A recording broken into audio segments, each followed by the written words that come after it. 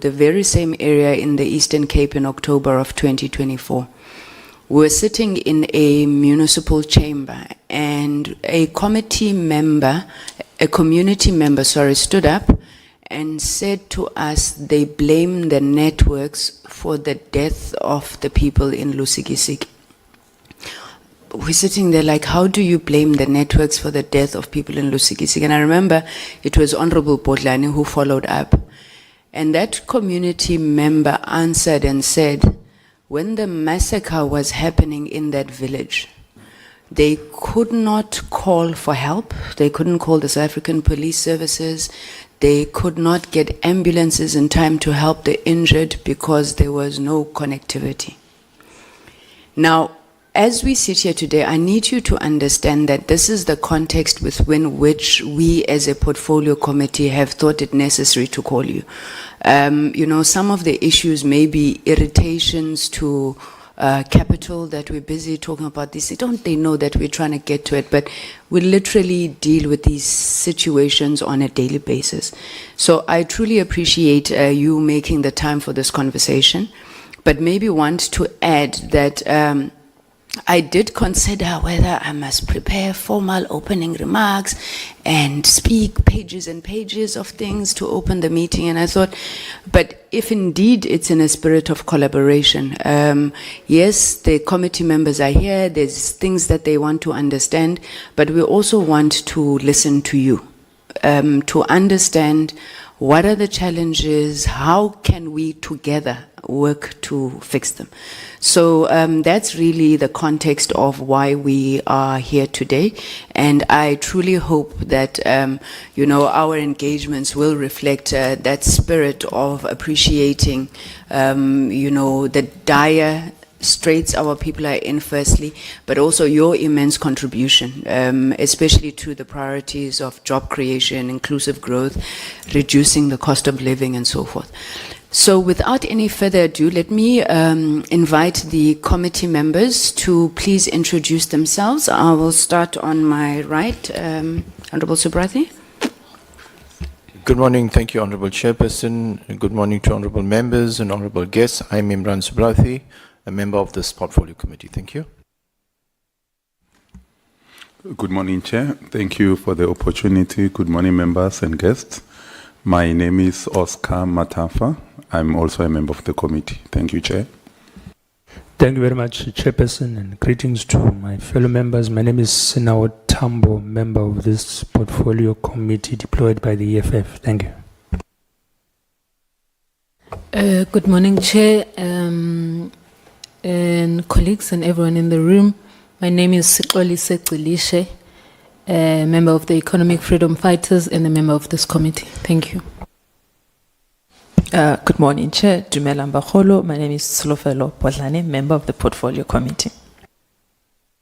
Good morning, Chair and colleagues. My name is Sbongi Seni Vilagazi. I'm a member of the committee. Thank you. Good morning, Chair. Sanbonani nonke, colleagues. Igama lami nguThulani Shongwe, deployed by Umkhonto weSizwe. I'm a member of this committee. Thank you. We didn't see you when we were starting, Honorable Shongwe. We thought the soldiers were still fighting in the DRC. Thank you. Can I invite the committee advisors as well as the Secretariat to also introduce themselves, please?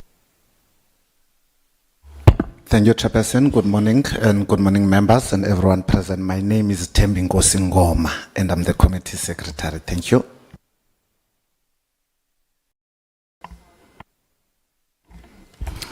Good morning, Chair. Good morning, members, colleagues. My name is Jacob Midupi. I'm the coordinator advisor for the committee. Thank you. Thank you very much. Morning, honorable members and colleagues. My name is Mbombo Maleka. I'm his counterpart. Thank you. Thank you very much. Could I then hand over to our esteemed guests? If you could please introduce your delegations. I'll start with Act. Good morning, Chairperson, members of the Portfolio Committee, CEOs present in this room, Department of Communications, ladies and gentlemen. My name is Nomvuyiso Patchy. I am the CEO of Association of Comms and Technology.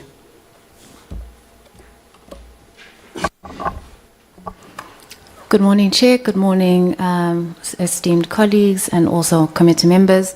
My name is Al Kope. I'm the CFO from Celsi. Can we finish the CELC delegation? Sorry, if we can just do it in order, yeah? Thank you so much, Chair. The rest of my team sitting up at the top, I've got Juba Mashaba, who is our Chief People Officer, Julie Arendt, who heads up our Legal, Regulatory and Risk, Temba Piri, who is our Regulatory and Policy Affairs member, Letiwe, who leads up our Communications team, and Joshua Mwele. They're all sitting at the back. Thank you.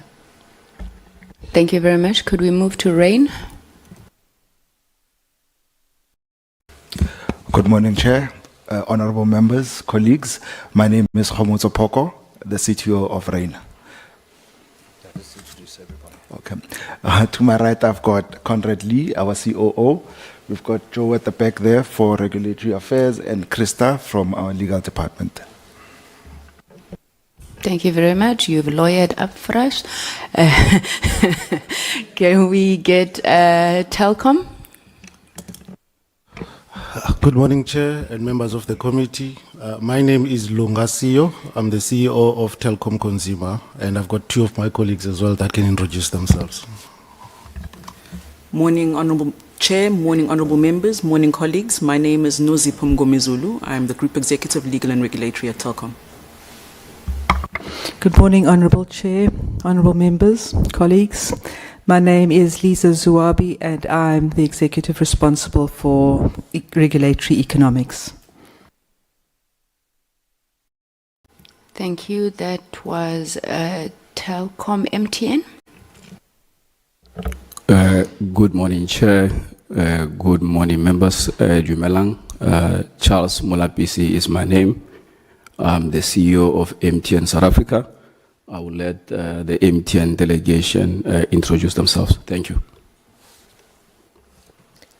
Good morning, Madam Chair, honorable members and colleagues from industry. My name is Dineo Molefe. I'm Chief Financial Officer for MTN South Africa. Thank you.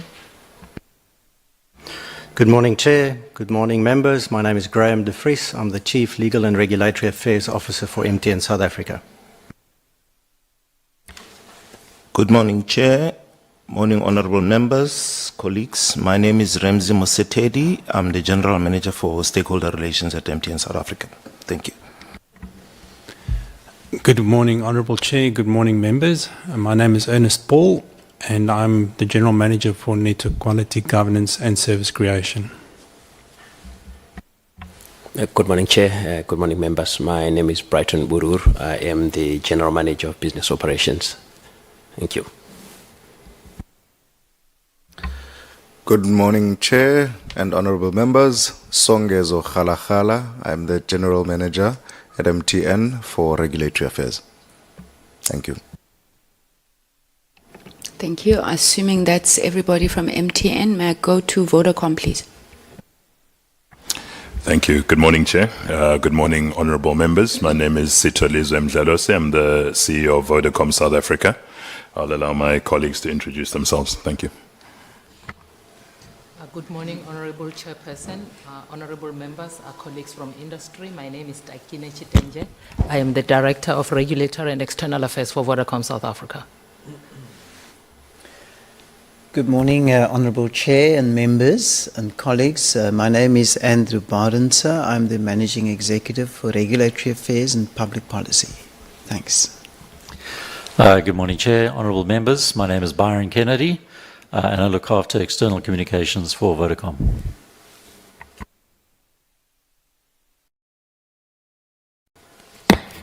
Good morning, honourable members and everybody else. My name is Sandingwanda Mutsu. I am the Principal Specialist in Public Affairs. Thank you. Thank you very much. I think I have covered everybody. I did get a few apologies. The first apology was a letter that we received from the Group CEO of Telkom, indicating that he is traveling abroad, I think. They've just released their results.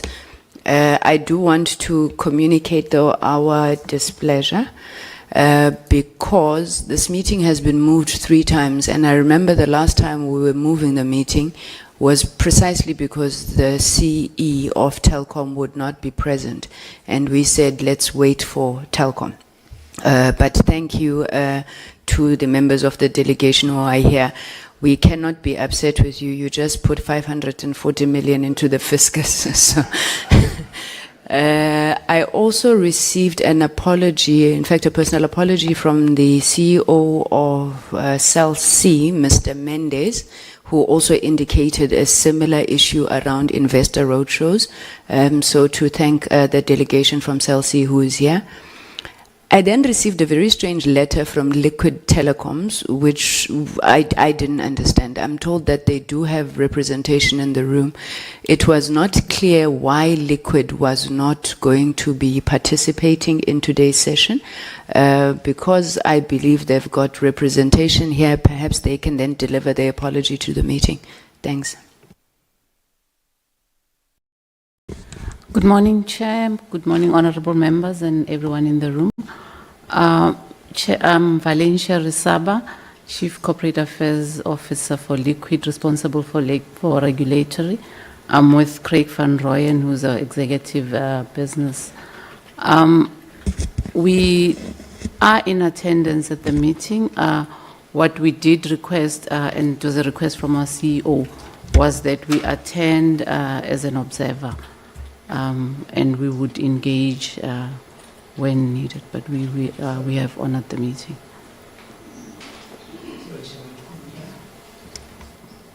Sorry, ma'am, could you please repeat that? Sorry, honorable member. Yes, we did honor the meeting, so we agreed to attend the meeting. We were requested by our CEO that he was not going to be available. And based on that, he had requested not to present because he would have wanted to have done so himself. Representing him at the meeting today are myself and Craig van Rooyen. So it's purely on the basis that he personally wasn't going to be here, and he was under the impression that you wanted a submission from him directly, but he's willing to make himself available as and when required. Okay, thank you. Thank you very much, ma'am. Do we have any other apologies? That one. Chairperson, the only other apologies would be from the minister and the deputy minister, as well as the DG that is attending G20 in Limpopo. Those are all. Thank you, Chair. Ms. Makobele will arrive late. Thank you, Chair. Okay, thank you. And we confirm that we have a quorum to proceed with the meeting. Thank you so much. Colleagues, esteemed guests, honorable members, on the issue of Honorable Subrate. Chairperson, may I check if the regulator is represented here? Is there any presence of ICASA here? The chairperson of ICASA has a bereavement. However, he did assure us that ICASA would have somebody present. Is there anybody present from ICASA? Perhaps we can just check on them, Mr. Ngoma, and find out what's happening. Okay, on the issue of the agenda, I think there was a program that was circulated.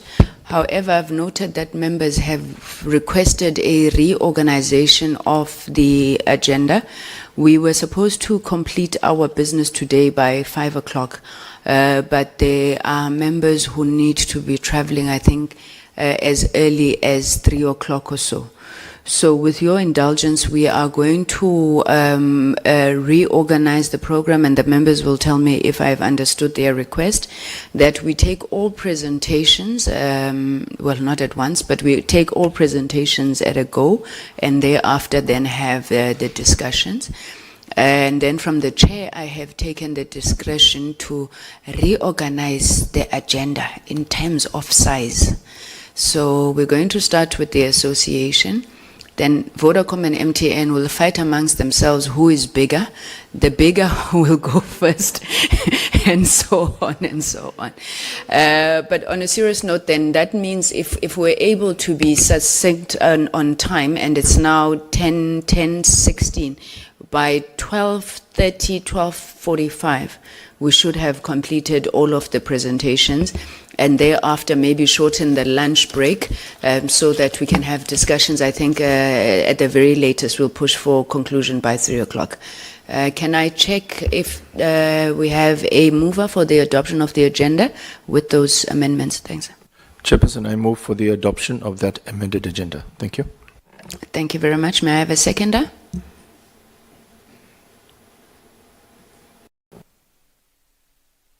Honorable Matafa, I second the proposal for the agenda. Thank you, Chair. Thank you very much, honorable members. Maybe then, without wasting any time, let's get into the presentations. The invitation that we had sent to the association, as well as the MNOs and the telcos, had requested that we meet today and engage on a number of issues. The first one was on the contribution that the sector is making to the attainment of the National Development Plan goals, particularly universal connectivity by 2030. We then asked for a presentation around issues relating to the contribution or measures to reduce the cost of communication, particularly the data costs. We wanted to inquire on issues of transformation, job creation within the sector, the issues of the universal service obligations, the spectrum conditions, as well as compliance with, amongst others, the conditions of the Competition Commission.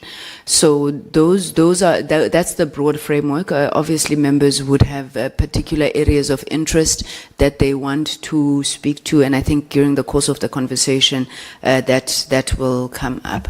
May I hand over to you to kick us off, CEO? Thank you very much, Chair. Chair, as the ACT first, as you started off, would like to acknowledge the recent floods that have happened in the Eastern Cape, especially in the area of Umtata. And as you know, as somebody that hails from that province, this has actually affected me personally from a family level. So we are saying that our thoughts are with the families who have lost loved ones and with the communities facing difficult tasks in rebuilding homes, school and infrastructure. Chairperson, as well, would like to extend our condolences to you and your family at the loss of your uncle, Umtu Omkhulu Uwile.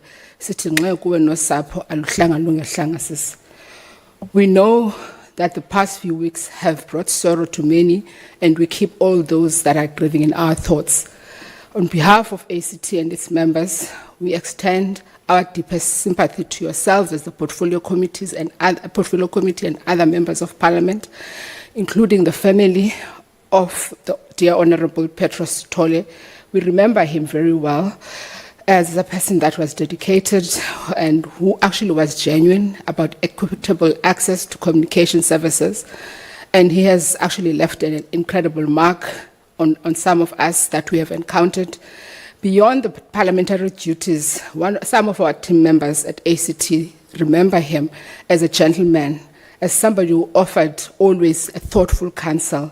He carried himself with grace and humility, Chair, and was always prioritizing the voices and needs of the people of South Africa. That's what we remember. Our thoughts and prayers are with his loved ones. During this painful time, may his memory endure as an inspiration to stand firm and service in terms of compassion. So, Chair, I just want to go then to the point that you raised at the start when you were opening. Just to confirm, you will recall during the site oversight visit, we had a member of staff from ACT, and she is here actually today. I omitted to introduce her, Ms. Kanya Mase Mnyatsi. She's here. And after that meeting, there were two things that were outstanding. There was the issue of connectivity and there was the issue of voting, that during voting there was issues around connectivity. So as ACT, we took initiatives twice. The first one was on the 2G, 3G connectivity. We spoke to the municipal manager, Mr. Masse, ironically, Mr. Basil Masse at the time, and we connected him with Mr. Anati of MTN, and they were assisted. And to us, that matter at that time was resolved. But we know due to these floods, other issues have cropped up. Over and above, Chair, you'll recall at that meeting, there was the issue that there was issues of connectivity during voting in certain areas in the Eastern Cape. We have met with the IEC. We have asked the IEC to share their plans for the next upcoming elections as to where they will be and what sort of assistance do they need from our members so that we can share the same with them. So that's the work that we've been doing behind the scenes. So I just wanted to, so that you don't think the oversight just happened in a darkness and we did not action anything. Chair, I will not bore you with the first 3 slides because those ones are just talking about who are my members, what do we do, what is our vision. My members are here, fortunately, Chair. So, Chair, I just want to respond to some of the questions that you've asked. So we don't want to hide it. We're saying that just this past financial year of 2024, our sector's revenue had increased by just over 11%, which was reaching 223 billion, which actually saying this represents approximately 5% of South African GDP. And then we're saying our sector as well has contributed, and this needs to be always be, you'll see there, we've contributed the 14.4 billion in 2022, for the high demand IMT spectrum auction. And then you'll see the recent results of Stats SA that South Africans, 72% of South Africans have access to the internet via mobile devices. And then we say, confirm, Chair, that according to the records that we have, the sector employs in excess of 30,000 people. And we do recognize that whilst the levels of employment have remained relatively stable, this is the sector has been impacted by other issues that have been in the sector. You will see on this side, insofar as the infrastructure spend on the middle part, there, Chair, you'll see that as the sector, the last 5 years, the sector has spent in excess of 143 billion just on infrastructure. Out of that 5 billion, you will see that in 3 years, just to augment in terms of capital expenditure on alternative energy, because we were faced with the issue of load shedding, the sector. And when I say the sector, I'm just talking about the 5 people that are, the 6 people that we, because that's the data that we have most of the times. That they have spent in excess of 5.4 billion in alternative energy solutions. If you think about it, your solars, your diesel, the most spent has been on diesel. You will see on your right that just in 1 year, diesel spend was at 1.2 billion just to cap off load shedding. Here we had made an application to National Treasury. We'll see later on that we've asked that we have the sector enjoy a diesel rebate.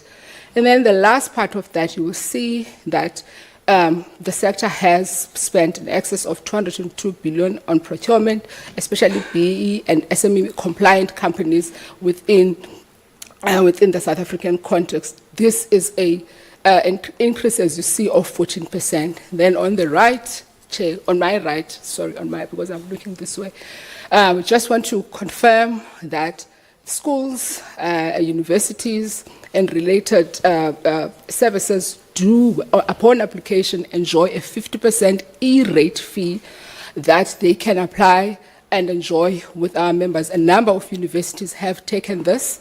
Over and above, there is the 0 rating of websites by the same institutions, institutions such as universities. I know not all universities have taken this up, but it's an offer that ICASA proactively has even published a gazette to make sure that this is done. Chair, you will note that insofar as connectivity of services in terms of public service institutions, the requirement is that 21,878 PSI will be connected, being the bulk of them being schools. I will talk to that in detail in the presentation. And you will see, just lastly, the last one is on the issue of universal service and access fund contributions in the last 4 years from 2021, how much those contributions, I need to be clear, they not only the 6 members, it also include other people within the sector that have contributed to the fund. I will speak into details as to what that is entailing. Next slide, please. So, Chair, here, in terms of the local trends and in terms of the question that was raised, so we are saying that our sector is actually facing and undergoing significant transformation, right, due to the changing business models that they're currently competing against. These, you will see that there is a lot of disinvestment from core services. When we talk about core services, we're talking about like basic telephony. So you'll see our sector is moving to other alternatives such as fintech, and they are also dabbling in terms of the audio space. They're running some sort of more broadcast-like services because the convergence and competition is dire. It's there. So you will see that is what is happening. They are continuing, Chair, to invest heavily in terms of network expansion, especially 5G and fiber. It's not only 5G. You've seen some of the issues that have happened. If you think of the transactions that have been happening, that there is that drive to make sure that network is expanded. And then we do note there that there is a lot of pricing pressure, right? And especially with new services being introduced within the market.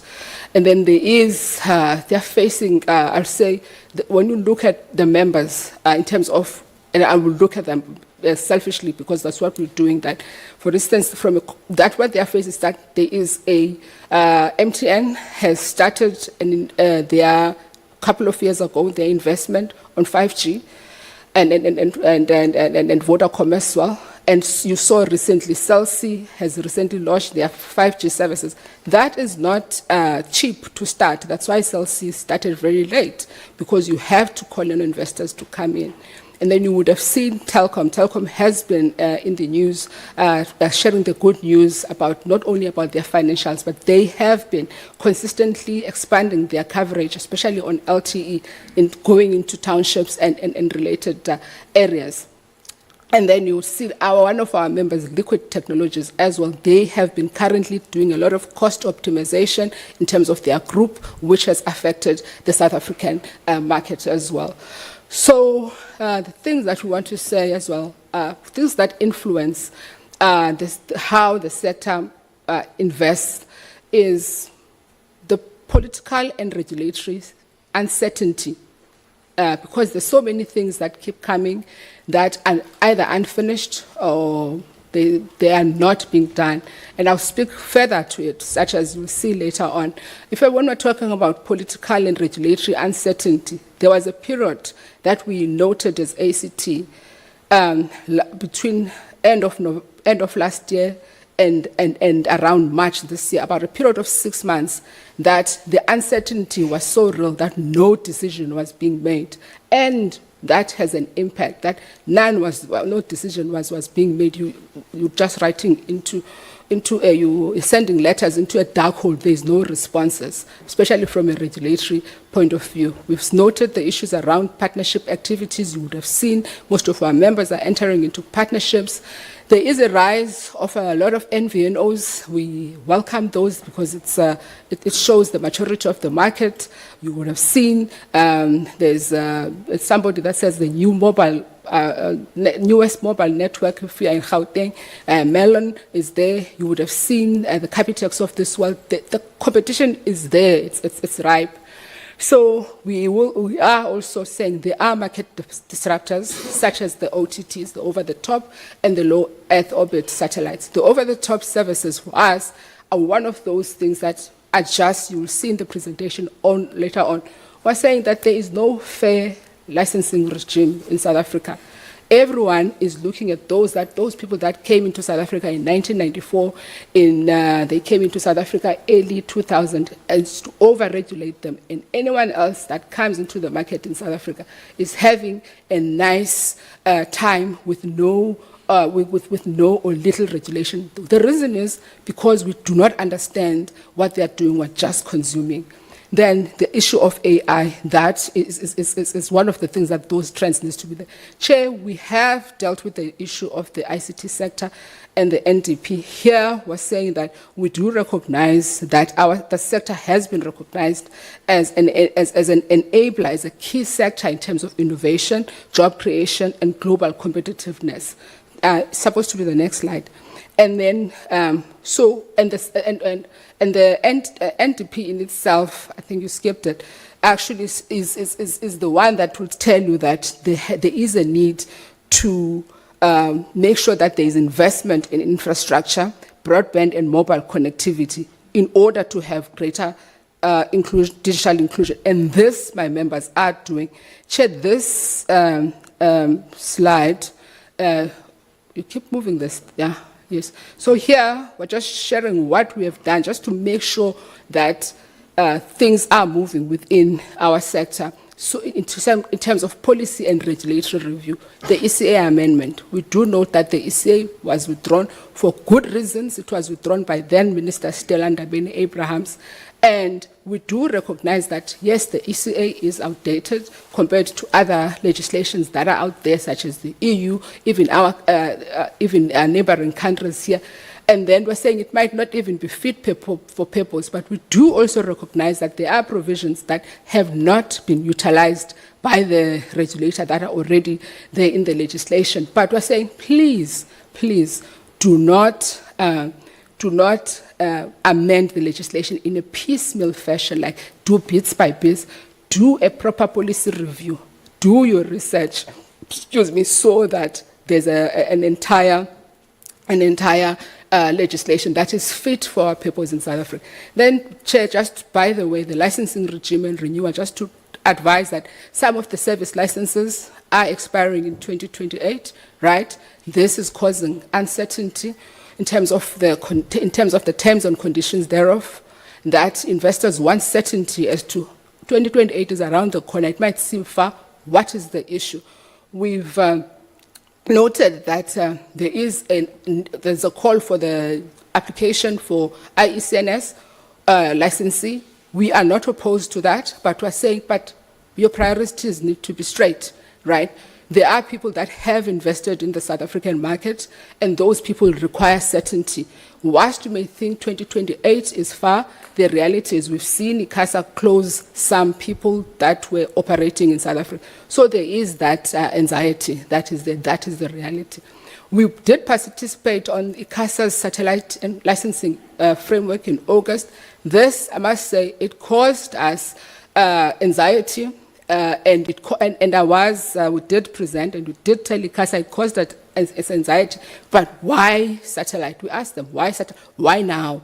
Because there are more important things that you can do. Why are you choosing this sub-licensing category? And ICASA said they will publish a reasons document to explain. So that is, and it's a long list, but this is the thing that I just want to keep on top of mind. So here, the things that we are requiring, that we're saying that for a policy and regulatory review, this is a document that has been published by the presidency in 2020, and it tells both government, which I say like the Department of Communications, and regulators, it tells you when you are dealing with regulation, when you are dealing with policy, when you are dealing with legislation, ensure you're leveling the playing field. Don't create an uneven playing field. So we're just saying a level playing field is that says do not punish those that have been here and making them have onerous obligations. Each and every quarter, they are submitting compliance documents, and yet you have OTT coming into South Africa, no obligations. You have satellite licenses in South Africa coming in, no compliance, nothing. They don't do much within the South African context. Then we're saying the social economic impact assessment. This is explained in detail in this document of the president as to why you need to do it. And it has to be done thoroughly. And we know it costs a lot of money. It says before you make a decision, this is what you need to do. And we're saying that is what we would like to do to be done in terms of the policy, in terms of legislation. And notice not our like, it is there. It's a document that was signed by the president. It's there.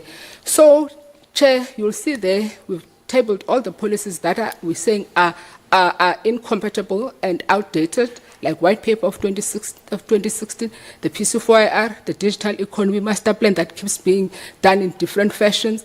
And then we're saying there on the ECA amendment, it's lacking on the OTT services, on other things that are coming. I say, please have policy alignment and ensure that there's effective collaboration in the sector. Then, Chair, just to share some of the work that we've been doing, I did come and present before you, Chair, when you had your workshop on I think, was it the workshop that you had, that, I think, that side of Western Cape. I'm never sure where it was. So, Chair, the challenges still persist, but we must commend government. It will be remiss of us not to commend government. Government has been really trying to hold our hand and listen to us and so forth, because we say South Africans deserve better. South Africans, rural South Africans, poor people cannot always be stuck on 2G, 3G, especially 2G, because 3G is being phased out. And we're saying, you'll recall I did the whole speech about smartphones being expensive, but now I want to say, what are the things that have happened? The things that have happened is that Minister of Comms did have a nice intervention with Minister of Finance, wherein the luxury tax on handsets that are worth 2,500 or less do not attract luxury tax. This is about 30%, right? But we would like it to go further. We would like it to say no VAT, because that means it's not, for us, it's not going far enough. But we're saying it's a start. And we have also engaged ITech to make sure that the importation of older devices do not enter the South African market by a certain date. So they are going to start their consultative process in this regard. And Chair, I have left with Hajira for all your members our paper that we did on the best manner on how to transition people from 2G from 2G, 3G to 4G and 5G. I've left the paper here so that you can read it. You know what is happening elsewhere. You're not listening from us. So we are happy with the engagements that have happened in this instance. So because it's for the better of South Africans. Then here, Chair, I want to say the words that I want to use. I said, this is a challenge. Over-the-top services are here. So when I say over-the-top services, I mean those people that are using a lot of data, bandwidth, like your Netflix, like your YouTubes, like your TikToks. They are free riders. That's what I would call them. They are here to free ride in our country, and no one is holding them accountable. We, as the ACT, were saying that they need to be held accountable from a policy and regulatory point of view. And we are saying, over and above holding them accountable, we want them to, if there's no will to do that, they have to be, which has happened in other countries, they have to enter into interconnect agreements with network operators that are here in South Africa. Because what has happened is, remember, every time you consume a video, you complain and say, wow, the video is not good quality. Telkom is messing me up. Rain is messing me up, right? And Rain will update their infrastructure, but that infrastructure, no one is helping them to update it in terms of upgrading it. So we're saying they must contribute their fair share in terms of building infrastructure in rural areas. We're saying they must contribute. And we're not saying the money must come to telcos. They must build infrastructure. They cannot just come and only offer services. You subscribe to Netflix, you are happy when there's a price increase, but you do not know what is the impact in our economy. Chair, CEO, reminder of your time allocated, Chair. please. Chair, I just wanted to say we're progressing well here on RICA SIM registration. I will allow you to read this on your own. We are working very closely with Department of Justice. However, we had a risk that we faced in terms of the amendment of the Identification Act amendment by Minister of Home Affairs, which is causing an increase in terms of accessing their e-harness. Then I'll come to transformation developments. Chair, these are the transformation developments in terms of EAIPs and policy development. And we're saying as ACT, we will make our submission to the minister on the policy directive that he has put up.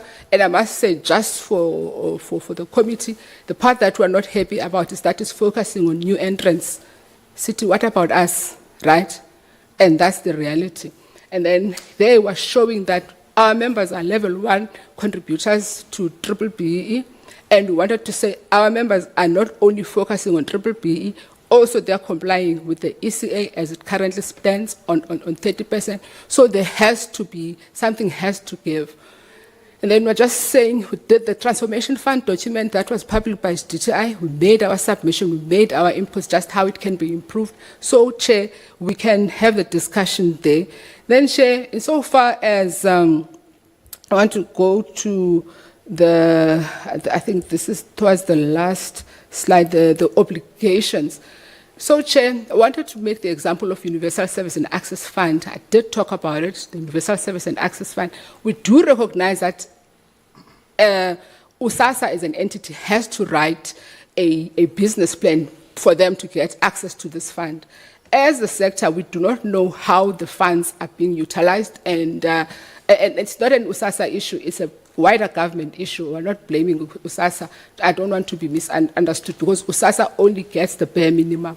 But the same with USASA, they need to come up with better plans insofar as making sure the money goes to where it's intended to, instead of doing other projects that government is busy with. So, by example, in 2024, 2023-2024, USASA Universal Service Fund was at that amount. USASA only managed to get from National Treasury 221,000 rands. So maybe it's a capacity issue, whatever, I'm not sure. Chair, this side, I don't want to go into detail on the social obligations, but to confirm that we formed a PMO with the CASA, DCDT, especially the DG. There were challenges in this regard. Insofar as the data that was there, we spent an entire year cleaning up the data.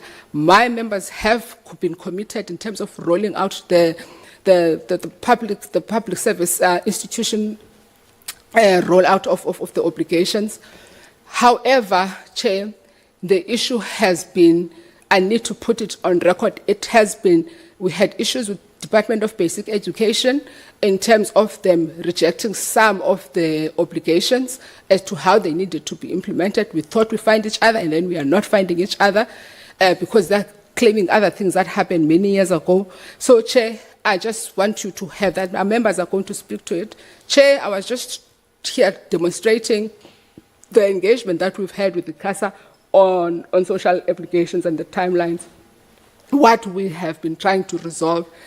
So, Chair, we're spending a lot of time, right, colleagues? We're spending a lot of time and money in meetings instead of making sure the service goes to the people. We're spending a lot of time and effort cleaning up data that you will find, they'll say, this is the school. For instance, MTN here, they were allocated a school, they found the school closed 5 years ago. They already hired a person, the person went there, the person needs to be paid somehow. So those are the things that happen in reality. So, Chair, I just wanted to give you that picture, just to lay the ground. Any other thing, I leave it to my members. And I thank you, Chair and honorable members. All the best. Thank you very much, Ms. Patchy. No, and you should laugh. You know, we didn't want to allow this presentation because we knew it would start off by defending everything. So well done on defending everything even before we start. Mr. Mdlalos, I take it you have reached an agreement and you will be going first. Madam And then they both Chairperson. put the mic on. No, Madam Chairperson, I'm as comfortable. If Mr. Modapisi is willing to go, he's welcome to do so. Thank you. Chair, we decided to go on who's the biggest in the continent. Chair, thank you to yourselves and the members. Good morning to everyone. I will join the CEO of ACT, Chair, in the passing of the condolences to yourself, but also on the passing of the member of the committee, the member of the IFP, Honorable Sitole. Chair, I'll also go ahead and say that we really do acknowledge and appreciate the opportunity to be here. I think I really speak without any sense of contradiction that the interest of the committee and the interest of the operators and MTN are converging. There is no disconnect on what the committee seeks to achieve and what the MNOs and MTN stand for. We're also very clear, Chair, that we're not coming here to present a picture of perfection. We're very much aware of some of the limitations, the things that you should have done that you continue to do. So there are definitely areas of improvement, and I think we'll be the first people to acknowledge that. But we also want to share with you the successes and the areas where we believe we have done a decent job, and I think areas where we believe we're going to need help going forward. I'll move and maybe just talk about the broad context. I'll touch on the context and also maybe outline to the committee our journey, the implication of social impact beyond connectivity that we seek to drive, and obviously going forward, how do we intend to drive digital sustainability and what are the challenges? If we go into the next chart, we have attempted here, I see the chart is not coming through clearly. We have attempted in the first chart, members, if you can see the presentation, to really give you a high-level summary of what lies in the deck.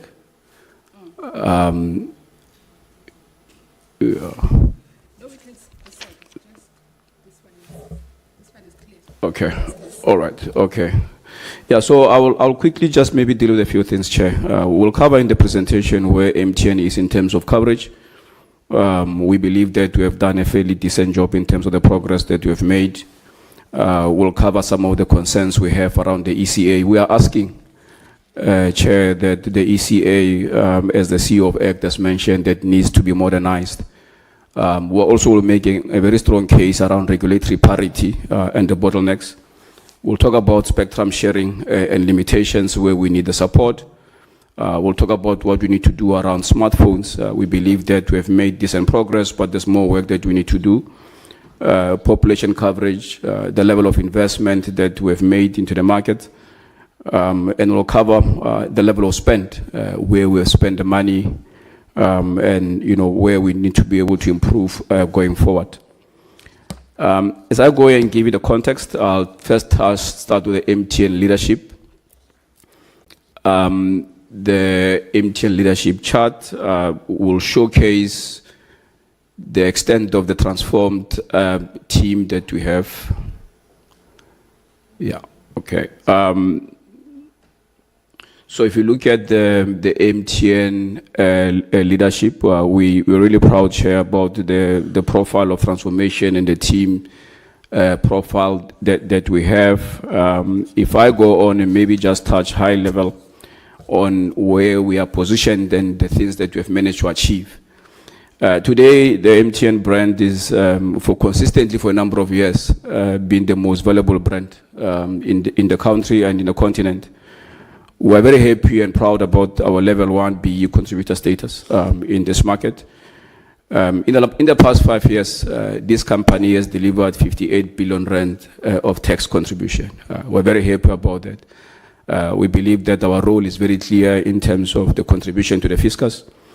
In the last 10 years, we spent about 95 billion rand, so make it 100 billion rand of spend on the ground that we've invested in this market. And obviously, as we make the statement, the questions will be, where is the money going? Are we spending the money in support of local suppliers? How much are they sharing part of the pie?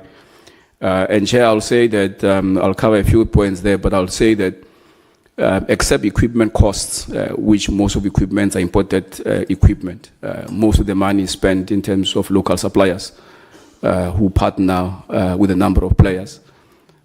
This is a significant investment. This business invests on an annual basis an average of about 9 billion rands every single year at a capital expenditure level, which is very significant. We have covered South Africans about 99% coverage in terms of 2G. And I do know that when you say 99 is an aggregated number, there are areas where we still have work to do. And I'll quickly say that areas in KZN, there's more work we need to do in that particular area. There are areas in the Eastern Cape, and we've mentioned that the Eastern Cape is a very important market for us. It's one of our best markets, so we need to make sure that we support that. So there are areas of improvement in that particular space, so we acknowledge that. We carry about 4,000 employees in terms of the permanent workforce of the business, but we operate with over 600 partners. It's a business that is primarily based on partners, and most of these partners, we've got black-owned companies, fully female-owned companies that you work with. So the entire ecosystem of MTN, in terms of the number of partners, we do a lot of business with a lot of our people locally. Let me touch on the NDP. I guess what I'm just trying to demonstrate to the NDP, the plans for 2030, connectivity and infrastructure of universal coverage, that the interest of MTN and the interest of the NDP are in convergence. We also want to drive connectivity across South Africa. We've made significant level of investment, like I've indicated. We also believe that the sustainability of MTN is based on affordable communication. Our people who are not employed need access to digital services. We share the interest and the aspirations of the NDP in terms of affordable communication, and I'll talk on that. We see ourselves, Chair, and committee members, as a partner of government. We understand that in the end, when all is said and done, we are here to drive the same goals. There might be differences in some areas, but in essence, the core part of why we exist is an alignment with the interests of the government, and we align with that. On innovation, we're very happy about the work we're doing around innovation, whether it's IoT, our 5G rollout. We've got over 45% of South Africans under the banner of MTN 5G. We're very happy about the work that we're doing. Investment in data centers. We're very happy about the level of contribution from MTN.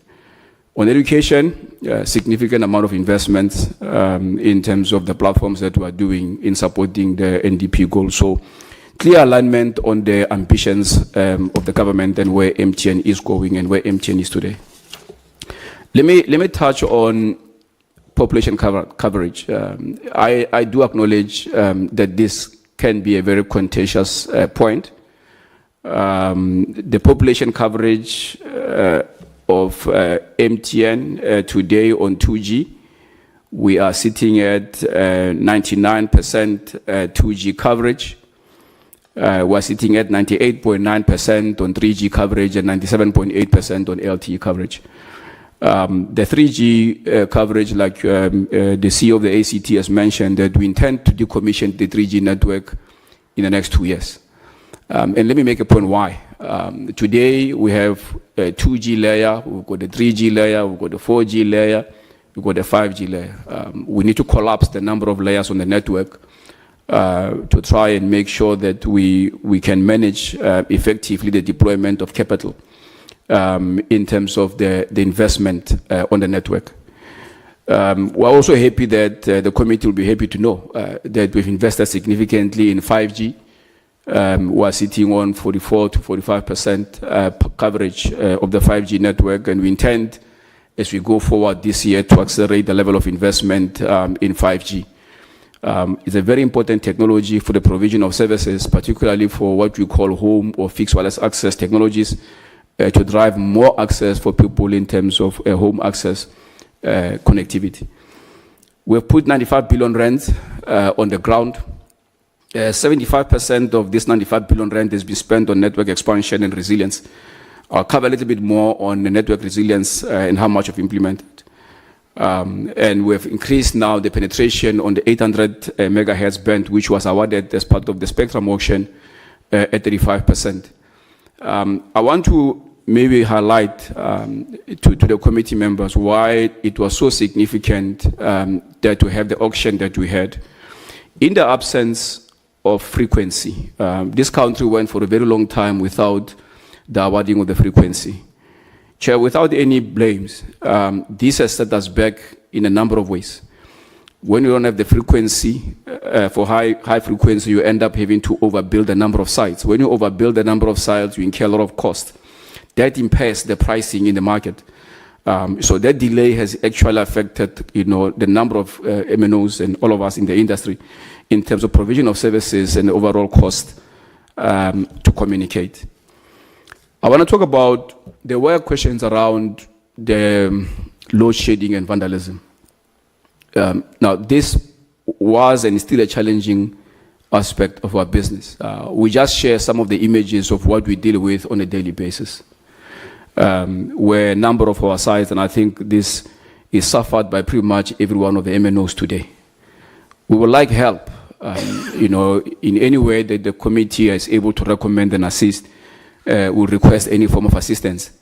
This level of vandalism destroys and service continuity in many of our areas. Many areas where there's no power, when we provision these batteries and we lose them in the next 2 days, we have to reprovision them. I also say to the committee and the members that we spent as MTN over 4 billion rands in a period of 18 months to deliver the network against load shedding. Let me explain. This spend was not a spend for growth.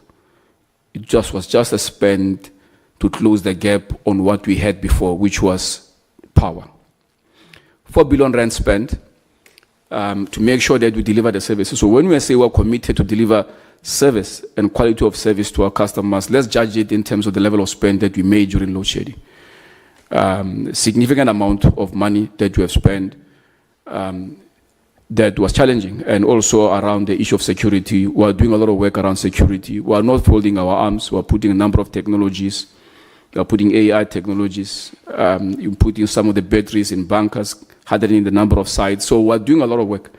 And I'd like to believe that I'm saying this also, with the other MNOs will align with that. If there's any area we can really ask and plead for support and help, is the understanding of the committee on the implication of security in our country and its implication on our network. But we don't say this and do nothing. We're making the right level of investment. We're using technology to address the areas that we're facing today. And hence we're able to deliver the level of availability, even with the challenges that we face in the industry overall. If I go into the next chart, Chair and committee members, I am at pains in terms of, if I look at the implications of the level of poverty and unemployment in our country and what the result of that is in terms of digital access. If our people cannot have access to smartphones, all our interest and plans and vision will not be realized. A number of our people who are unemployed, who do need access to data, that will be a challenge. Now, the instruments of how we fix that, there's a number of things. We've launched as MTN the first of its kind, a smartphone, a 4G smartphone to be precise, for a price of 99 rands. 100 rands on the MTN network for the device that costs 800 rands for us. Why are we doing this? We cannot continue to leave the population and a number of our people on the network behind. We're working with our partners to say, if you've been on the MTN network for a number of years and we are still using a 2G phone, we need to get you on a 4G smartphone. And that's what we have launched. We're happy with the success and the progress that we have so far. We're partnering with a number of players in the market to make sure that we scale. We're talking to about 3.5 million MTN customers who are still sitting on 2G network. And if they're sitting on a 2G network, they'll never be able to access digital services. They'll be left behind in terms of the ability to browse and do homework, and for the children to be able to access material. That is a problem that we have to solve as a collective.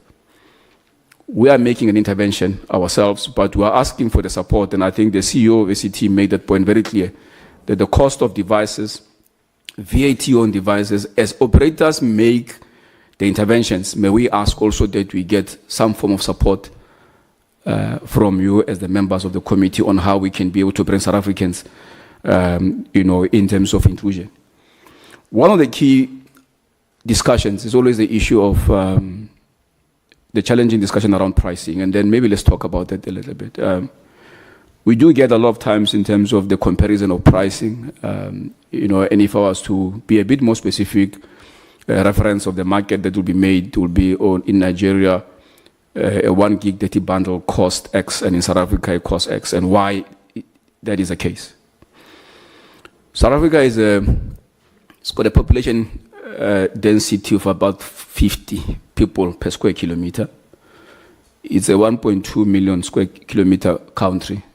It's a large country with only 60 odd million people. So the density already is a challenge if you compare it with the density population of Nigeria. South Africa is the 9th biggest country in the continent, if my math is right, and probably one of the top 25 countries in terms of size globally.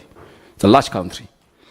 What that means is that we need to extend the footprint and the coverage to many people. And many of them are dotted, are not necessarily clustered everywhere, but they are dotted in many parts of the country. It means that we must break all our traffic and deploy terrestrial networks across the nation. It does have an impact in terms of the price construct. Chair, we're not making excuses around price. We've reduced price by 46% since 2019. But we're also saying that in most of the countries where the comparison gets to be made is that these countries were given spectrum, 2600 4G spectrum, much more ahead of us. Now, what this has done, like I said before, is that in the absence of spectrum, what we had to do was to have to build more sites, because the limitation of the propagation for spectrum means that you have to actually provision more infrastructure. More infrastructure provisioning means more cost. We can work together. We can work together to continue to manage the cost to communicate.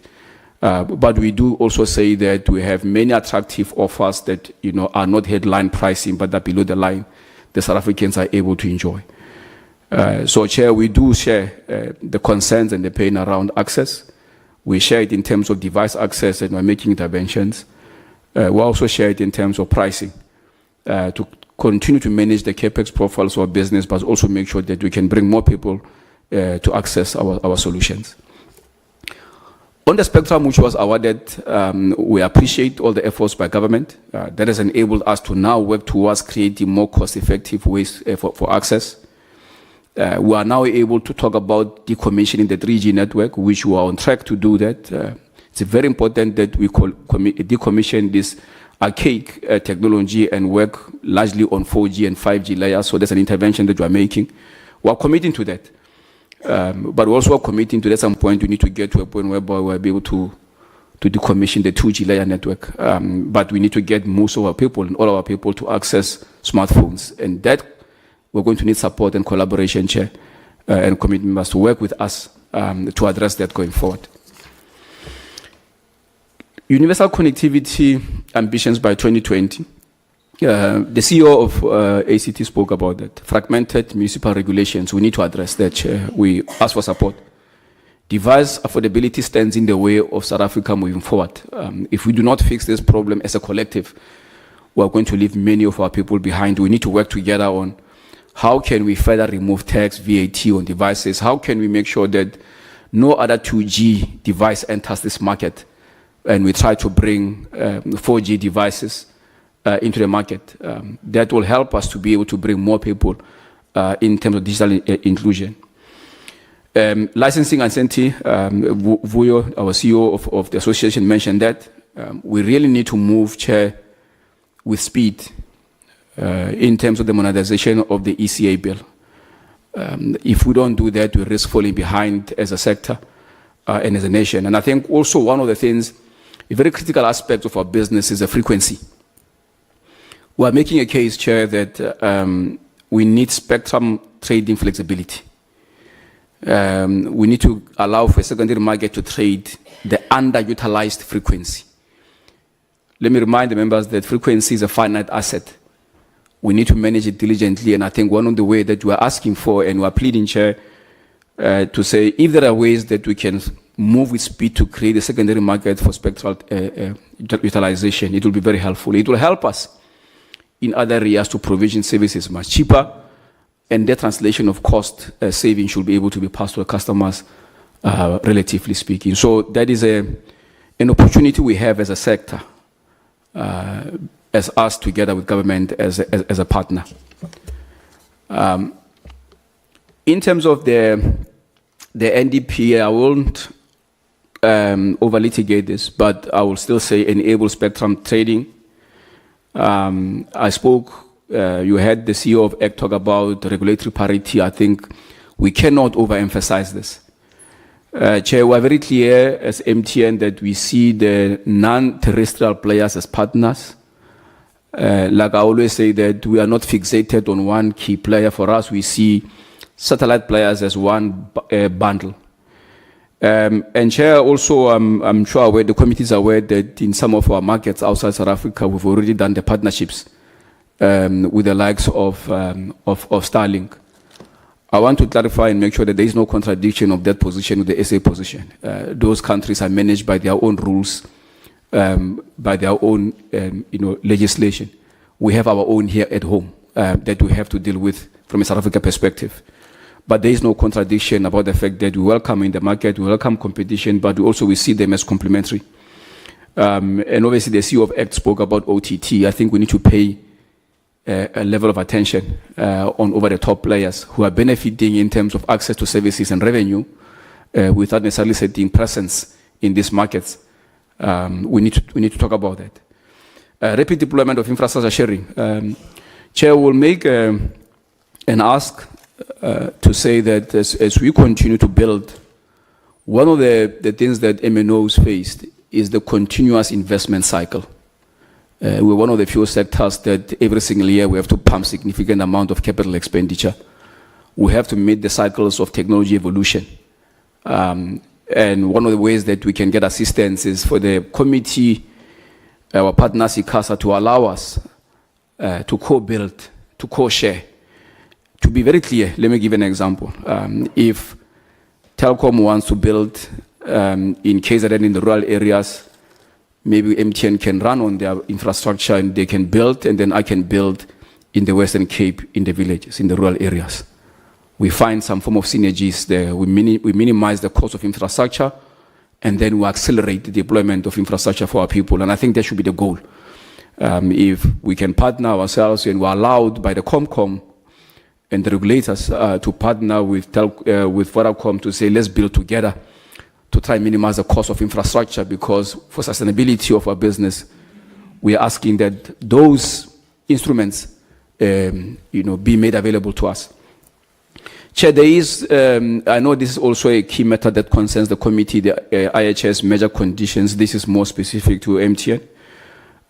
Chair, I'm happy to make a submission to the committee that we have largely been aligned on the conditions. And I will welcome at some point maybe an opportunity for a further deep dive on the areas that concerns the committee. If there are any areas of imperfection where maybe not areas are close, while we're meeting the scorecard, that doesn't necessarily mean that there are no areas of improvement. We acknowledge that. And we'll be very happy to have further engagements on that. But I'll say to the committee that 40% of the greenfield, which is the new sites that we built, are built by SMEs. We continue to work with them in terms of the provision of towers, and we're making relatively good progress in terms of the conditions that came with the approval of the IHS measure. If I talk about the universal service obligations, our scorecard says we have met the USO 100%. 380 million invested in the last 10 years. We've addressed the schools, 1,360 mainstream schools that will provide connectivity, 140 special needs schools, fully refurbished classrooms beyond the obligation. We've fulfilled that. Full solutions around laptops in the schools, printers, projectors, and many other solutions. Where we have work to do ourselves collectively, and I think the CEO of ACT touched on that, is on the social obligations. We're asking for coherence of the departments, the DBE and communications. We have very clear cases where we go to a school, the school is not ready, no clarity in terms of server rooms, which one we must refurbish, at what scale. I want to say very clearly that we support social obligations implementation, without a doubt. Can we get some form of support in terms of the coherence and the planning? Yes. If that was to happen, will we lean in and deploy a comfortable chair that will be able to achieve the ambitions? We share the same. I come from the rural areas of this country. I have a clear appreciation of the plight of our people. I'm not blinded by the city in terms of what the villagers, many of my family and relatives who live in these conditions, I'm very clear about the role that we need to play and cognizance of it. We're asking on this one that the operators are convinced and in unison that this we must do and we are going to do. We're just asking for a little bit more support so that we can manage the rollout, so that we don't incur costs unnecessarily trying to deploy because of challenges on the ground.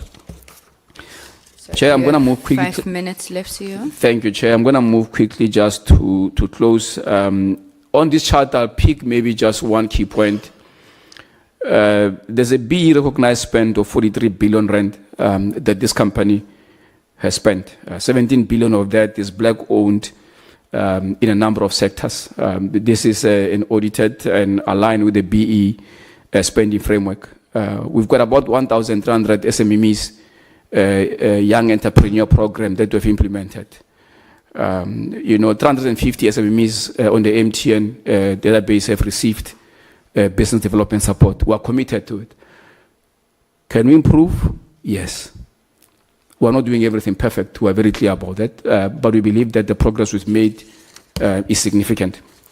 If I go into lasting connectivity through the foundation, I'll quickly summarize in the next chart to say 2 million learners through the MTN plan and foundation have access to free online education. 6,450 university students participate in the MTN Digital Innovation Challenge. 4,300 devices that we have distributed to the learners. 1,800 unemployed youth digital skills training that we have done.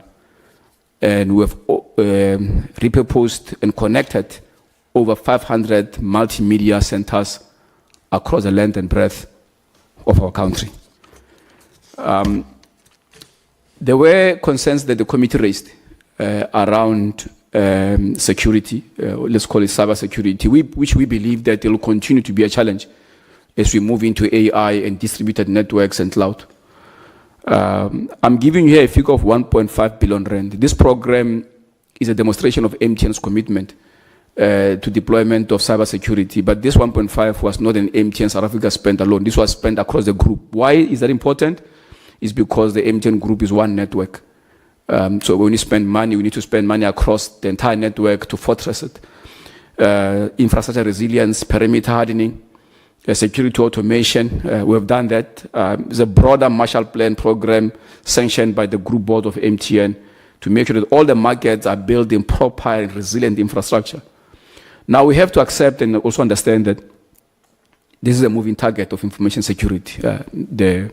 The threat actors are at work daily trying to find loopholes, and we have to work very hard to stay ahead.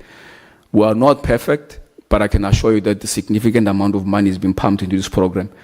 And I would like to believe that this will remain a threat for every player, whether you are a bank or a retailer, an MNO, even government, in terms of cyber security. So our efforts must be united in trying to address this challenge. I'm going to move very quickly in terms of the work we're doing around energy into the next chart. We are very proud, Chair, on the work we've done around energy. We've deployed 5 megawatts of energy self-provision on campus. Very happy about the work we've done. And I'm also very excited that 23 of our switch centers and data centers we are now going to put solar infrastructure. We're aiming by 2026, we're going to put 7.5 megawatts of energy, clean energy on this infrastructure. We're very excited about this implementation. So we take the issue of energy transition very important, and we believe there's a case to be made about its affordability and the role it has to play for us and South Africa going forward. Areas of improvement, on the next chart, I will close, Chair. Rural coverage, we have a work to do here, we'll acknowledge. We're working with our partners, we need to improve. We're asking for opportunities to co-build and co-share infrastructure that will help us to accelerate. Smartphones, we have a smartphone for all program. We're calling all MTN customers who don't have a smartphone. We say to them, come to our stores and get yourself a smartphone that costs 800 rands and get it for a price of 99 rands. New site builds, we're working with our partners. Enterprise supply development, more work we need to do in this space. We've done significantly, but I'm not necessarily pleased. I believe there's more that we can do. Social obligations all out, we're asking for support and coherence as we move forward. Chair, my last slide, as I close, I will leave this with the committee and the members, that South Africans can look at this business called MTN, and I can say that you can be very proud of what this company is and has achieved. 30 years after the dawn of democracy, the South Africans have built a multinational that's across the length and breadth of our continent. It started from here at home. I think as South Africans, with all our imperfections as MTN, I think the nation and its people can be very proud about this organization. We are committed, Chair, to universal digital access and inclusive development. We are very clear, and I say this on behalf of MTN management and the board, that we see ourselves as partners to government in delivering meaningful impact to all South Africans. That's what we see ourselves as. We say that everyone deserves the benefits of a modern connected life. Everybody deserves it. We promise as MTN, we say we'll continue to work with our stakeholders, industry and regulators. We'll do so to identify and support improvements to the regulatory framework. Chair, you mentioned the issue of Mthatha and the challenges of connectivity. We acknowledge that our service is a critical one to the existence of South Africans. That South Africans in their daily lives, as they do what they need to do, the connectivity and reliability of telecoms infrastructure, it is paramount. We understand and accept that responsibility. We want to say to the committee and the members and the nation and those who are watching to say, we as MTN take this responsibility very seriously. We want to close and say that with rapid evolution of technology, which you are seeing, the scale of technological evolution is a scale we have not seen before. Whether it's going to be AI, infrastructure development, what is called AI data centers, or what's called sovereign AI, cloud infrastructure, is going to evolve at a rapid pace. We want to partner with the government to make sure that South Africa is not left behind. We are committed to make these investments. We can only do so if we continue to work with the government as a partner. And where we have not done very well, let's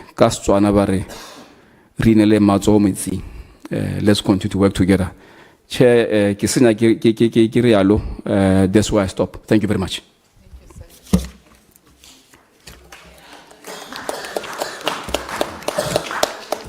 Thank you. Thank you very much, CEO, for that detailed presentation. And I think the commitments, suggestions, and I think calls that you're making to all of us in the meeting. Could I then move over to Vodacom, please? Over to you, sir. Thank you, Chairperson, and honourable members. I would also like to join my fellow CEOs in paying condolences to the families of those who've lost lives in the Eastern Cape. We also join, Chairperson, with the Honourable Premier of the Eastern Cape to stand with him in this time of difficulty, to offer our support as the private sector, as Vodacom, but also as the private sector, to ensure that the families who are affected do have the support that they require, but also to assure the chairperson and the committee that our teams are working around the clock to ensure that they can reach sites that have been damaged by flooding in the Eastern Cape, working with the disaster recovery teams to ensure that that is restored. So our condolences go to the family's chairperson. Chairperson, thank you. I shall also continue in the light that was started. And effectively, Chairperson, what we have done is, I will just start very briefly on our overall purpose as a business, and then move very swiftly to the specific points that were raised to us. So as Vodacom, we really exist for one purpose. That purpose is to connect Africa for a better future. We truly believe that the power of our technology, together with the ingenuity of the human spirit, can actually bring real change to people across, whether in agriculture, in education, in health, and we've seen our technology do that. And so our purpose is to ensure that we are continually connecting for that better purpose. This really spans across the various areas that we operate in, but also has multiple themes and core pillars that we think are fundamental to our business. Some of those, and forefront amongst those, is really that we want to close the digital divide. We believe very clearly that this digital technology, in the way that it is rolled out, has the power to change small businesses, has the power to change a small trader in the village, has the power to bring education to a child who didn't have education books. And so we truly believe in closing the digital divide such that the technologies aren't just available for urban areas and so on, and those who can afford it. And so a lot of our programs are aimed at that. We look really at empowering our customers, and I'll touch across all these various elements at a South African level. But ultimately, the core pillar that undermines all of this as a business is that we can only exist if we have the trust of our customers. And so that theme, whether it's doing business ethically, developing our own employees, protecting the privacy and the data that we steward, and equally protecting the people, is a core element of how we operate. All right. Chairperson, where we have been progressing towards achieving universal connectivity is really off the back of our investment in this country. In 2018, we made a commitment to invest, a pledge to invest 50 billion rand over 5 years in the country. We met that pledge. And at the most recent investment conference in 2023, or not the most recent, the 2023, we invested, or we pledged, a further 60 billion rand for the next 5 years. And this investment is really around ensuring that we can continue to develop and continue to build the network. And we've seen the progress of what we've built, for example, in 5G. Our 5G population coverage has moved from 20.6% in 2022 to about 51.7% as we exited last financial year. In 3G, we're now at 99.9% coverage, having gone up from 99.6%. And essentially, Vodacom has continued to invest in coverage and in capacity to ensure that people have access to the network. The one element, Chair, that I will touch on is the fact that while one can have the network, access to the network, and particularly data, can also only be by ensuring that that people have access to terminals and devices that can access the network. So I will touch later on our view on 2G and how we move into this world of data access for all, because part of that migration from 2G devices which can't access the internet to 4 and 5G devices which allow people to be able to use all that they can in all the different apps that are available and so on. Chairperson, the impact of legislation was one of the areas that was asked about us, and equally, in fairness, as with everything, there are some things that have been helpful. There are some things that perhaps could have been better, and possibly some areas where there is room for lots of improvement. The first, maybe just to highlight some that have been helpful. While it was late, the assignment of the spectrum supported the industry significantly. My fellow colleagues have explained the importance of spectrum in rolling out a network, that it's critical for effectively the efficient deployment of a network. If one is to use the spectrum effectively. And so I think the assignment of spectrum in 2022 was a big step forward for the industry, and we have been investing to light up the spectrum or ensure that we're using it adequately to provide the coverage and deal with congestion issues on the network, which are very vital with the spectrum. Some of the policies that have been somewhat helpful, if we can call it that, is really the policies such as the inquiry into the impact of load shedding. The inquiry into the impact of load shedding was helpful, Chair, that, and we commend ICASA for leading that. However, it felt as though our speed in responding to that, in reflection, could have been a lot faster in ensuring that the coordinated response to deal with load shedding for the industry, to ensure that the network is maintained alive with regards to things like fuel rebates and so on, and all the different elements that would keep us able to keep the network up, could have happened a lot faster, and equally we could have seen through some of those areas a little bit deeper. And so while it was helpful, we felt the timing of it was a little bit slow, but equally didn't go perhaps deep enough in the way that it could have to deal with a national crisis for which our industry is a part of. So we ride off the back of the grid, and that's a major part of how we deliver services. The rapid deployment policy, again, the intentions are very good and clear in terms of ensuring that we're able to roll out and build much faster when it comes to things like way leaves, when it comes to permits and licensing to build new sites. Typically, those take a very long time. And so the rapid deployment policy has been helpful in terms of definition, but in terms of the effect on the ground, still has a way to go in taking root and ensuring that the operators are able to deliver sites, and especially coverage sites, much quicker than they currently can, through reducing application times for licenses and so on. One of the areas, Chair, if I can call it quite clearly, that has probably hindered is the effective utilization of the Universal Service and Access Fund. This is a fund that Vodacom, along with all the other operators, contribute to on an annual basis. And the ECA effectively had a vision for what this was to be used for.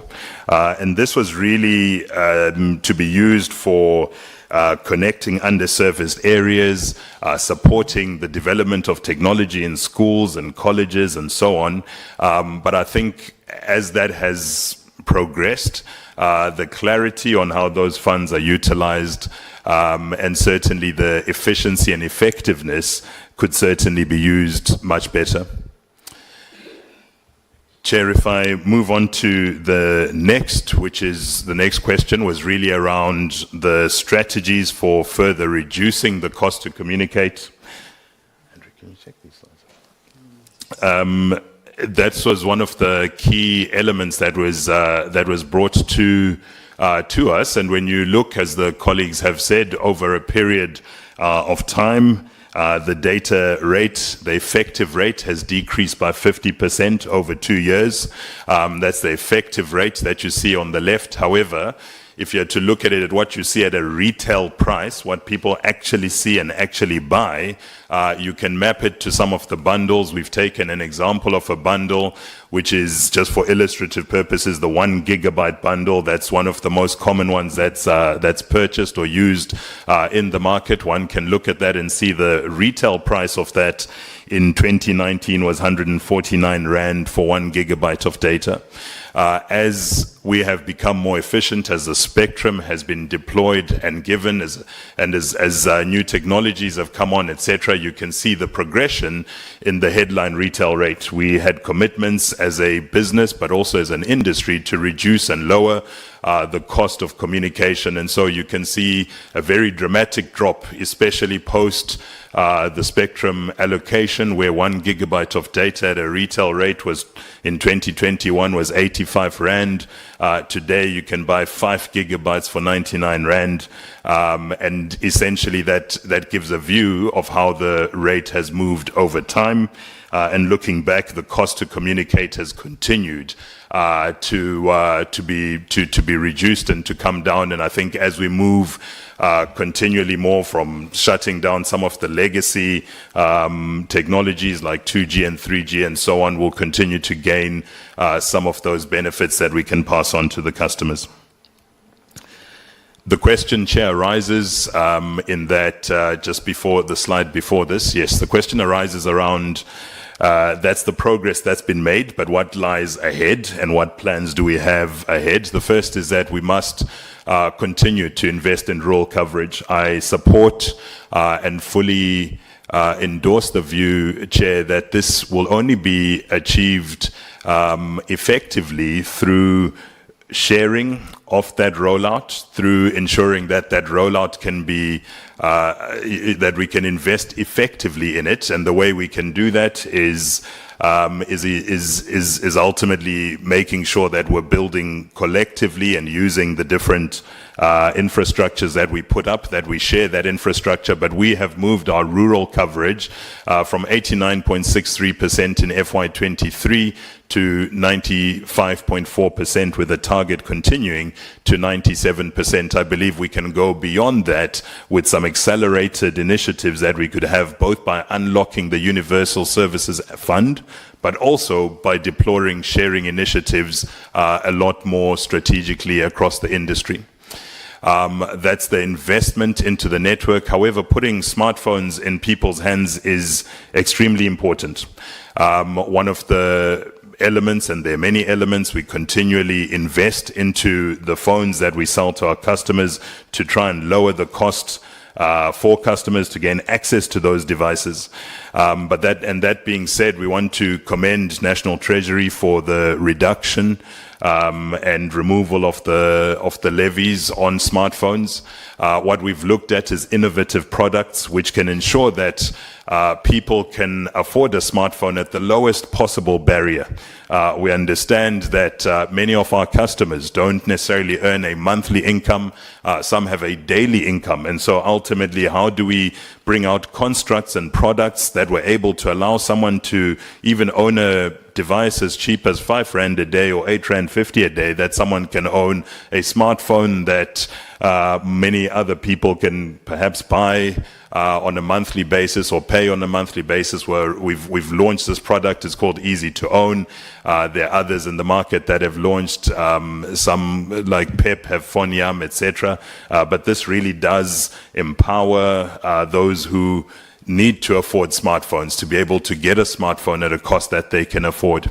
And these are the kind of strategies that we are developing and deploying and funding to ensure that we're able to allow people to access the internet.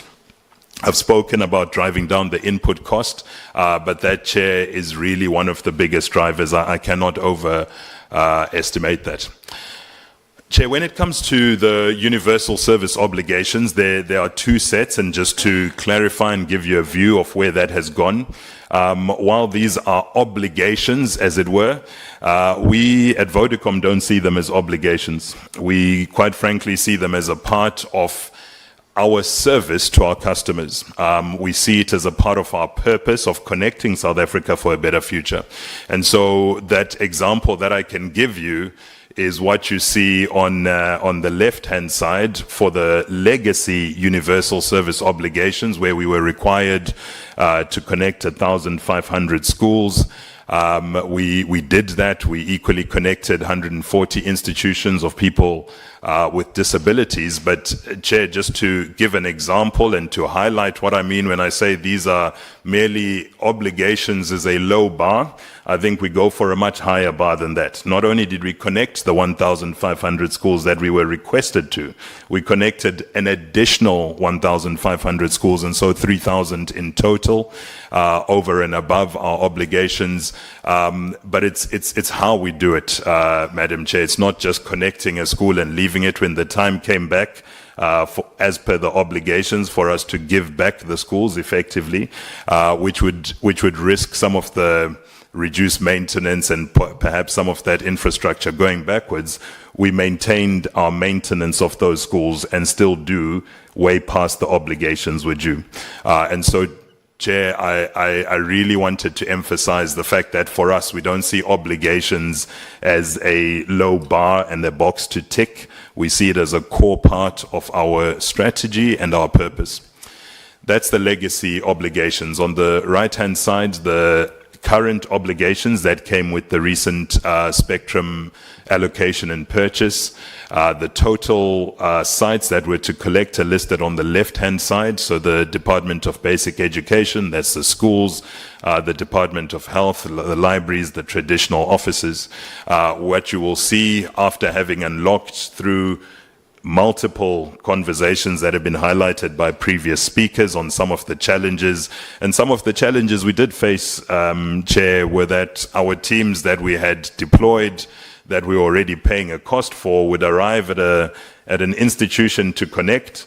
They wouldn't be given access to that institution, as an example, because there was disconnect between someone understanding where they're from, why they're here, do they have permission to be connecting this fiber, what are they doing there, and so on. And there are many other examples where this has been a challenge for us, but again, these problems are solved through collective involvement of the Department of Communications, ICASA, the industry as a whole, to continue to make progress on what we've been wanting to make progress, which is to continue to do the connections. And so I'm happy to report, Chair, that notwithstanding all those challenges, as at the end of May, we've connected 934 of the 4,000 institutions we are targeting to complete by the end of this year. We have no doubt that we will continue to connect and meet the obligations, and as we did with the first ones, go beyond the bare minimum. Chairperson, the point around contributions to bridging the skills gap and advancing digital literacy is an important point. It's an important point because when you look at the competition that the country and South Africa will face across the globe, you realize that access to digital education early is extremely important. And so one of the core fundamentals from a Vodacom perspective of what our technology has unlocked is this access to digital education.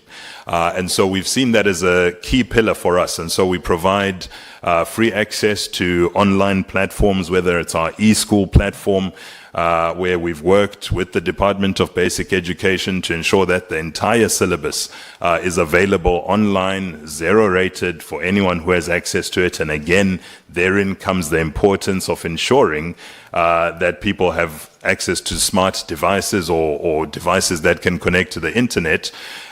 So that is free of charge. We've got an e-school platform. We've got a Connect You platform where millions of users are able to connect and use free data, zero-rated data across multiple public service websites, across job websites to be able to look for jobs and so on. And that's free to use across for our customers, including the zero-rated websites that we have agreed and continue to provide on that.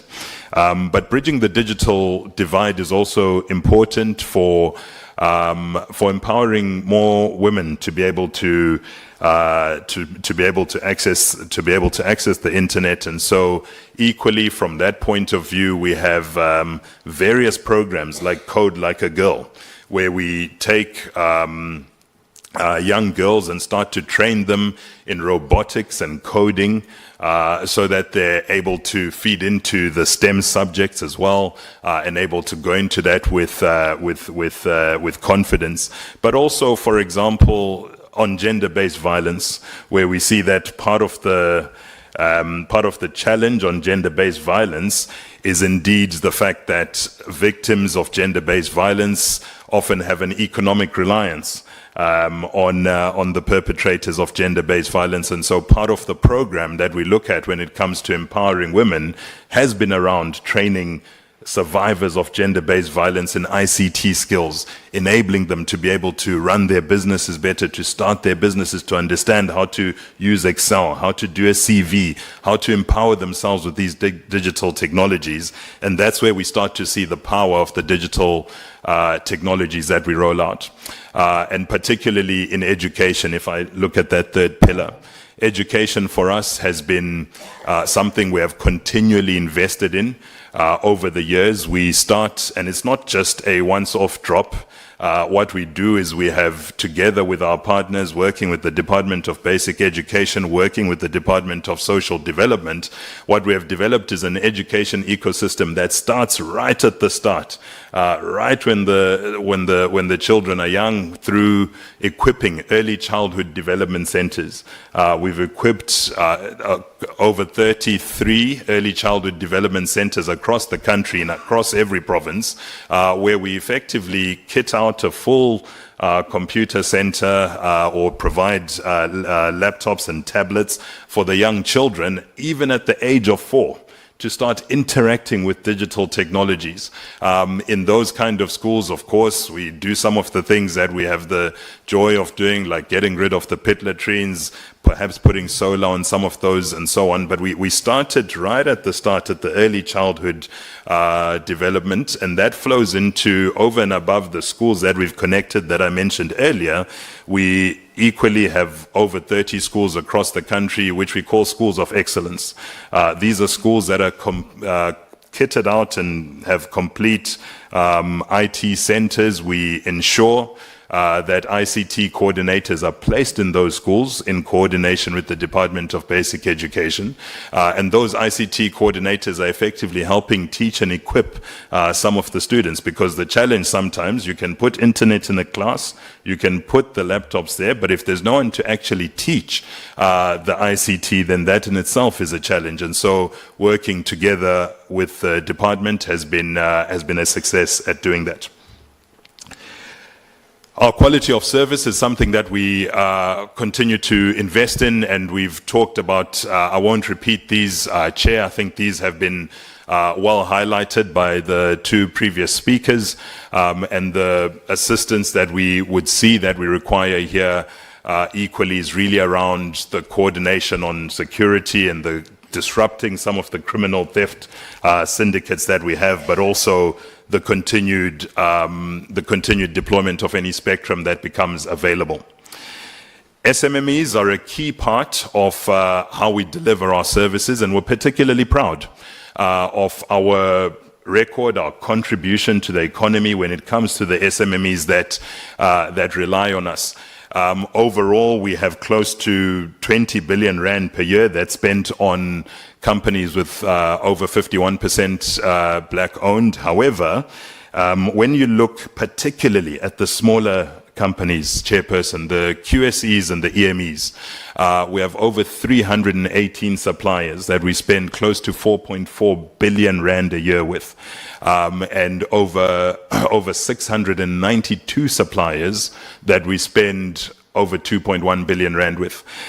These suppliers also benefit from some of the supplier development funding that we put into that. For example, we have very high health and safety standards, and if a small supplier can't meet those standards, we help train them and help skill them and equip them so that they can not only serve us, but they can serve others as well. And so that starts to become something that strengthens their business. We also pay this category of suppliers early. We know that cash is king when it comes to running small businesses. We collectively pay about 1.3 billion rand within 15 days per year, which is a big cash flow investment in what we do.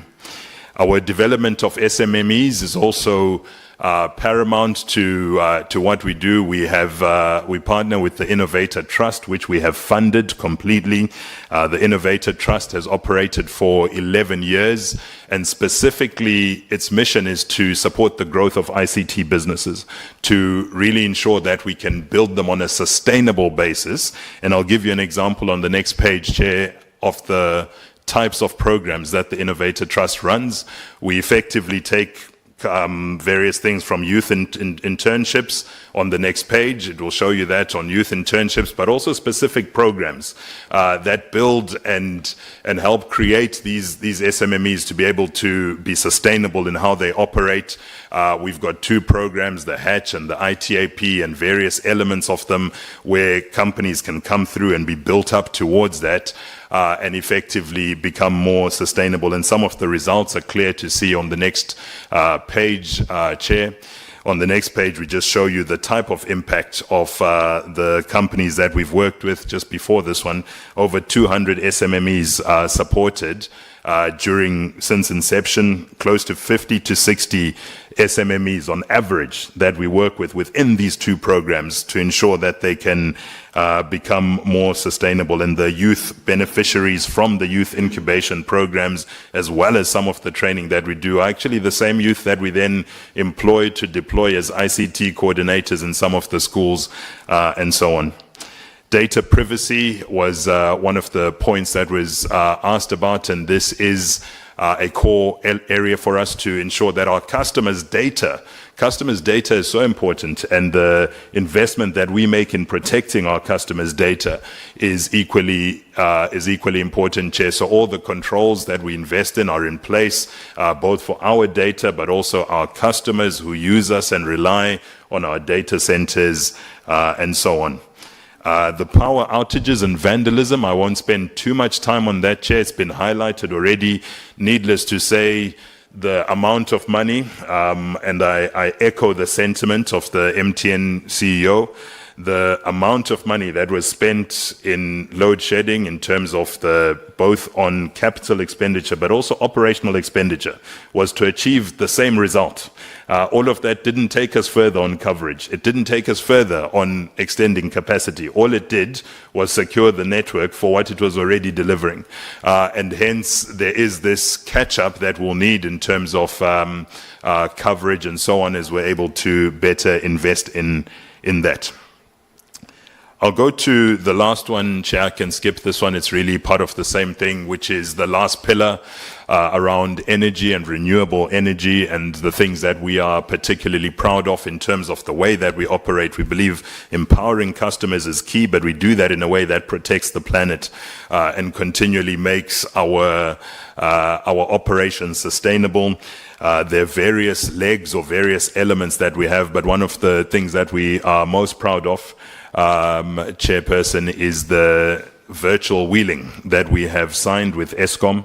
We have signed a virtual wheeling agreement. A virtual wheeling agreement effectively allows us to generate renewable energy and be able to feed that back into the Eskom grid and basically be able to offset that from the multiple locations, all 15,000 locations across the country where we consume power from. That is a first for South Africa in terms of what has been developed collectively with Eskom that is now available. There's a virtual wheeling platform that's been developed and so on, and we believe that will contribute to renewable energy supply across the country.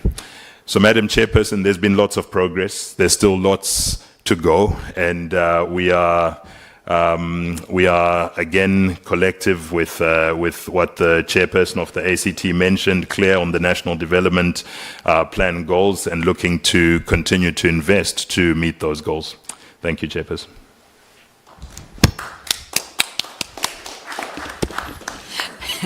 Thank you very much, CEO, for that presentation. Is everybody still okay? You don't want 5 minutes? You're fine. You're very good. Okay. Let's then proceed to the next presentation. Sorry, I'm not making any remarks on the presentations. I think when the members engage, we'll be able to do that. Mr. Stein, Telkom, thank you very much. Thank you, Madam Chair. Good morning. I think it's still morning. Sorry. This remark I have to make. Before you start, can you clarify whether you found yourself, you're a state-owned entity, you are not, you still have schizophrenia? Thank you so much. I'll plead the fourth on that one, Madam Chair. I think the shareholder would be able to do that. Good morning to everyone, and also our condolences to all the families in the Eastern Cape, and also to your family as well, Chair. We've got deep operations in that space as well, so we care a lot, and we're actually part of the recovery initiatives down there in the Eastern Cape. If I may, maybe let's go straight into, and I'm not going to go through all the slides, because we've submitted a lot of slides so that we can give you a lot more detail about what we do and who we are. I guess what you see in front of you is more so of a 200-year organization that you see that started way back in 1781. And I think for me, what's more important is how this organization, Telkom, has pivoted over the years to keep up with the changing technology in the world, but also to keep up with the changing needs and behaviors of our own society. And what you'd notice is in and around 2010, it was sort of a watershed moment for the organization where we pivoted completely from the old copper technology and invested in 3 businesses. And I'll talk about those businesses as well and what they do for the society of South Africa. It was largely investing in the fiber technology that we've laid out across the country.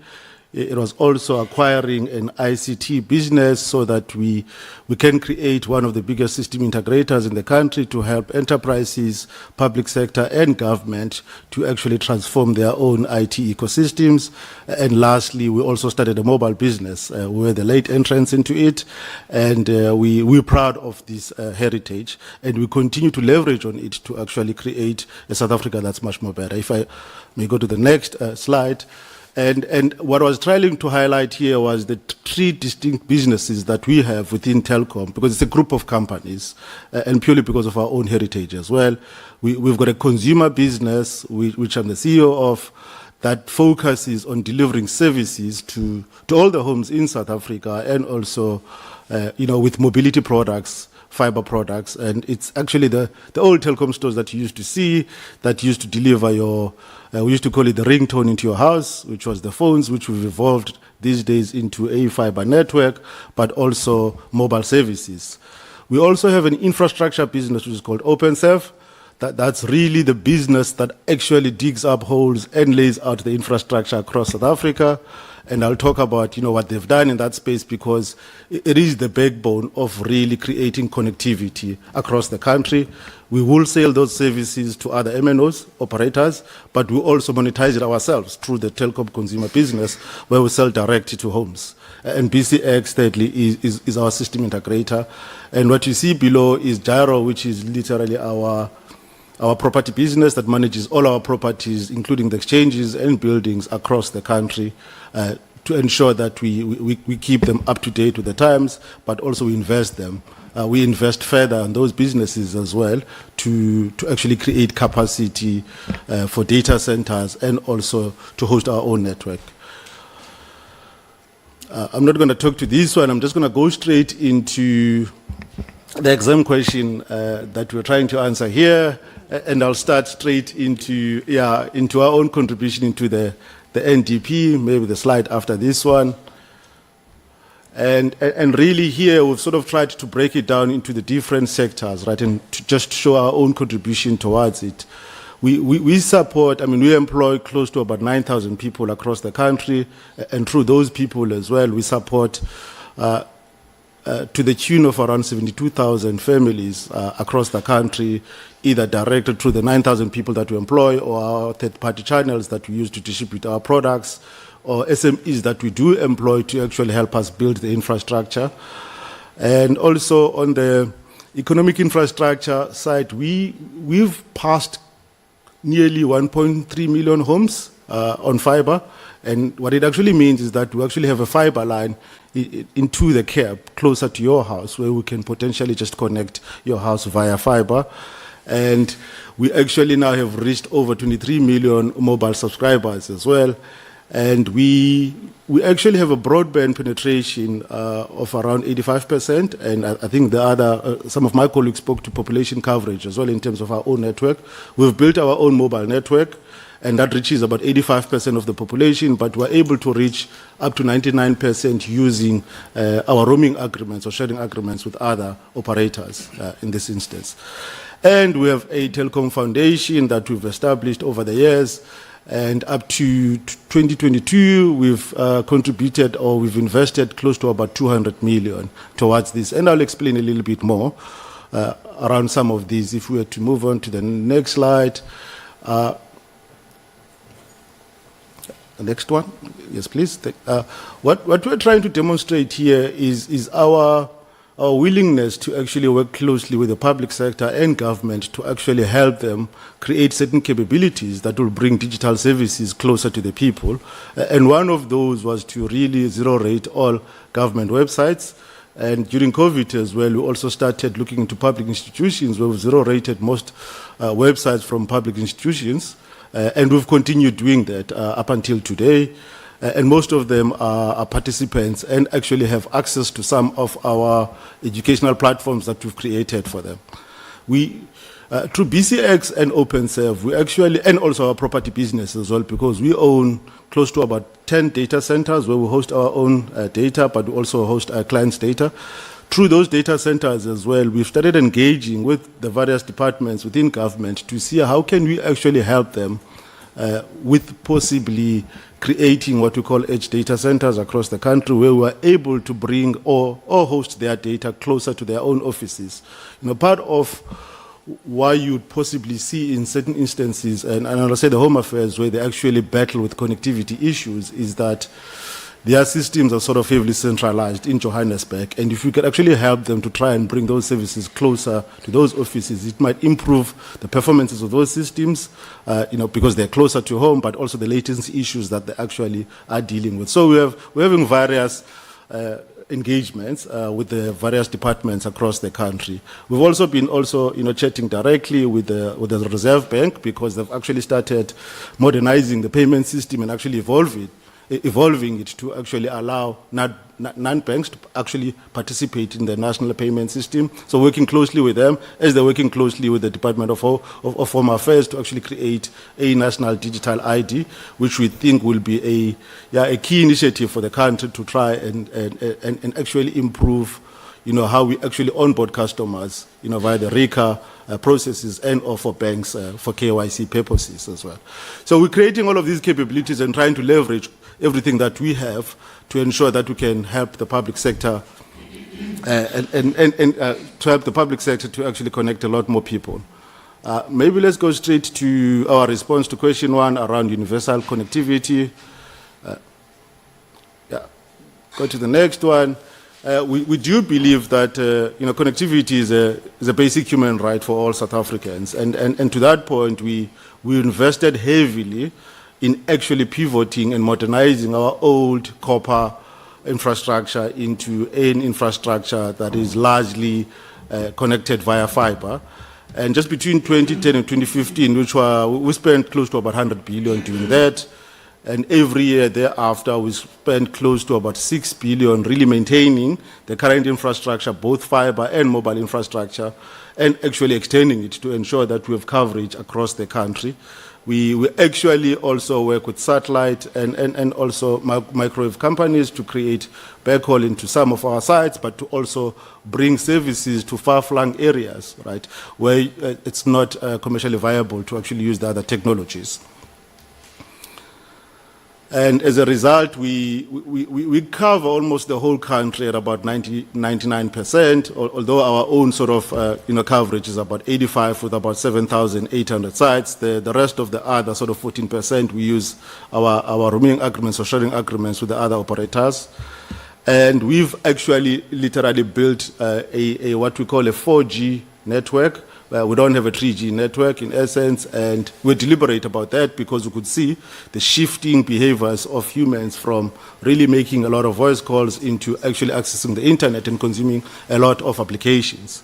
At a fiber level, I spoke about it, we've deployed close to about 180,000 kilometers of fiber nationally, both national transmission, access network, and also to connect the homes. We've passed about 1.3 million homes, and we've actually connected. And most of those homes, at about 50% of them, they're actually buying the service from us. And this actually also focuses, that's fine. This also focuses on the different segment, segment customers that you could find potentially in rural areas, urban areas, and also in townships with our fiber rollout. We actually also connect the undersea cable that actually terminates in the country. We've got 3 stations, Mtunzini, Yesefontein, and also Melkbos. What it actually means is that all internet traffic that's coming into the country or outside of the country will actually carry it through these pipelines using our own connectivity as Telkom. And we actually work closely with our neighboring states as well to actually provide them with backhaul capacity, but also connectivity into the same undersea cable via South Africa and all the neighboring countries that you see. We actually have been working closely with satellite companies in the geospace, largely to actually backhaul into our own sites, but also to create connectivity in areas that are far-flung and deep rural. As you'd appreciate that back in the olden days was when Telkom was a fully fledged state-owned company backed by government funding, we had actually rolled out copper into every home in South Africa, even post-1994, as with the evolution of technology and also the migration of people from rural areas into urban spaces. When we're actually evolving the technology from the old copper to fiber, we find it difficult to actually getting into the far-flung areas. And for those purposes, would use technologies such as satellite to get into those areas to ensure that we do deploy some sort of connectivity. It's not sufficient enough, members of the committee. That's why we are also here to also plead to also plead our case as to try and see if there's potential that we can work closely with government to actually help the industry in getting into those areas as well. We also do see the LEO satellite providers as well as complementary services that we can potentially work with to actually bring connectivity to those deep rural areas as well.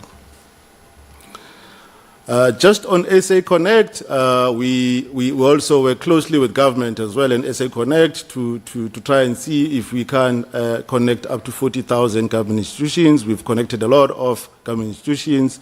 We've just renewed the contract with CETA to actually evolve a lot of what I call public sector organizations such as the police stations, the clinics, and the hospitals in deep rural areas to actually move them off copper into fiber. And obviously that process as well has to follow the government procurement processes. It takes a bit of time. We do engage closely with them to try and see how can we actually accelerate this much faster. As you'd appreciate that it actually delivers core services to some communities, especially when the police station is unreachable and or a clinic, you can't even call them, even if you have connectivity, because what tends to happen with the old copper lines, they get stolen a lot and it becomes an expensive exercise to actually replace them. But when you do have fiber, you don't get a lot of damages because there's really no after use for fiber, whereas copper, there's a lot more that people could potentially use it for. Just on our contribution with regards to really lowering the cost of connectivity, you'd appreciate, in and around 2010, it used to cost at around 99 bucks, per gig of data. These days, you could potentially buy it for 79 bucks. Obviously, like any other operator, this is more like a headline price that you see. However, the below line price when we've acquired you as a customer is actually much lower than that. It is not an easy exercise to try and achieve these prices as input costs continuously grow or increase on a daily basis. And you'd appreciate that when we actually do have outages, let's call it, electricity outages, we actually have to back up our sites using batteries and or diesel. So whenever there's an increase in the price of diesel, it actually increases our price of actually managing the network. We actually have vandalism as well, and batteries getting stolen, and the cost of replacing a battery contributes towards an input cost of actually pricing a gig of data as well. And the far the network goes deeper into rural areas, the more expensive it is to actually service those sites. And we're actually not complaining about that, but we're actually saying that we actually do try our best to ensure that we create connectivity, we create access to the internet by really trying to keep prices low for consumers and actually allow them to be able to afford these services and also have access to the internet. If I may go to, maybe I won't touch a lot more on the USO and spectrum auctions obligations. I just want to repeat what my colleagues have actually said on this one. We also don't see it as an obligation, but it's core of our own business, because this is what we've been doing through our own foundation as well. And we've really encountered a lot of challenges, which we work closely as an industry through ACT, but with the department as well, and also the Department of Education, to ensure that we can clear up any hurdles so that we can start rolling out these services as quickly as possible as well. If I may go straight into just the quality of service as well. This one, I won't really repeat what my other colleagues have spoken to. This one, there is minimum requirements that everyone has to abide by. That is not a target for us. Our target is to actually do better in this instance. We always ensure that we monitor the quality of the network in many areas where we deliver the service. And obviously, you have to deal with challenges such as outages or when you have vandalism in sites. You might actually think that the network is not available, but it's because the base station itself has been vandalized the previous night, and you actually have to try and see if you can go and repair it as quickly as possible to provide services to the people of that area. We participate in also cross-functional, or I'm going to call it cross-departmental initiatives, where Transnet and Eskom have actually pulled multi-functional and disciplinary teams across many departments to help with initiatives to try and reduce the crimes that's been happening in our own sites. If I had to go to just our own implementation of some of the initiatives in helping SMMEs in South Africa to grow, we do not see this as an enterprise development, type of initiatives, but more so as an initiative of actually trying to scale up small businesses to become medium enterprises. So we actually incubate them. We have a program called Future Makers, where we've actually impacted close to about 2,600 of these SMMEs that are supporting close to over 200,000 people across the country. We incubate them, we find them funding, we fund them and give them grants in certain instances. When they've really created a business and have a service to actually sell, we then do employ them as our own service providers within this space as well. And part of what we've done just quite recently, we used to own most of our retail stores across the country. We've then incubated a lot of SMEs to become future entrepreneurs and franchises, and we've actually allocated most of those stores to those guys, because we do know as well that they can buy them directly over a 5-year period, where we give them a right to operate a store and actually grow themselves as businesses. And beyond the 5-year period, they could potentially own the store and it becomes theirs completely. So we do that across the business. When we do lay out fiber across the country, from people that are digging holes as well, we do look for people that are actually working in those communities, SMEs that we can actually employ and give not just jobs, but give businesses, because what we want to do is for small businesses to actually grow and become sustainable businesses going forward. If we were to go to our initiatives in addressing the digital skills gap and promoting digital literacy across the country, we actually have an educational tech platform that we've created called Lightbulb, where we actually curate and actually acquire content, educational content for matriculants across the country, but just largely high school students that they can actually access. And we discount the data, and in certain instances it's actually data free because we've zero rated some of the platforms, and it actually helps a lot of students to actually acquire a lot of content online. And through some of our provision of services to the Department of Education, where we actually provide connectivity to matriculants that are actually using tablets, via that process as well, we actually push the platform for those matriculants to access other content that they would necessarily have to go into an internet cafe to access via this platform itself. If you go to the next one, and you'd see the impact basically that we're having in the basic education space, where we literally have close to about 58,000 direct beneficiaries. We also work closely with teachers as well across the country, because it's one thing to actually give school goers access to connectivity and building an ITC hub in a school when you don't have teachers that can actually teach these computer skills. So we work closely with teachers to actually help them gain more skills and actually give them the ability to teach to school learners ICT skills, basic computer, how you create applications and coding as well. I'm not going to spend too much time, if you go to the next slide, on the impact of load shedding, but I mean, what we're trying to demonstrate here is that when you, at different stages of load shedding, you actually have a huge impact. And over the years, we've spent a lot of money on alternative energies such as solar, batteries, to a point where we even employ things such as epoxy to protect the batteries insides, because they get stolen a lot, to really reduce the impact of load shedding. Touch wood, we haven't had much of it in the past 2 years, although beginning this year we saw some sort of scary moments where we started seeing it coming back.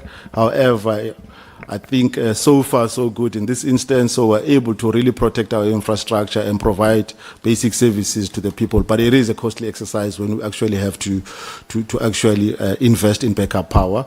We actually also in the process of really creating or converting some of our landfills that we have across the country into solar sites, where we could potentially use it for our own infrastructure, but also will it back to ESCOM. I've spoken to this one, vandalism. I've also touched on this one as well. Let's just go into our investment into green and renewable energy for sustainability. This is the one where we're actually looking at all our properties across the country with the potential of actually converting them into alternative energy sites via solar. That we could potentially use for ourselves, but also to wheel back into the national grid as well. And at this stage, I'm also happy to hand over to my legal colleague as well, just to take us through just the impact of legislature, policy, and the regulatory framework as well, quite quickly. Thank you, Lunga. Thank you, Chair. In the time remaining, Chair, I will attempt to address the committee's questions relating to, as Mr. CEO said, the applicable policy and legal framework. These questions are broken up into 4 parts mainly, and the first one is the extent to which the current legislative policy and regulatory framework impacts our ability to support the achievement of the goals enshrined in the NDP. The second is the challenges and opportunities relating to our license terms and conditions. Third is our compliance with the directives issued by regulatory authorities, including the Competition Commission. And lastly, I'll end off by looking at the measures which we have adopted as an organization to safeguard data privacy. I also won't go through some of the stuff that has been discussed already by Mr. CEO as well as our other colleagues. I'll just touch on that which is outstanding. Now, Honourable Chair, I again reiterate that Telkom has been and remains committed to supporting the objectives set out in the NDP. This is evidenced by the investments that we've made in the sector, which Mr. CEO has already highlighted. These investments have ensured that Telkom is able to provide a variety of services to people and businesses across South Africa. Telkom has adopted measures aimed at bridging the digital divide, and this has required us to implement measures specifically aimed at expanding our reach beyond urban areas and actively working at reducing the cost to communicate. While the investments that we have made have heavily contributed to our support initiatives, it goes without saying that for us to continue with such investments, the legislative policy and regulatory framework applicable needs to facilitate such further investment. To this end, it's important for government to continue to work together with us to ensure that the applicable policies and applicable frameworks remain fit for purpose and facilitate growth and innovation within the sector. I'll now take you through some of the key issues which have impacted our ability to provide a more meaningful impact and which therefore require further engagement between ourselves and government. The first issue is spectrum. Now, it's common cause that spectrum is a scarce but critical resource. Telkom has used the spectrum issued to it to ensure universal 4G and LTE coverage. Now, while we have been hugely successful in deploying 4G and LTE coverage, it goes without saying that 5G coverage is still a weak point for us, and that this particularly impacts rural areas. The graphs in front of you, of course, show where it is that we are at in each province where 4G, LTE, and 5G coverage are concerned. To fix this, we will need additional spectrum, and specifically sub-1 gig spectrum. Without this additional spectrum, Telkom will have a great difficulty in making any further inroads in the provision of 5G services in rural and peri-urban areas. It is therefore imperative for ICASA to adopt measures aimed at ensuring that any spectrum assigned in future is assigned in a fair and equitable way that facilitates growth and competition in the sector. The second issue relates to way leaves. Securing way leaves, especially in smaller municipalities, remains a challenge. These way leaves are, of course, essential for purposes of us rolling out fibre in these municipalities. Obtaining way leaves has proven to be a time-consuming process and is typically impacted by hectic and severe procedural issues. Each municipality has its own fee structures, and at times the fees payable to the municipality are quite significant. In our view, the adoption of a standardized process that applies to all municipalities would greatly assist in addressing and resolving some of these bureaucratic issues that we have experienced. With regard to access to towers, we are also experiencing a number of issues with getting access to passive infrastructure like towers. The infrastructure is, of course, very critical for the deployment of our mobile radio equipment.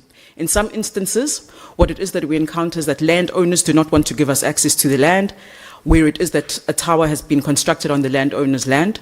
In other instances, the commercial negotiations around our access take an extremely long time to conclude. This all has an impact on our ability to continue with our network deployment efforts. Now, next issue, it goes without saying that business forums and the construction mafia have impacted a number of sectors in South Africa. Where we are concerned, these criminal groups have disrupted network deployment projects through extortion, intimidation, and sabotage. They've also impacted our ability for us to attend to network issues where it is that faults have been detected. Just by way of illustration, over the last 3 years, more than 2,000 sites have been vandalized, which have cost over 300 million to repair. Telkom has also seen an increase in the spend and security.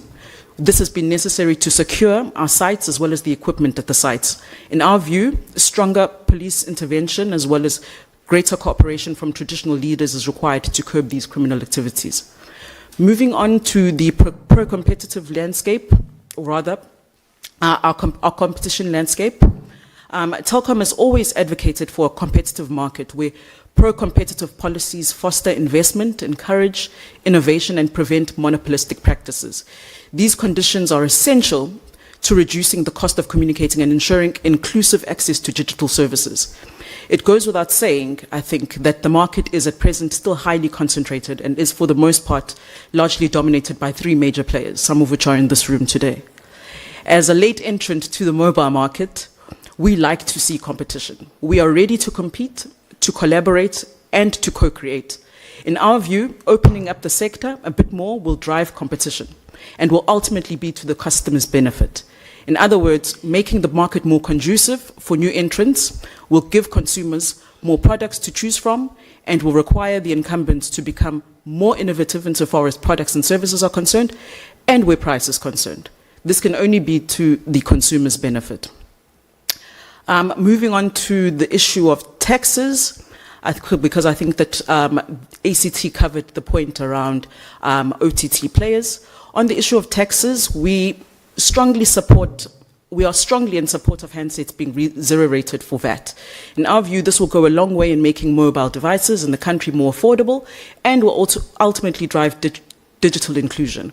We would also like to encourage the government to consider the ways in which it could support the local manufacturing of handsets. This would first and foremost create jobs, and in the second instance, also likely assist with the issue of affordability. I won't go into the issue of electricity because we've covered this already. Just finishing off in relation to the first questions, finishing off with the regulatory framework. Our position is that South Africa's regulatory framework, or rather South Africa's regulatory environment, always needs to strike a careful balance.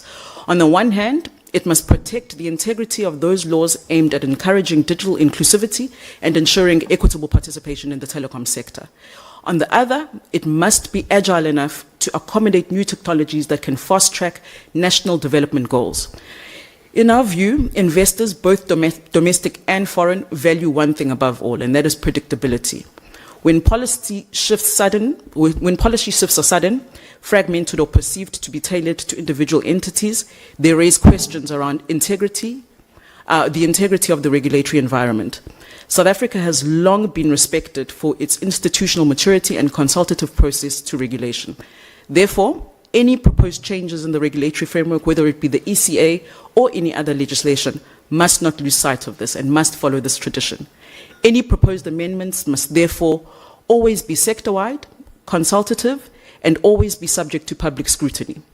Additionally, the proposed changes must avoid setting a precedent where exceptions replace long-term strategy. This is why Telkom supports a structured policy process that includes industry players and regulators.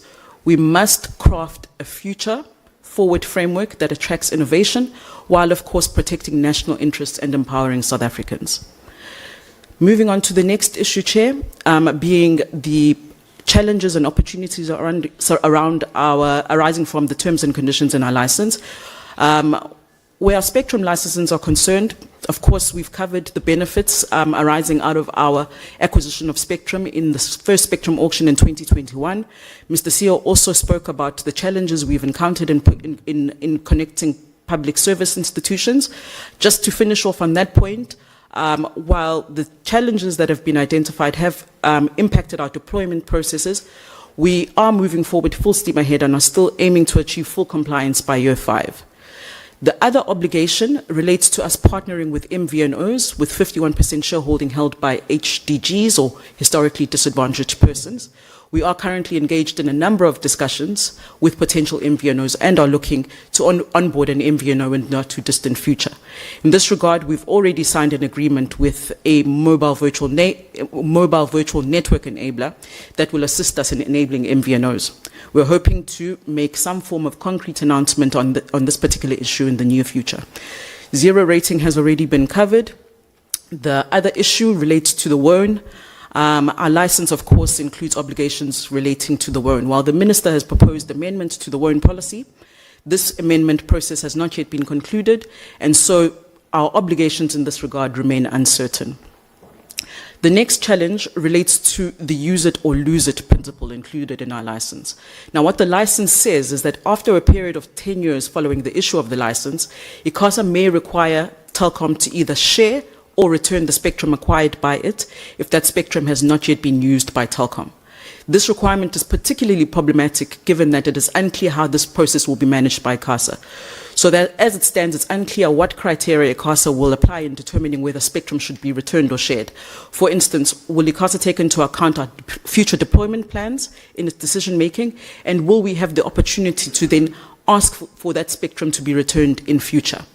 Furthermore, where we are required to share the spectrum or to return it, it's unclear whether we will be refunded a portion of the amount paid by us, because of course this is very important if we consider the fact that we did pay a significant amount of money to obtain the spectrum in the first instance. So all these issues remain unclear and need clarification. And just to finish off on the issue of spectrum fees, what it is that we think is appropriate in the circumstances, especially considering the fact that when it is that we acquire spectrum is of course requires a significant amount of capex to deploy. What it is that we are in support of is the regulator making the acquisition of spectrum more affordable. This will then allow us to then speed up the process of deploying the spectrum, which of course will then benefit the public, and especially the public in rural areas. I think that the USAF has already been covered, so I won't go through that.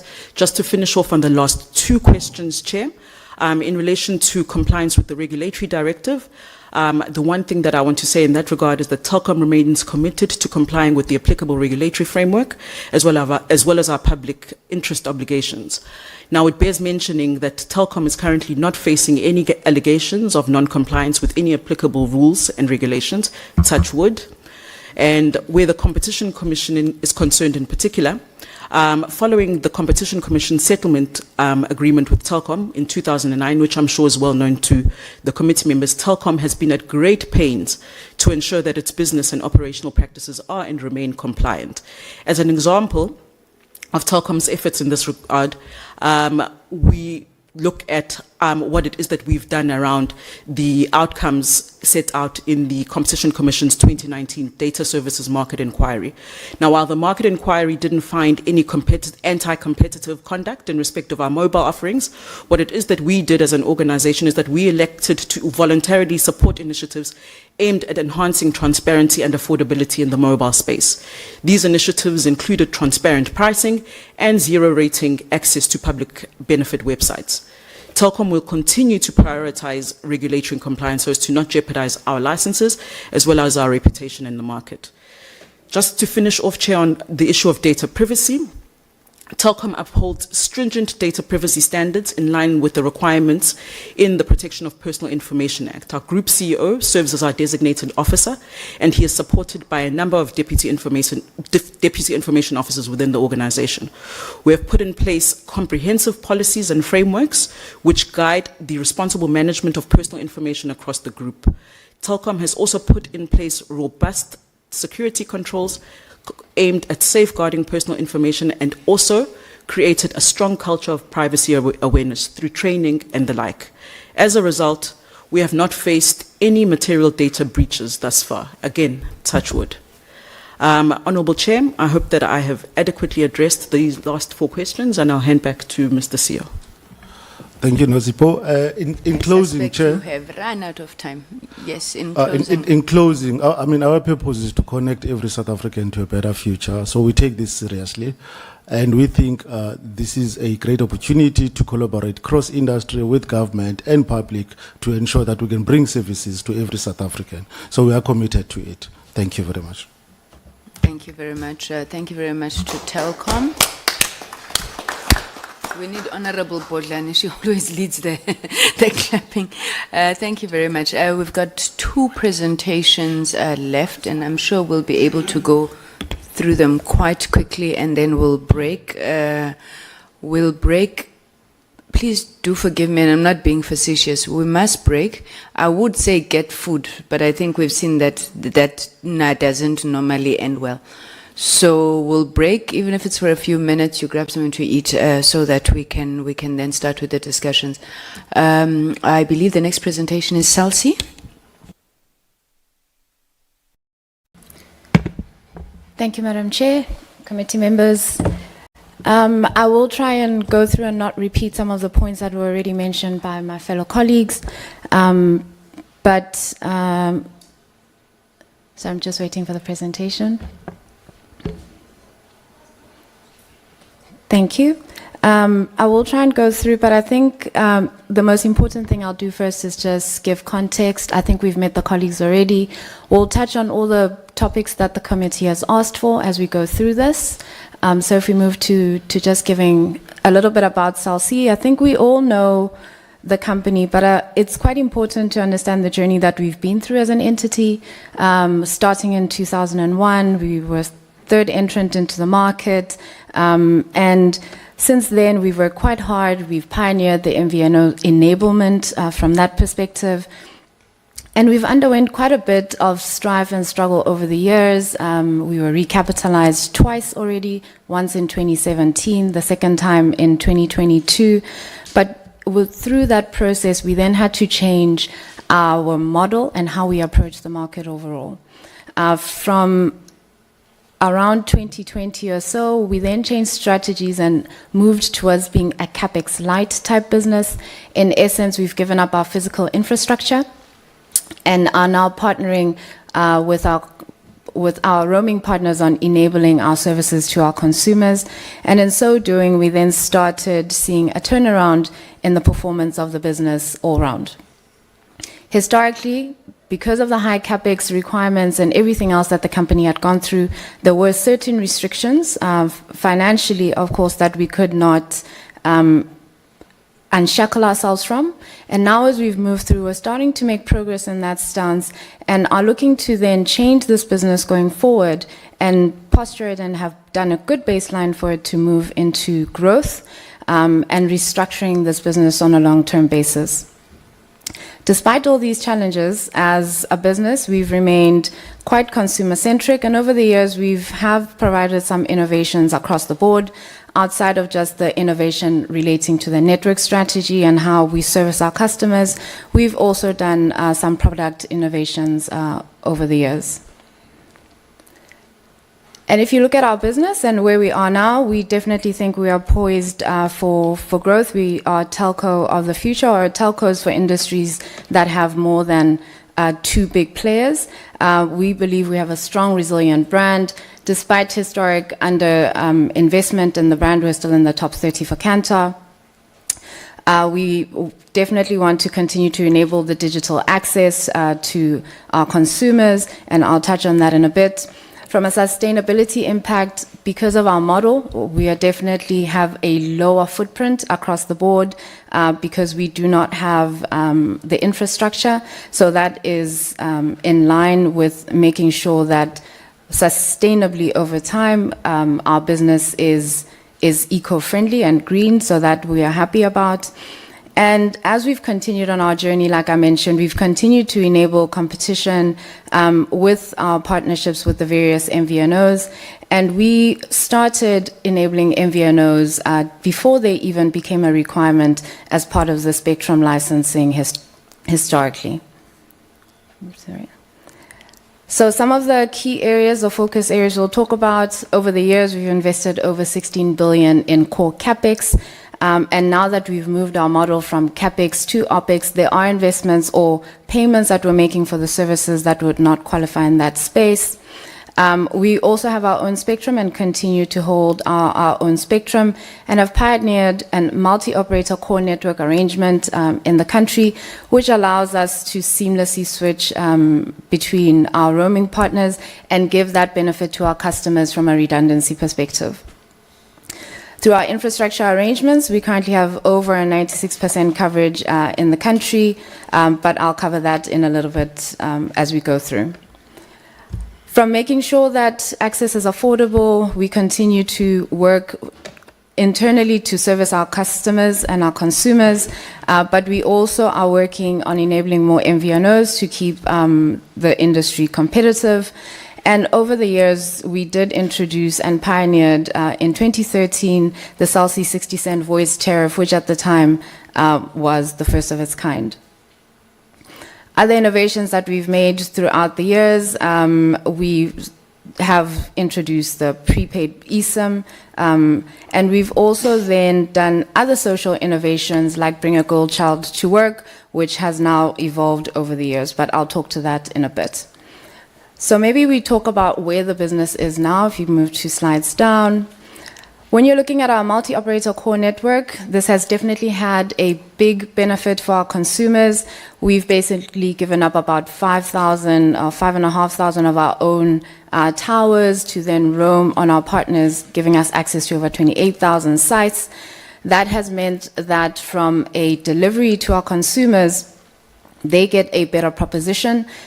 We have been awarded from an open signal perspective best overall video in the country, and have also by My Broadband been rated the second network in the country.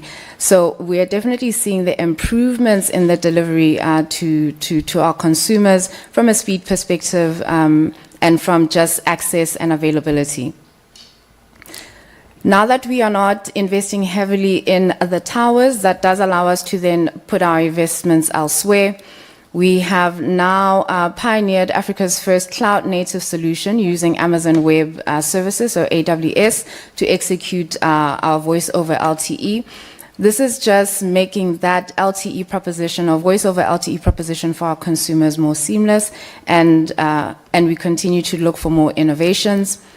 From a 5G perspective, I just want to correct, so we have not implemented 5G yet. We will be entering 5G shortly and are working on that enablement.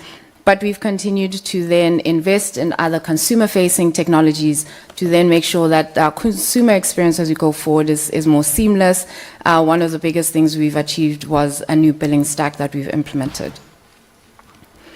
If you then look at our coverage, as we are roaming on certain partners, our coverage mirrors very closely there. So for 3G, we're around the 99%. 2G also very closely mirroring theirs. But I think it's important to note that over time, in the last years, in 2023, we gave back or returned all our unused microwave spectrum so that it can be used and thus enhance our consumer experience by other people having access to it. We've refarmed our own 900 spectrum just to make sure that there's optimizations there. And we continue to look for efficiencies that will benefit the country overall. From a spectrum perspective, we definitely do echo the sentiments of alternate spectrum assignment over time, and looking for more competitive bidding methods as we continue. If we then look at some of our commitments that come with licensing, we have met the obligations for the universal service obligations in line with our colleagues. We don't necessarily see these as obligations, they're just a way we do business. But from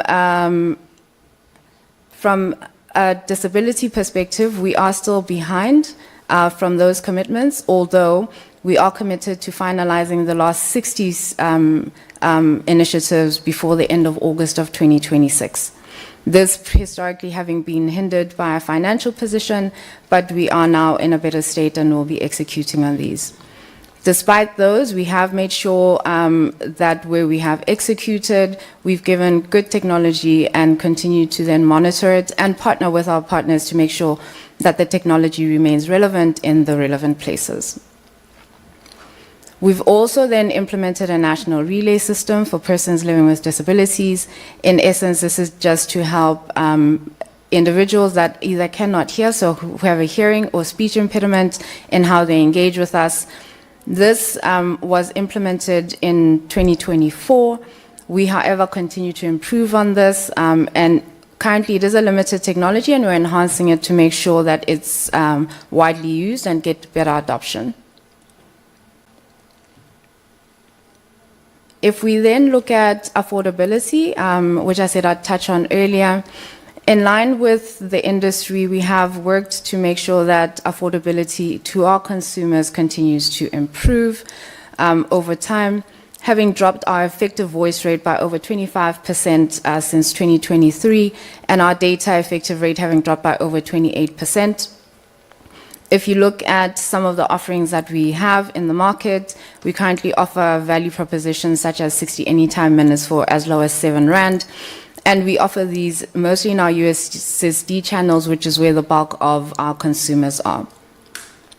From a broadband perspective, We have looked at making sure that home connectivity is also accessible. So you are able to get offerings outside of just fixed offerings like our Home Connector Flex, which would offer you about 80 gigs for 259, which is 100% more value than the rest of the market. And looking at other data propositions that we give for mobile services, we now can connect an individual for as little as 29 Rand for 3 gigs. So we've definitely pushed the envelope to make sure the propositions are affordable for our consumers. From an enablement perspective, we not only service our own customers, we also service our MVNO partners on the next slide. We have been in this for over 19 years with long tenure with most of our clients. We definitely believe that enabling the MVNOs is good for the competitive environment within the telco space. And we continue to partner with different MVNO partners as they then service on the customers going forward. From a cybersecurity, we're mostly in line with what everybody else has said, but if you please take it to the next slide. I think this improving our posture, our IT posture has been quite important, and we've continued to do that. And having all the relevant policies, procedures, and frameworks that we constantly review to make sure that we're in line with industry is important. But I think one of the most important things that we've done is we are committed to educating our public. So as a service provider, we take it very seriously in protecting our customers' information, but we also take it seriously in educating them around how to protect themselves. We thus have implemented a Stay Smart, Stay Secure public education framework, which we've started, and we continue on this journey with our customers to make sure that they are also aware of the threats that are out there. Despite all this, we continue to also make sure that we comply with all the regulation, POPIA included, to make sure that our customers' information is also secure. Looking at the various asks on where we think policy can enable going forward, strengthening active and passive network sharing, so looking at how the sharing is done going forward, I think definitely could benefit the industry more. And aspects of that have been mentioned by my colleagues, so I won't spend too much time there. My colleagues have also mentioned the over-the-top platforms, so I won't spend too much time on that either. Modernizing that SIM registration for us is quite important. I think making sure that the RECA legislation is enhanced to keep up with all the changes that are happening in the industry, but also just in our country is quite important. Then we can better serve the public as an industry as well. And then just to echo what my colleagues, I think from Telkom had mentioned, just ensuring an equitable and efficient spectrum management would be quite important going forward. The legislation is quite clear on certain aspects, but we would just need to make sure on implementation, on how those are implemented, it is clear, and that the implementation serves to make the whole process efficient and effective for the consumer going forward.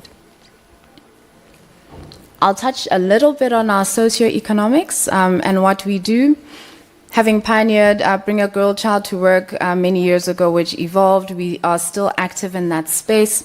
We continue with similar products like Girl Code. We do other youth programs throughout, just to make sure that we touch our consumers at different age levels and throughout their experience. We offer bursary funding, learnerships. We partner with different initiatives and different entities to then also empower people. From a digital labs perspective, we have touched more than 4,000 children and continue to roll out more digital labs as we continue. And we also continue to evolve our offerings and are now supporting the Teddy Bear Foundation WhatsApp helpline to assist victims of gender-based violence from that perspective. We don't just talk about it, we also make sure that our employees live it. So we have continued volunteerism. And from a social and ethics committee perspective, we have clear mandates on how to move forward, not only with just communities, but with the environment, and have clear targets that have been set on recycling for the footprint that we have left. If we then look at our BEE for us, although we are a level 1, we do still have opportunities from a supply and enterprise development side, which is our core focus going forward. We have, because of where we are, this has been one of our biggest challenges in making sure that we can get wider reach, but we definitely are focused on doing that as we continue. But from a procurement perspective, we do partner with QSCs and AMEs currently, albeit on a small balance, so 74. We are also enabling job creation throughout, so we have partnerships that then uplift historical disadvantaged communities from that perspective. And we have partnerships with companies like DynaWorks or Money for Jam, where we then go either and revamp sponsors or train people to then partake in the industry going forward. But as we move into the next phase of where CELC is going, we definitely would want to invest more in this space, having been restricted by our past. In conclusion, we are very firmly in belief and definitely committed to advancing universal access and inclusive connectivity in line with our colleagues and in alignment with regulation. We want to continue to play a big enabling and stimulating market position, and we think that can be done, and we can continue to do that by evolving and continuing to innovate what we offer our consumers and also our MVNO partners. We will continue to expand our coverage. We think expanding coverage is quite important.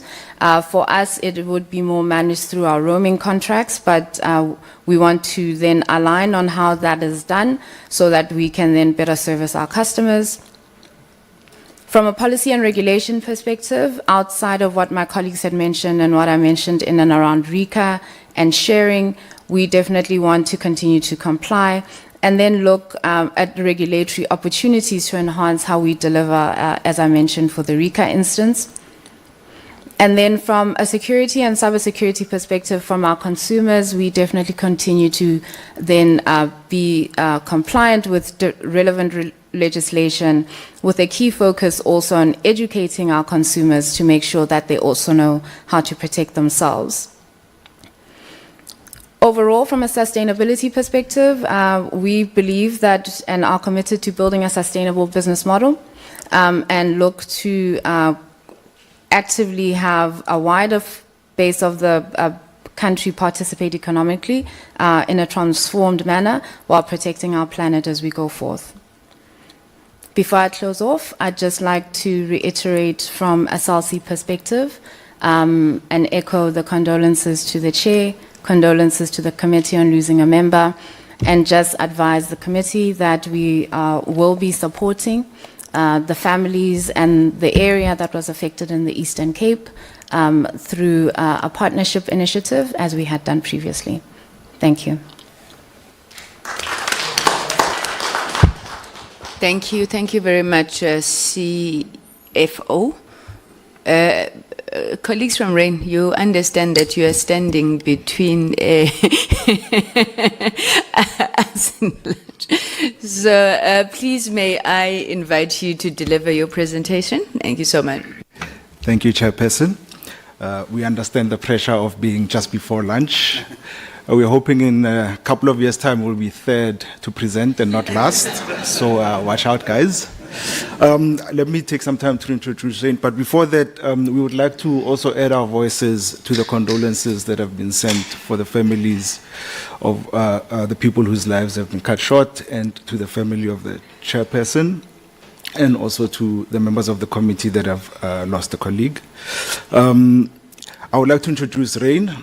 we are the newest network in South Africa. We started in 2016 as a data-only network. We wanted to make high-speed internet accessible to more people. Our name comes from the Lesotho proverb, "Kgotso Pula Nala."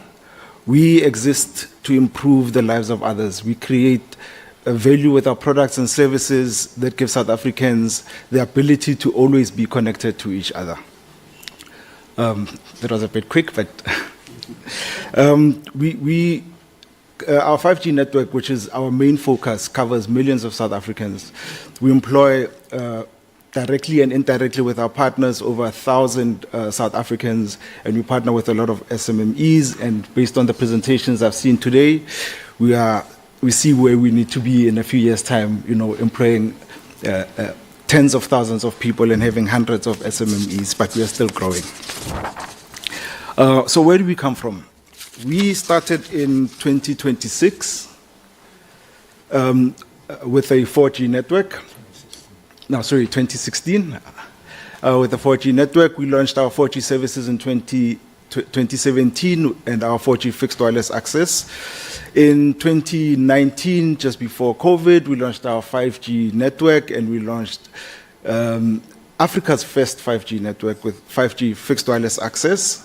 In 2020, we moved to 5G standalone. This was a big thing for us because at that moment in time, only China had 5G standalone active, so we were the first out of China to move to 5G standalone. 2022, we implemented 3-carrier aggregation. 2023, we launched our smart router. In 2024, we upgraded our software on our network, which allows us to use the 3-carrier aggregation and our smart router to actually deliver 5.5G services. And currently, we are expanding our 5G network, and we're busy with the 700 rollout, which we are intending and currently implementing to increase our 5G coverage in rural areas. So I touched a bit on our network. These are some bragging rights. Our network is #1 in the average number of subscribers per site. So it is quite busy. It is a very good network. It is the highest utilized network in the world, according to Huawei. And this includes the networks in China. So for a small company in South Africa to be ranked #1 in terms of 5G, it's quite a thing that we are proud of ourselves. Next. By riding on the shoulders of giants like Telkom and Cell C have, our 4G coverage covers 61 million people in South Africa. Our 5G network, which we are still growing, currently covers 21 million people, which is about 35% of the services for free. So we've got a home package that gives you one unlimited 5G service and 2 mobile services. We've got our Rain 1 work package, which gives you unlimited services on the 5G and 5 mobile SIMs. And then we've got our own standalone Rain Mobile. Our smart router, which we are so proud of, as you can see, it's got beautiful art on it. The art on the router is from local South Africans. So what we've essentially done is we've taken the work of these artists and put it in the houses of thousands of South Africans so that they can showcase their art. In terms of our service obligations and our CSI,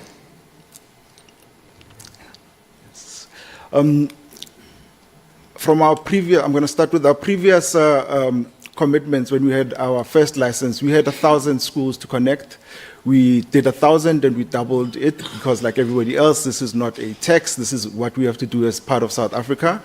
We've connected 2,966 public services institutions through our 4G and 5G networks. And the intention is to connect another 1,077 in the next couple of months, provided that we sort out the issues with the beneficiaries, documentation, and RICA.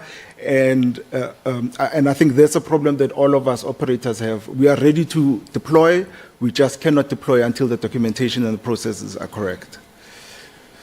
If we could go to the next one. In terms of our CSI, so outside of our obligations that come with our license, we've done also a lot of work. We've built 313 computer labs. We've connected users with over 15,000 devices. We've given 177,000 learners access to online reading and mathematics intervention. And this year, almost 4 million learner hours have been facilitated through our partner. Yes, please. So we are very excited and very bullish about 5G because we understand that 5G is the backbone to 4IR. We've been talking about 4IR. We have provided the backbone for that. And through that, we provide unmatched performance with ultra-low latency, high-speed, high bandwidth for seamless AR and VR.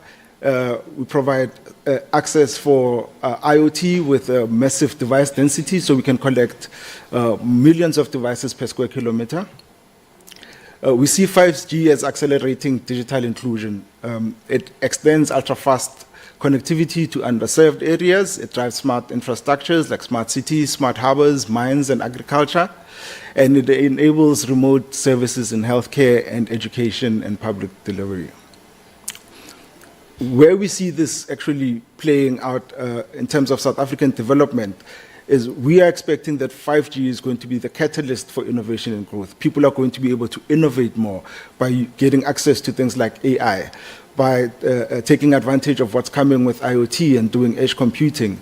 It democratizes access to these powerful digital tools. So if you've got 5G wherever you are, you've got access to these beautiful and wonderful things that allows us to unlock new industries, create jobs, and make sure that everybody's included in the economy of South Africa. In terms of operational challenges, I must say these hits us proportionally harder than our bigger colleagues because we are quite young network. So when we've got vandalism, it creates a bit of a problem for us. Currently, what this does is, in terms of quality of services, if a site loses power, the users become unevenly distributed across the network. So they concentrate on the sites that are still up. And the users on those sites start receiving a lower quality of service. We lose coverage, we lose capacity. And if the power remains down for prolonged periods, that gives people a chance to come and steal the batteries and steal the cables. And then the sites are down for longer, and then we've got a lot more quality of service issues. In terms of what we've experienced, in 2024, we've had about 1,400 power outage incidents every month, which equates to about 13,500 outage hours. It's 13,500 hours where people don't have service. And the average time to repair these outages is 9.5 hours. So essentially the whole day from the time you get home till the morning. So the support that we need in terms of RAIN specifically is the oversight of towercos. So unfortunately, we have to rely on these towercos to provide us services to make sure that the towers are up. So the times at which they respond, the security on those on that infrastructure is not always up to scratch. The maintenance is also not always up to scratch. So we need to see how regulation on the tower codes as a whole can actually be tightened. In terms of critical infrastructure, there's a lot of infrastructure that all the MNOs rely on as extremely critical.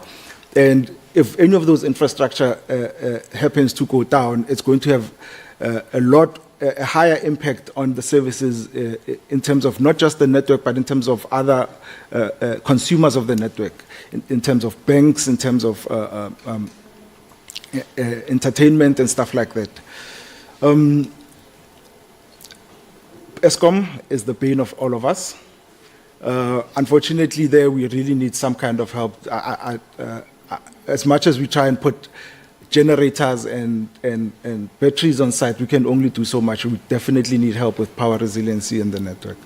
And then for where we do actually get vandalized and get hit, we need some kind of joint security that between the MNOs and the tower codes and the power providers that we can actually work together to try to solve these issues. And then in terms of regulations and legislations, we are quite encouraged by the recent step by ICASA to align the National Radio Frequency Plan with the ITU regulations, and we believe that this is the right step. We hope that it will actually be done quite quickly this time as opposed to the previous time. In terms of spectrum licensing, I think my colleagues will agree with me.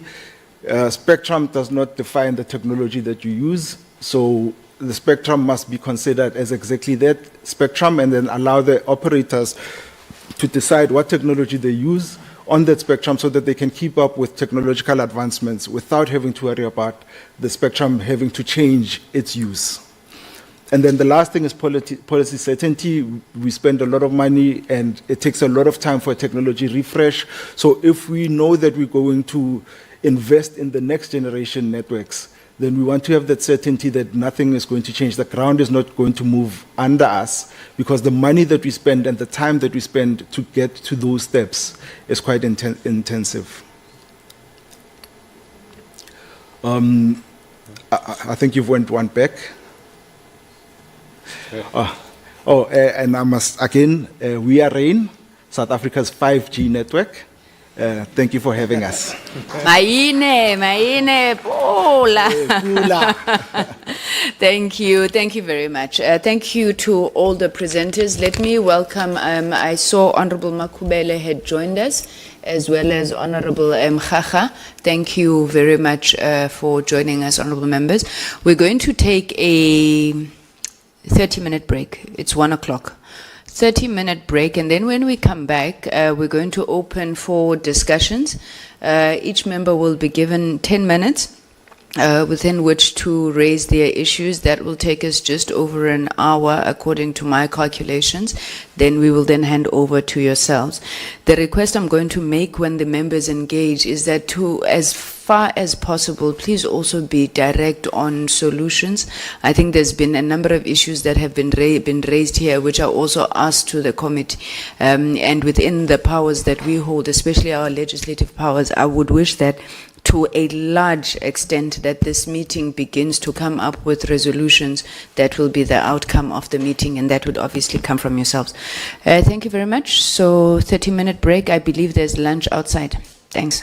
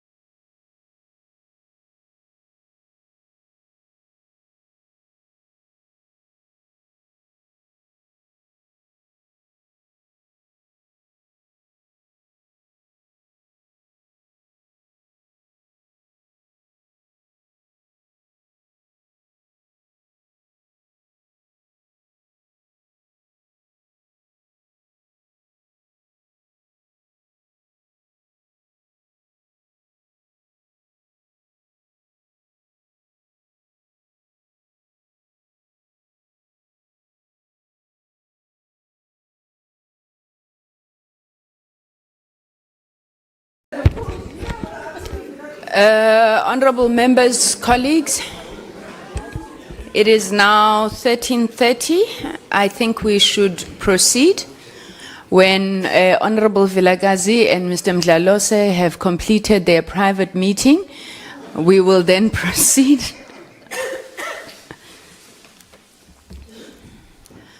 Thank you, members. So let us then get into, I suppose, the discussions. There are quite a few issues that members want to raise. Members, I suppose all of us would want to engage. However, with your indulgence, I'd like to give Honorable Vilagazi the first bite because he does have to leave, I think, around 2 o'clock. So, and then we will work through the room in that way. Thank you, Honorable Vilagazi. You may proceed.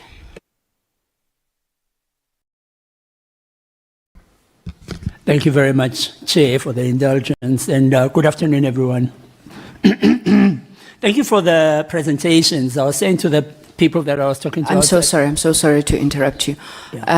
I want to double check. Now, Ngoma has left me. This meeting is being recorded, right? And I need to also make sure that, just a request that where questions are directed to you, please do write them down, because those that you don't get to will expect a written response. Do not hide behind a written response. We would prefer all responses now, but where you are not able to give full detail, then you may write to us. Thank you, Honorable Vilagazi. Thank you, Chair. Just saying that I'm encouraged by the presentations, Chair. You don't realize how much is going on, particularly with the MNOs, just from, from the other side, from as a member of the public. And generally, because of the nature of the service provided, we just complain a lot about you guys, and we feel you're not doing enough. But to come here and have you here is encouraging, and to hear the good work that you are putting in. For me personally, I also just understand even more the contribution that the sector makes, particularly the MNOs, to the economy of this country. In many ways, you are the backbone of the economy of this country. It's what makes you are the enabler that makes the economy tick. If we were to shut down this service, there would be no South African economy to speak of. So thank you so much for that, and we appreciate the commitment all of you expressed. I don't know if it was intended to pass the exam, but all of you, or not, but all of you expressed this commitment to meeting USOs and social obligations especially, which is always good to see with corporates having that kind of that focus. That said, Chair, I must say again that it's frustrating, if not sad, to not have the department here. This is a conversation the department needed to hear. Just the many issues that are coming up with legislation, it's our own frustration with the department.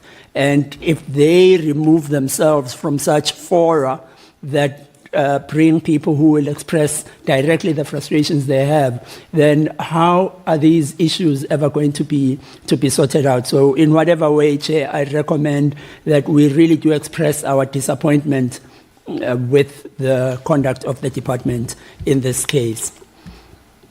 I have a number of questions. I was also thinking that this would be the type of meeting actually for Babu Stol, for Honorable Sito. He would have been chomping at the bits to get to you guys, because he did come from a deeply rural area, as the Chair well knows, and he would really have some questions for you. But I was thinking along those lines that, and also just, Chair, in light of the conversation we had earlier in the week, where we were looking at the formation of the SDIC, the State Digital Infrastructure Company, and there was not much said about the role of MNOs there. It was just the state entities that are ICT-based and the non-ICT. But I just wonder, from the MNOs, what do you see as your role within the SDIC, and what contribution can be made there? Another aspect of the SDIC is the lack of coordination of activities and actions amongst entities involved. So what strategically could these companies, this sector, contribute towards strengthening the backbone of South Africa's digital infrastructure and transformation?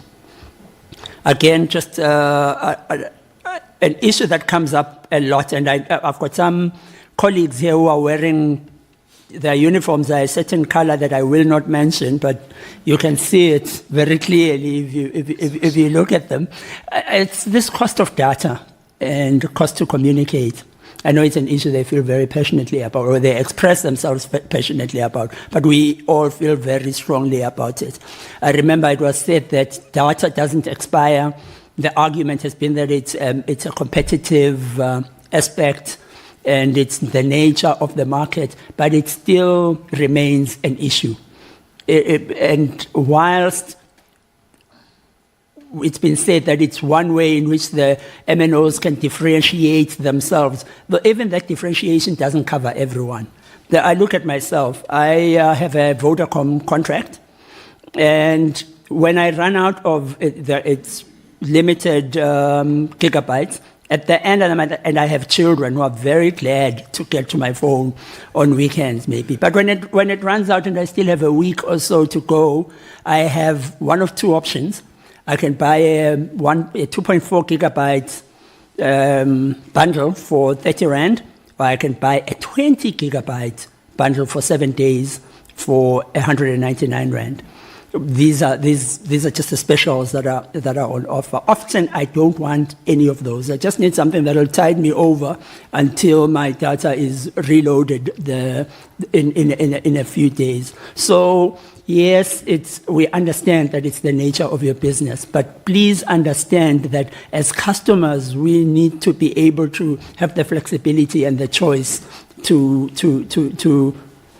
do what's right for our pockets and what's right for our needs at the time. So I do encourage that the MNOs, please relook the strategy around how you do data expiry.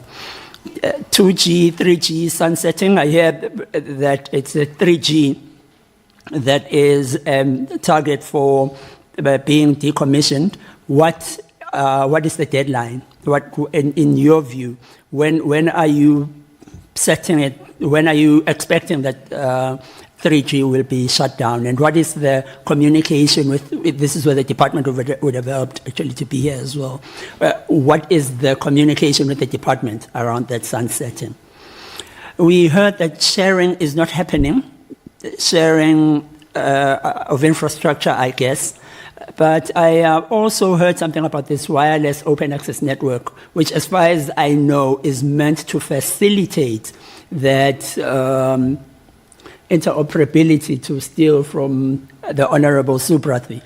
So what is the extent to which that is happening, and the extent to which it's a challenge within the sector? I noticed in your stats, it suddenly occurred to me when the rain presentation came up, but it had been going on. You speak about coverage in terms of number of people. But the thing that those figures don't tell us is where are those people. So you could have 99% coverage, but if it's all concentrated in the cities and in the urban areas and townships, what of the other people? And also 61 million people covered does not necessarily translate to 99%, because much of that could be the same person, or could be the same person with a number of gadgets or with a number of SIM cards. So I think we just need a more nuanced, a more balanced representation of the figures when they are given to us. On the educational initiatives, all of you have them, which is good, and the numbers are big. But for me, I wonder, what is the end game? And I guess we will really see the benefit of these initiatives when the Stats SA survey says the levels of education have gone up, But otherwise, it all looks disparate. It looks in pocket, to be happening in large numbers, but really not a concerted effort or a combined effort towards achieving a specific national goal.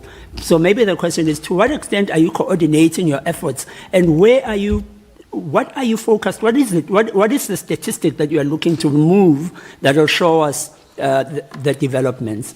And on that note, Mweketsi Mbegi was just recently talking about the fact that what was he saying? There has not been a development of new industries in this country in the longest time. You represent innovation in this room, and you represent the means by which we can really grow not just the economy, but the type of economy that we have. So how are you, besides just giving skills in basic computing, how are you facilitating the development of new industries? How are you capacitating the South African population, particularly the young people who are creative and eager to develop these new industries? Vodacom, this is something I don't want to miss the opportunity to say it, but I love you guys, you gave a good presentation, but there is the please call me debacle. That we need to surface. When are you expecting a resolution in this? It's been going on for such a long time. It looks like Goliath is just waiting out this little David until he tires and runs out of resources. When are you looking to resolve this matter? The other issue actually with that, on the one hand we speak about encouraging innovation, etc., and creativity, but on the other, this is what is happening. What impact do you think it's having on your staff internally, who think, if I innovate and bring something within the organization, this is what's going to happen to me. So let me rather not. So I just wonder if you have any thoughts around that. And my final question, Chair, I know it's my 10 minutes, it's finishing now. Honourable Member, your time is up. When you have that look, Chair, I feel intimidated, I need protection. But Celsi, you've had your reduced. Sorry? Celsi, by the way, Celsi still has one of the most memorable market entry campaigns that I know. I just enjoyed all those little C's on the freeways. So it's been quite even just emotionally to see sort of the downscaling of activities. But where does Celsi see growth at this point, and where does it see its significance as a player in the market? And what is the risk for Celsi with this over-reliance on the hardware of others? Thank you very much. Thank you very much, Honourable Vilakazi. Honourable Subrathi, and then we go up and down the line. Are you ready, or do we come back to you?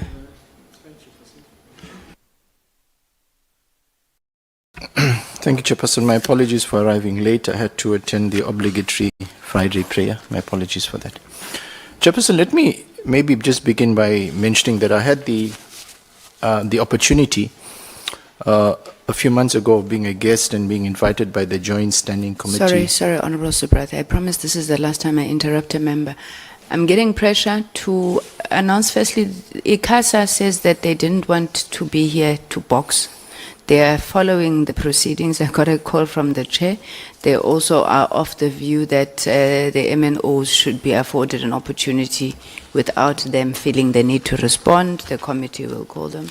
I'm also informed that the department is present. Mr. Alf Witz, if I remember, is the Chief Director responsible for policy and regulation. So you are welcome, sir. Sorry, Honourable Subrathi, you may proceed.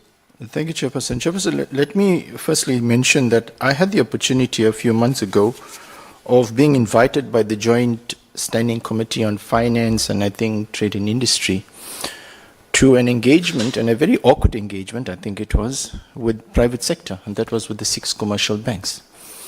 And I think the tension and the build-up was pretty much what we were experiencing here. What do we want to understand? We really want to understand how are we as different sectors benefiting and driving the transformational agenda that will benefit all South Africans. So, and after the engagement, we had awkward moments, and much like all the various players appeared here, gave us account of the great work that is being done in terms of transformation, in terms of promoting BEE. Highly commendable, and as is the efforts in the House, highly commendable. But subsequently, most of them, we exchanged numbers. And in a private chat, everybody agreed that that awkward conversation had to take place for us to take South Africa forward. That we needed to have an awkwardness. We had to get comfortable being uncomfortable for us to see progress in this country. And those are my opening sentiments. This was initially, there was a lot of resistance, and you alluded to earlier, I think it was liquid. And again, backing this awkwardness. And we have to, as South Africans in this administration, understand that this portfolio committee is here to advance the transformational agenda that will benefit all our people. And against that backdrop, as you rightly pointed out, that we've gathered here, Chairperson. Chairperson, I want to start off, and every CEO, as I mentioned, complimented the spirit of the meeting and said that we must do more. And you will find, as legislation will unfold, there will be a progression in the financial sector. And the ICT sector provides a unique opportunity for transformation of our people. And hence, it is a sector that we will closely monitor during our tenure in the 7th administration. Chairperson, let me also maybe just begin by pointing out, I've made some notes here, and maybe that was my opening sentiment, and maybe for ACT, the CEO of ACT. CEO, I did take, I just found it was very unfair, CEO, Honorable Chairperson. I found it was very unfair for the ACT CEO to really throw USASA and ICASA under the bus today. ACT is brought before this portfolio committee to account. USASA gets around 1% from telcos and skills development. Maybe the question for the ACT should really be answering to us is that, has ACT made any effort to have a conversation with Yosef, to get a sense of how that funds that their members are paying to Yosef, how is it being spent, and share their ideas. This disconnect and this interoperability appears in government, and it's something we need to address.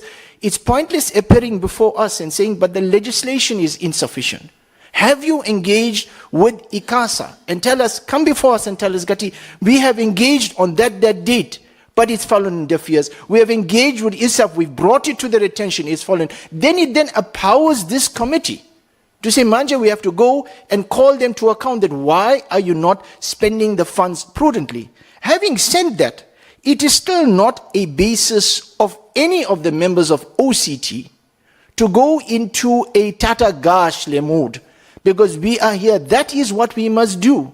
And what are we doing in terms of satisfying our universal service obligation? And satisfying universal service obligation must not be seen as a tick box exercise. It must be seen in the context of broader, broad-based black economic empowerment and driving the transformational agenda. Maybe another question for ACT would be, sorry, Chairperson, I'm just trying to get my notes in order here. Yes, for ACT is the slide on RICA that was done has not done justice, Honorable Chairperson. RICA remains a key security concern to this country, and telcos are at the front of RICAs. Honorable Chairperson, in a world without telcos, there is no RICA concerns. My question around the numbers is how many SIM cards are closed or decommissioned a month? Is there even a program monitoring ongoing concerns of RICA? And is ACT aware of some of the detrimental impacts that arise due to limitation of RICA compliance? Chairperson, a further question will be, the school coverage range is just over 50%. And that means close to half of schools in our country don't have connection. I am more interested, Chairperson, in the demographics of the schools. How many schools in rural and in peri-rural areas have connection? How have you leveraged your role as the Association of Comms and Technology to ensure that your members are not just connecting schools, but that are connecting schools that need it the most And what is the cost to connecting those schools? Are the rates reflective of the fact that billing is done on an education institution?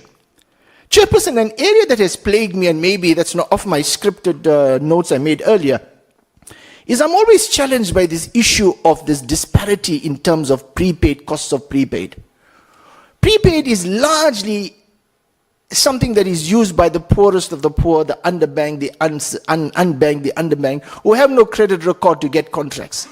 Why is it that prepaid, airtime, data, is always the poor are penalized when they purchase prepaid? It comes, inevitably it comes at a larger cost. Or maybe, better still, let's ask the question, what can we do more to reduce the cost of prepaid so that the poorest of the poor who avail that facility can really get more value for their money? And maybe adding to that, Gati Manja Indab, why is it that we always have this airtime is expiring?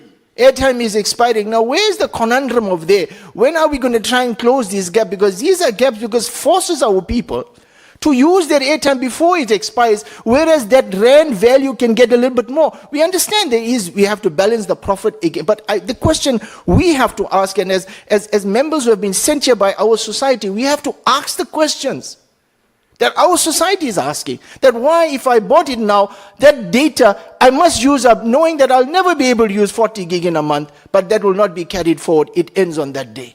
When are we going to have this awkward conversation? Because I think what we need to find out, Chairperson, and I hope this engagement will allow us that, because earlier, I asked, I'm looking for the elephant in the room. And I think for me, it's to find, Manje, who's and what is the elephant in the room that's evading us. Chairperson, you'll tell me when my time is up. I'm just about there. Okay. Maybe lastly, Chairperson, we all support AI, and we're all acutely aware of the challenges of OTT. We are engaging with ICASA to ensure that we regulate OTTs, and there is a conversation around AI. Maybe on AI, my question is, one of the challenges we face is obviously creating employment, and creating employment for young people. And we know that AI, I'm just going to be cautious how, I heard a wise man says, it is not, AI won't replace people. It might replace people who are not comfortable with AI. So maybe the question is, in your employment, because we seized with an unemployment challenge, how are you going to balance the nuance between the use of AI, for example, in the frontline customer service, where it's very easy, now we're speaking to an AI, is talking to us. That was previously was a human being. I want to ask the question, where we're going to find the balance. Thank you so much, Chairperson. Thank you very much, Honorable Subrati. Honorable Matafa. Thank you very much, Chair. Let me join the honorable members who spoke before me in appreciating the presentations. They are really assisting, and as Honorable Vilakazi indicated, it's amazing to see the work that is happening behind the scenes, especially the infrastructure investment, because from our standpoint, we always see high data cost. We agree with data must fall, but we miss the point of how much you are contributing to the economy. And especially when it speaks to issues of social upliftment, we really appreciate the work. Chair, secondly, in appreciation is to see the presentations are aligned to the country's national interest as far as the sector is concerned. I think everyone who spoke referred to the NDP and how they want to contribute to that particular point. Because of the limited time, Chair, I'm going to ask directed questions so that I can put in as many as possible. To act, MTN spoke about it, I think Vodacom spoke about it, the unfair licensing regime for new entrants compared to those that are in the space. What would you advise? As far as the minister is concerned, he has issued policy directives. There's engagement in that space. Even if you say, no, we are not responding today, we'll participate there, I'm quite comfortable, as long as you will participate. But I'll be interested to hear what is it that you will advise. We agree with ACT that probably we need a holistic legislation overhaul instead of going piecemeal. And this is a issue that we have raised with the minister when he was here with us. MTN, you spoke about measures that you are undertaking to ensure price reduction and access, but you did not speak on what measures are those. Vodacom did touch on that. Can you speak more on that, please, in terms of what are those particular measures that you are speaking to? You also mentioned the lack of support in various areas as you want to intervene, especially as far as social obligations are concerned. What stakeholders are you using or relying on to have maximum reach as far as local communities are concerned, particularly in the far-flung areas of the country? Chair, on Vodacom, I want to maybe start with a controversial question. We know that there is foreign ownership in your company. How does this align to local issues as far as socio-economic conditions are concerned? And you can speak to procurement, issues of social empowerment, and especially redistribution of your profit. We appreciate what you're contributing to the GDP, but I think there would be certain challenges based on your ownership or part ownership. So can you please speak to that? Telkom complains about market penetration, and we see Vodacom and MTN being the giants that are closing the door. However, in your presentation, Vodacom, you speak about collaboration. Is it something that you are aspiring to, or is it something that you have already initiated to speak either to the sector or to speak to ACT to assist that particular process? Because I think with you accounting for over 72% of the market, there's still an opportunity that in the infrastructure layout you are speaking about, you can allow other players, and maybe Telkom can benefit in that regard. On vandalism, I'm putting this to all that spoke because you touched on it. MTN spoke about introduction of AI. What is Vodacom doing? Because you raised this as a cost driver and a hindrance to lowering costs because it affects your cost in terms of replacing what has been stolen, repairing what has been damaged. Are this that is being stolen, in short, is there security that you are putting around the infrastructure? How far is your intelligence to try to identify the market to which these things that are stolen end up so that you are able to assist maybe the police in dealing with this particular issue? I apologize, Chair, if I'm too detailed on that question. Rain, I'm a client. I'm a client. When it gets cloudy, the network goes. It's a problem. And I think sitting here, Rain is privileged to be with Vodacom and MTN because we experienced some time back a call drop problem. But there was a concerted effort from the two to resolve this issue. When I'll be on a call, it drops, I'll immediately get a message to say, are you experiencing a call drop? If yes, please call this number and identify that location. And in all the instances where I phoned whoever that I'm using, I'm not going to disclose, those particular areas where I experience call drops when I'm on the call have been cleared. So maybe Rain can try something like that to identify areas where there is a lot of calls on connection that is lost and see how you can leverage on technology to ensure that you are able to move or to improve the situation.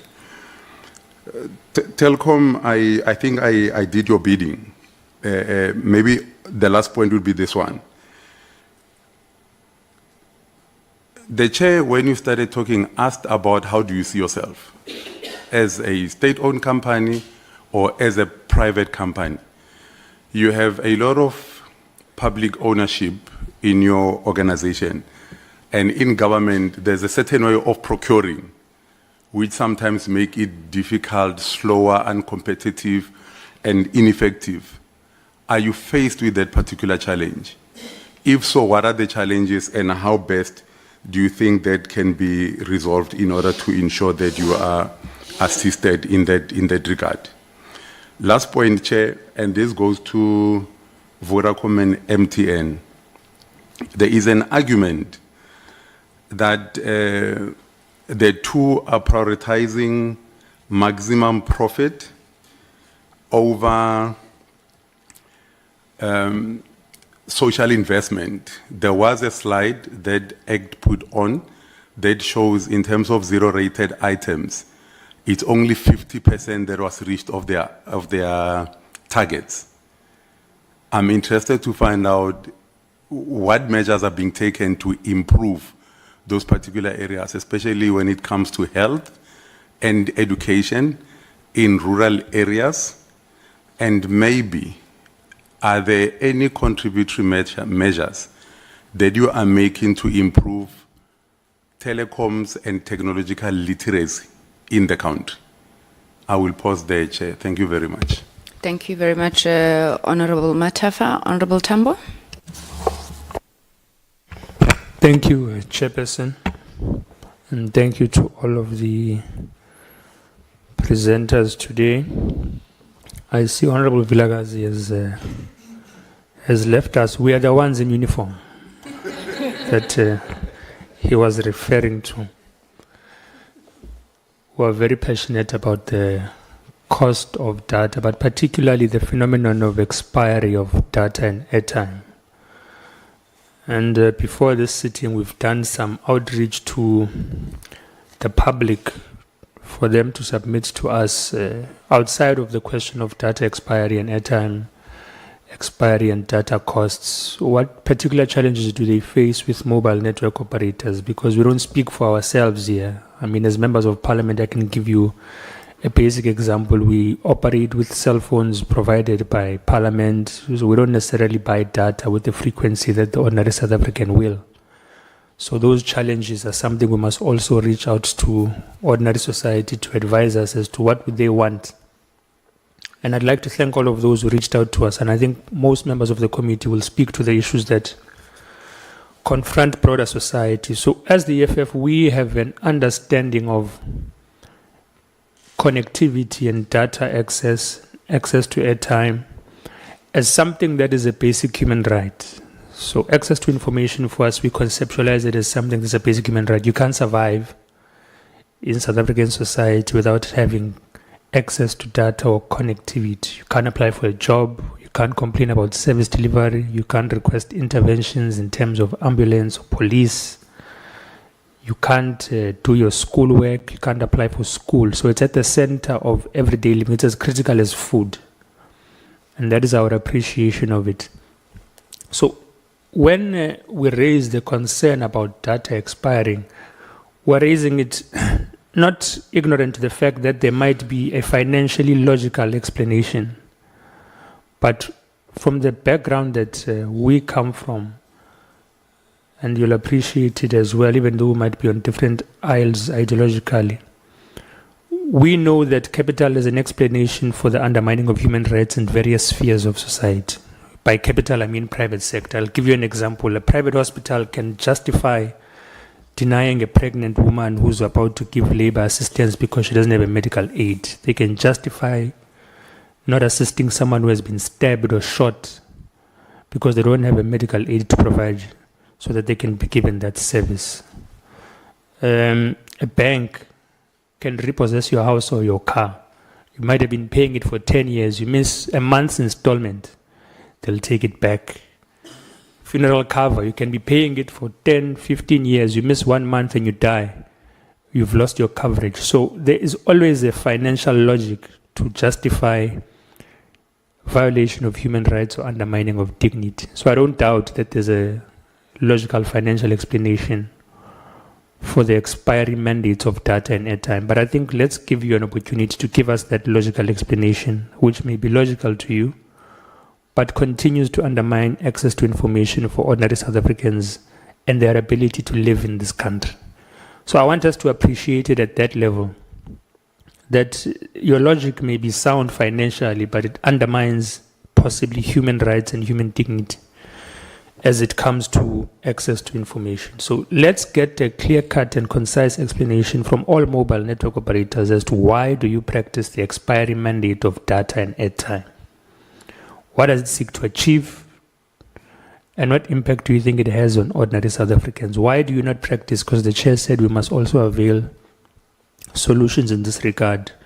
Longer rollover periods that do not require the user to be the one who applies for the rollover of the data, but automatically they roll over if you say for 3 to 6 months, because it becomes extremely exploitative in the manner that it exists in now, that a person buys data that lasts them 24 hours, 7 hours, a week or a month, because they feel like this is a product that they have purchased. We made a very layman example about perishable goods when we started this debate, so I'm interested in that.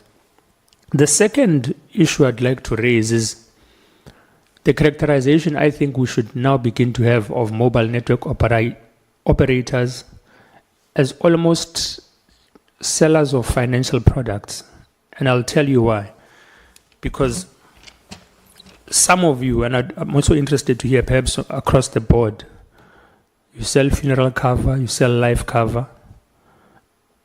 And I'm interested as to how does that impact on your profit margins? How does that exist alongside your provision of services of mobile connectivity or internet connectivity? Because mobile network operators are almost adopting a parallel model of operating like banks or insurers in this evolving telecommunication space. So I'm curious as to all of you, Vodacom, Cell C, MTN, Rain, offer these financial products. How do they contribute to your profit margins? And what is your motivation to basically enter into that terrain as well? I mean, even the question, I'm interested on the profitability of products such as the caller tune phenomenon. Like, how do you do your scaling or modeling of financial profit there as well? Do artists get dividends from you utilizing that product? How much are those dividends? Do they feel represented in that space?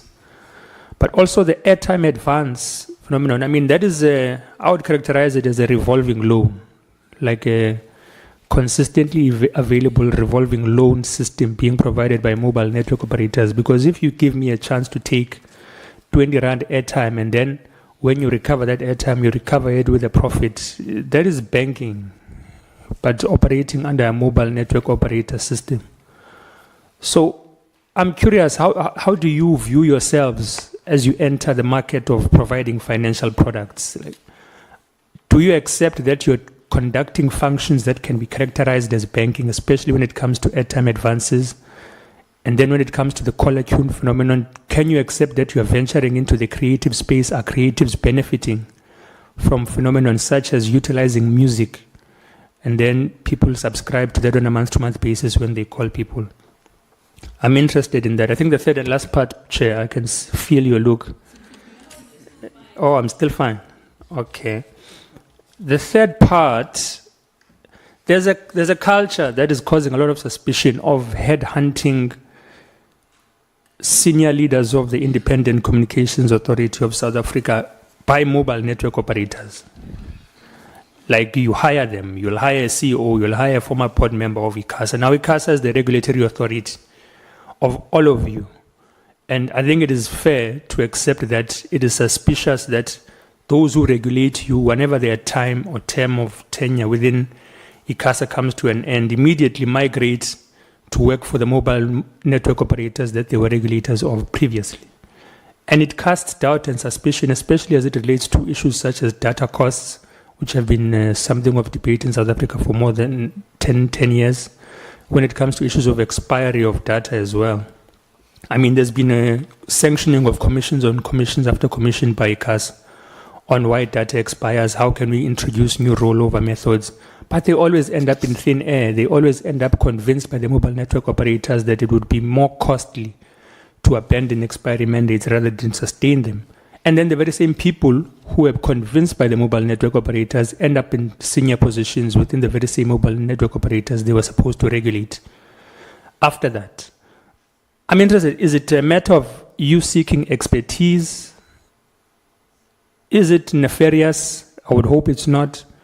But why is there seemingly an effort to recruit former regulators by mobile network operators? I mean, for example, the MTN group appointed Willington Gwebe as the chief of staff, who served as the CEO of ICASA for 5 years. Why? What expertise does the regulator bring to mobile network operators? Vodacom did the same thing with a board member, if I'm not mistaken. Yeah, a guy called Andrew Matsik worked for ICASA Council and then ended up at Vodacom. So I'm not saying you are engaged in time. And back at ICASA. Yeah, I'm not saying you're engaged in some form of insider trading or something, but it's a curious phenomenon that I'm interested in understanding. Is there some certain expertise a former regulator brings to a mobile network operator that is motivating you to pursue them? Or should we be concerned that there are incentives of employment post-regulating for regulators which will undermine the consumer rights of South Africans as well?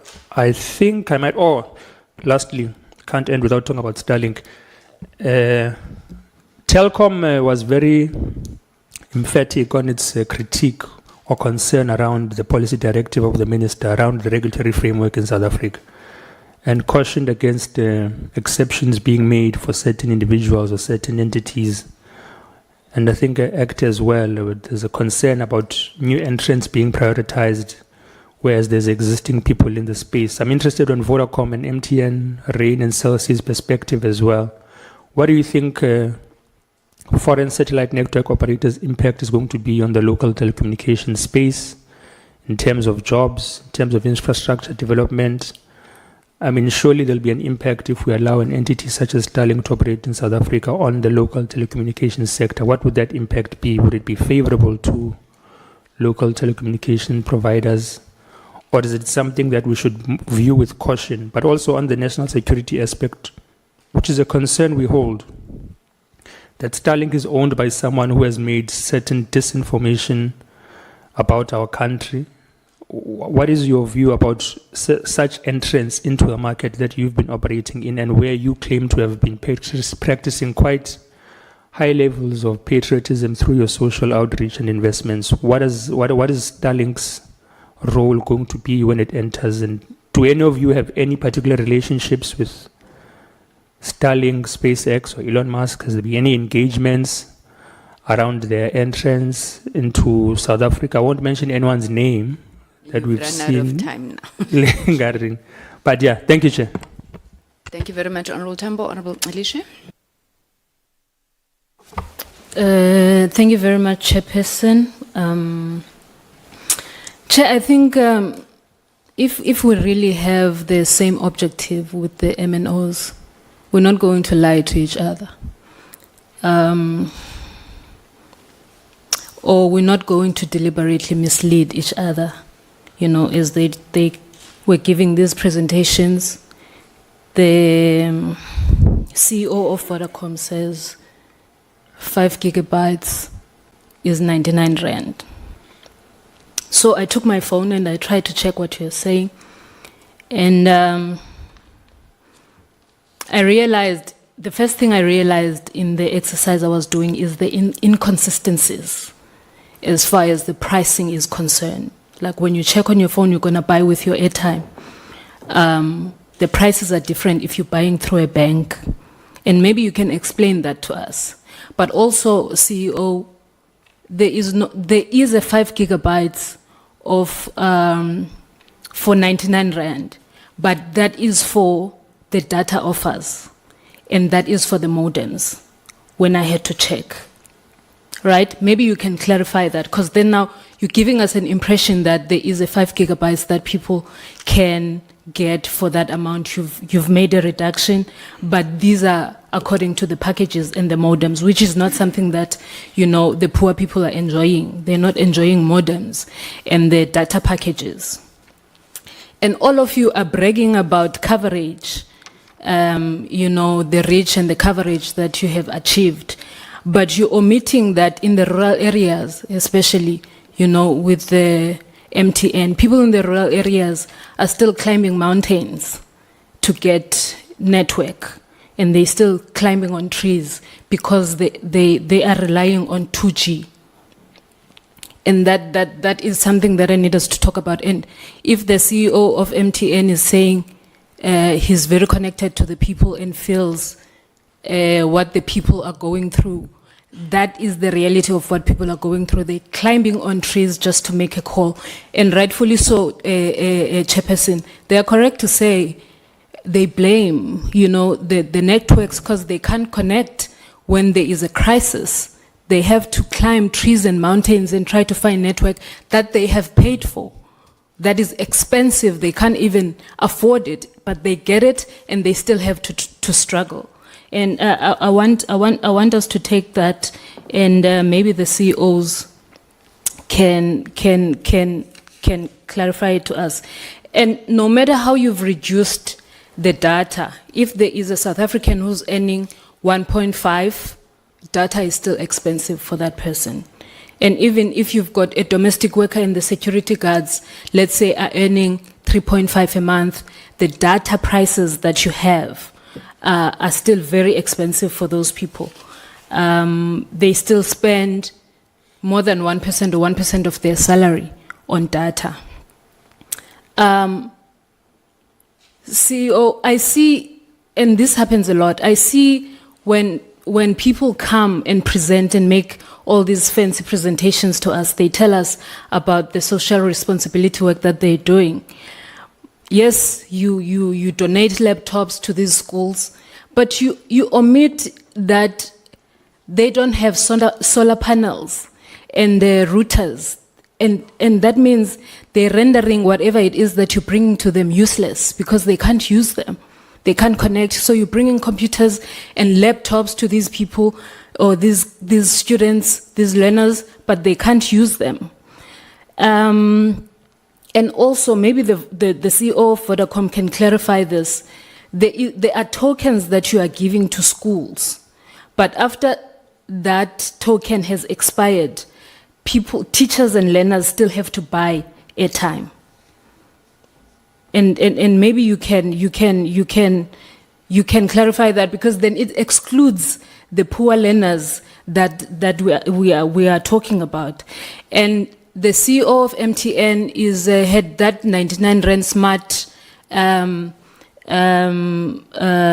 phone that he was presenting it to us, but he omits the fact that there needs to be a 70 Rand airtime lock-in in that package, and people are actually getting blacklisted because this is a contract that they can't, when they miss a payment, they get blacklisted because that is a contract that they can't afford. So these are the details that we need when you come here and tell us about these things. You can't omit such information that data is still very unaffordable for an ordinary South African.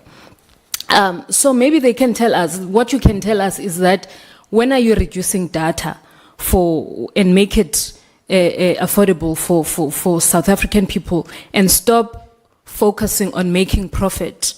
And maybe they can tell us, Chair, if they're making profits on this expired data. Why are you so obsessed with expiration of data that a person has paid for? Maybe you can clarify that to us and tell us if maybe you are making profit. Another one, Chair, is maybe they can tell us, why haven't you implemented the free data for grant recipients and students and unemployed youth? What is hindering you from doing that? Because you know that, like Komisa had said here next to me, that this is not luxury. It's something that our people need. It's no longer luxury, and I think we learned that from COVID-19, that having data has become a necessity. It's a basic need. Maybe another one, Chair, Vodacom. We have it on good authority that you are selling customers' information to third parties, and this is something that is talked about. Do you make profit? How much are you getting from selling our information. Maybe you can tell us why shouldn't we charge you for theft, because that is not something that you should be doing. And I think, the Chair, when you were saying maybe we should also come up with solutions, the chairperson of association did mention that the licenses are expiring soon. Maybe they can tell us why should their licenses be renewed if they are not they are not agreeing to these to making free data provisions. Why should you your licenses be renewed if you're not committing to the free data and these things of the expiration of data?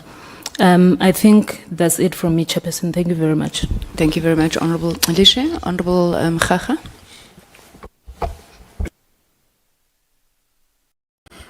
Thanks, Honourable Chair, honourable members, all officials in this platform. Good afternoon. Firstly, Chair, in my own language, just to extend a message of condolence to the people of the Eastern Cape. Lele izolo engu-49, today sivuka engu-78. And i-lifesavers sabakhupha sabakhala kula magobhe. The number is increasing.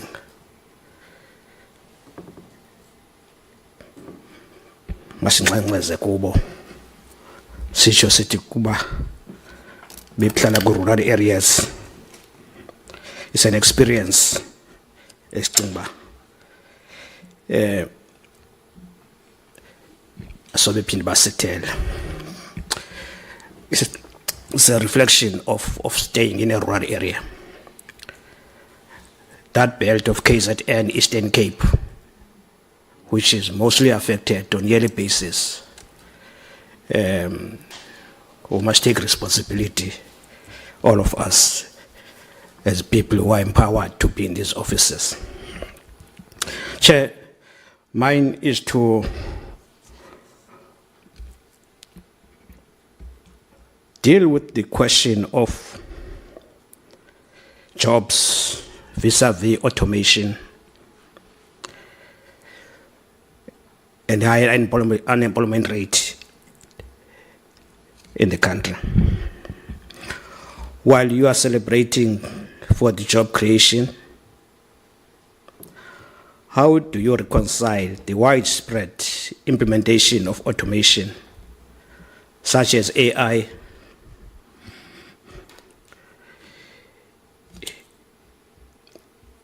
in customer?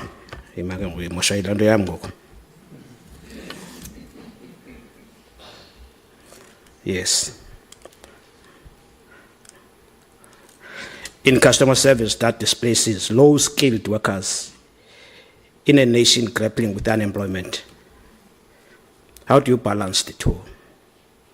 That we continue with this development, automation, but on the other side, there are workers who have got responsibilities. How do we then balance the two? The next question, your licenses impose essential social responsibilities to you.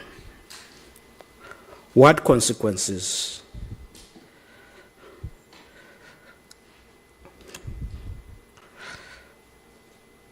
your licenses impose essential social responsibilities, such as ensuring universal access. Audit have revealed deficiencies. What consequences should be enforced for failing to comply? What do you do in the event that there is non-compliance? In your own words, do you consider yourselves to be compliant with your social obligations? And do you believe that you are doing enough to change the current social discourse of South Africa? Are you convinced that the role you are playing in different entities is actually making an impact to an ordinary person in the street?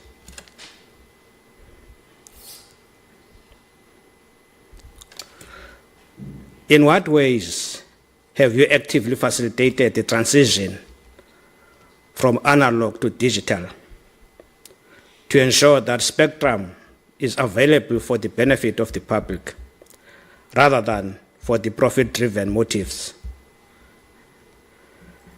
There's this discussion and the process that seems to be dragging the transition from analog to digital.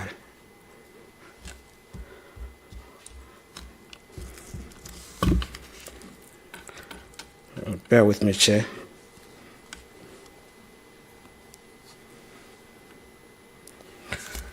Now,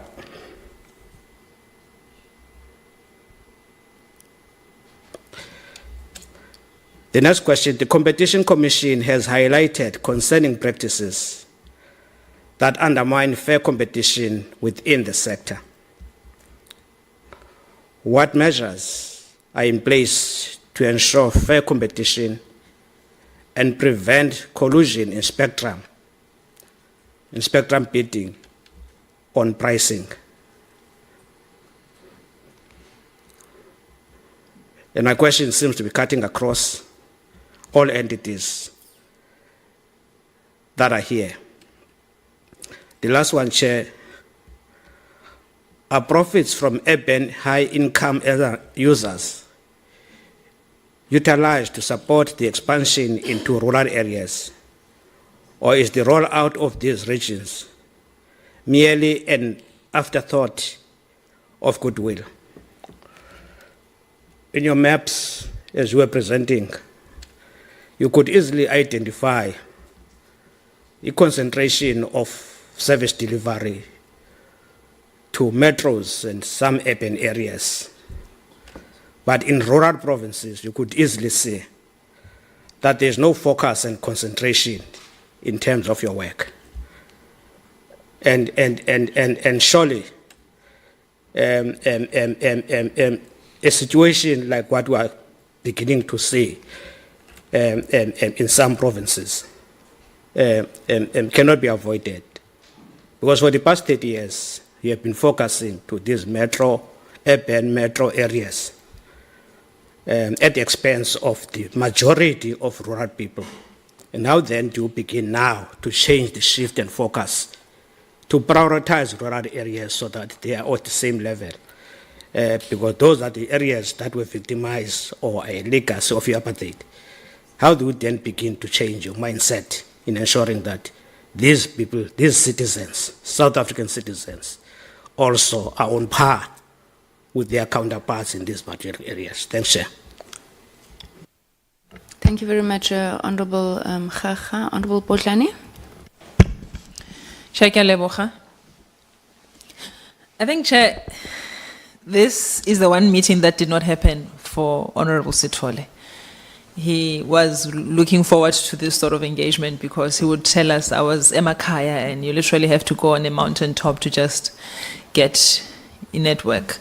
So yeah, may his soul continue to rest in peace. Chair, I think to thank you for this meeting and to say we must find ways to formalize future engagements with this sector of communications, and even if it's maybe twice a year, because these are the people that I think fall through the cracks, and this has really been informative. So we do not treat you as the other, but as colleagues have spoken as to how important you are in the building of this society. Perhaps a blanket question to all the organizations represented. Why do you make it so difficult for customers to exit from their contracts?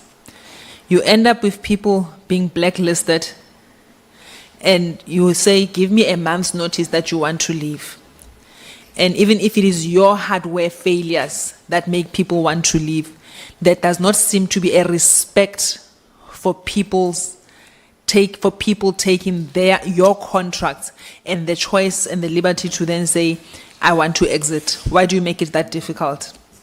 And Honorable Tambo has spoken to the issue of the data cost. What is the science behind it? Is it really purely on an economic, a business sense that you take people and they invest in buying data, and at the end of it you say, oopsie, it has expired? Is there a science to it, or is it just purely for your financial gains?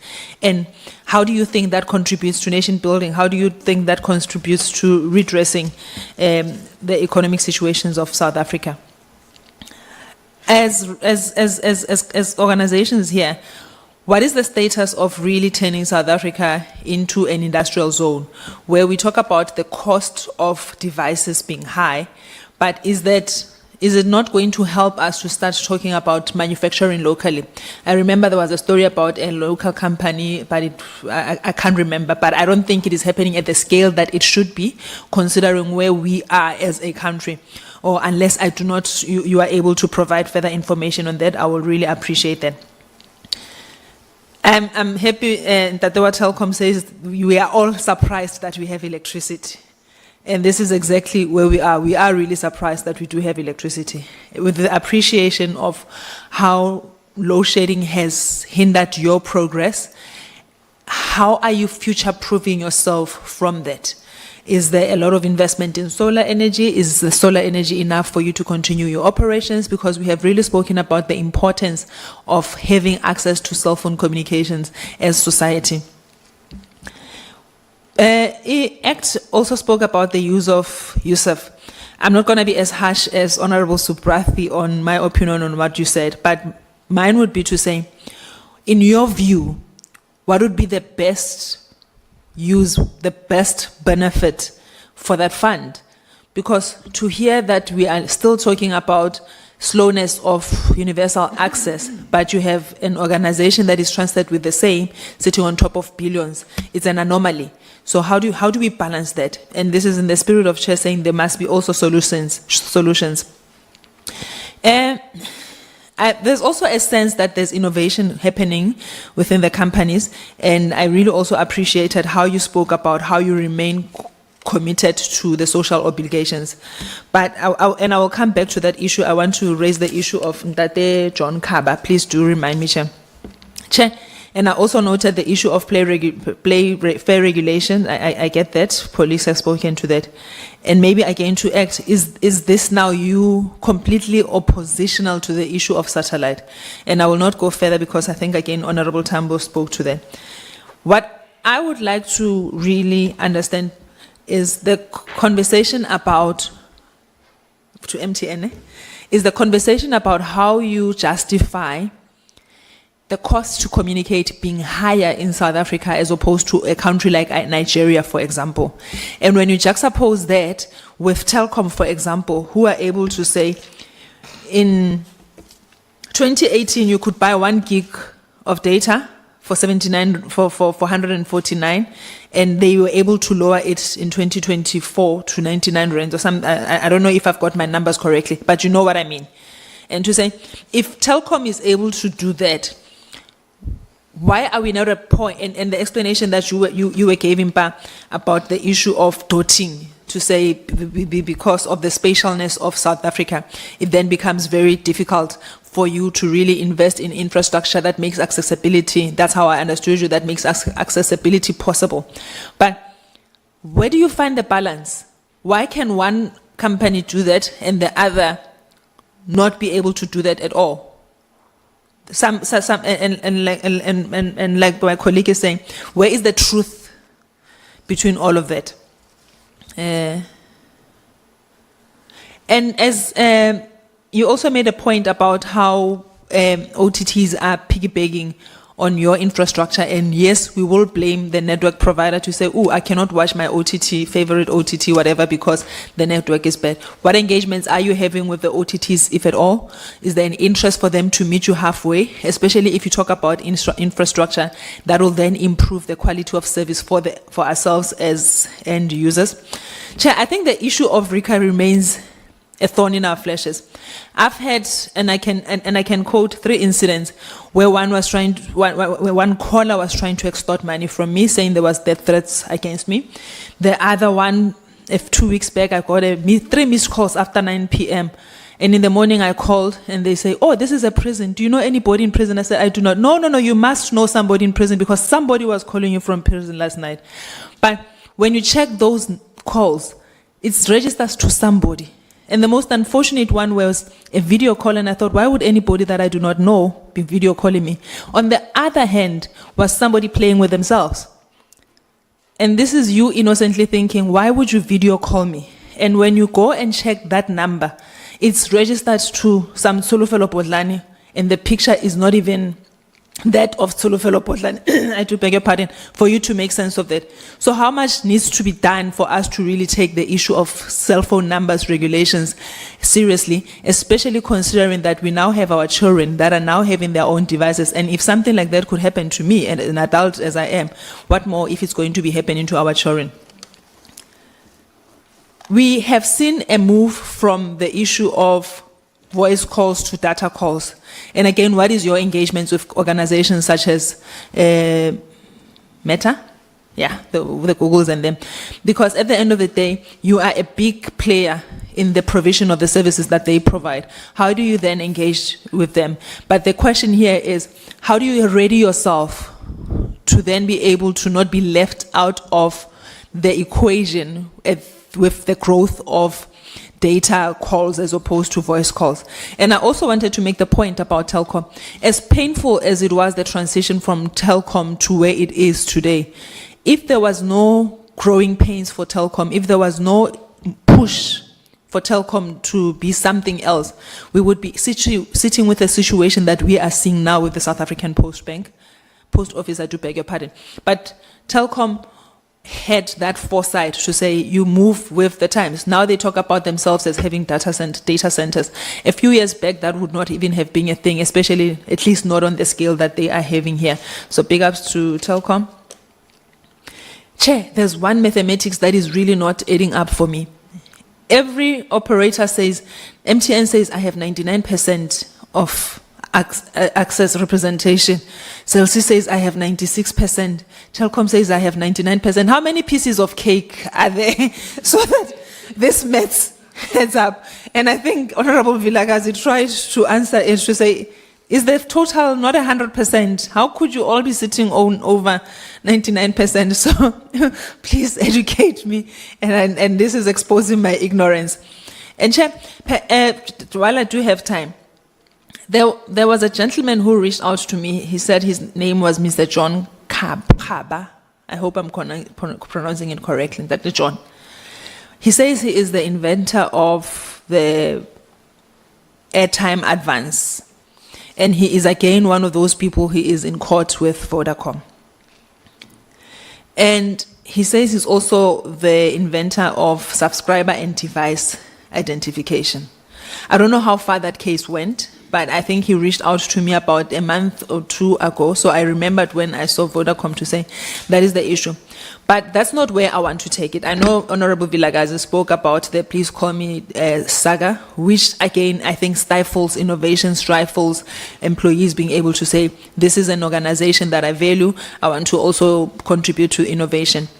But he says, and he was saying I was misled in the previous meeting when I spoke about the recycling of devices. Because we talk about bringing in devices, but the conversation never gets to say, how do we then dispose of devices?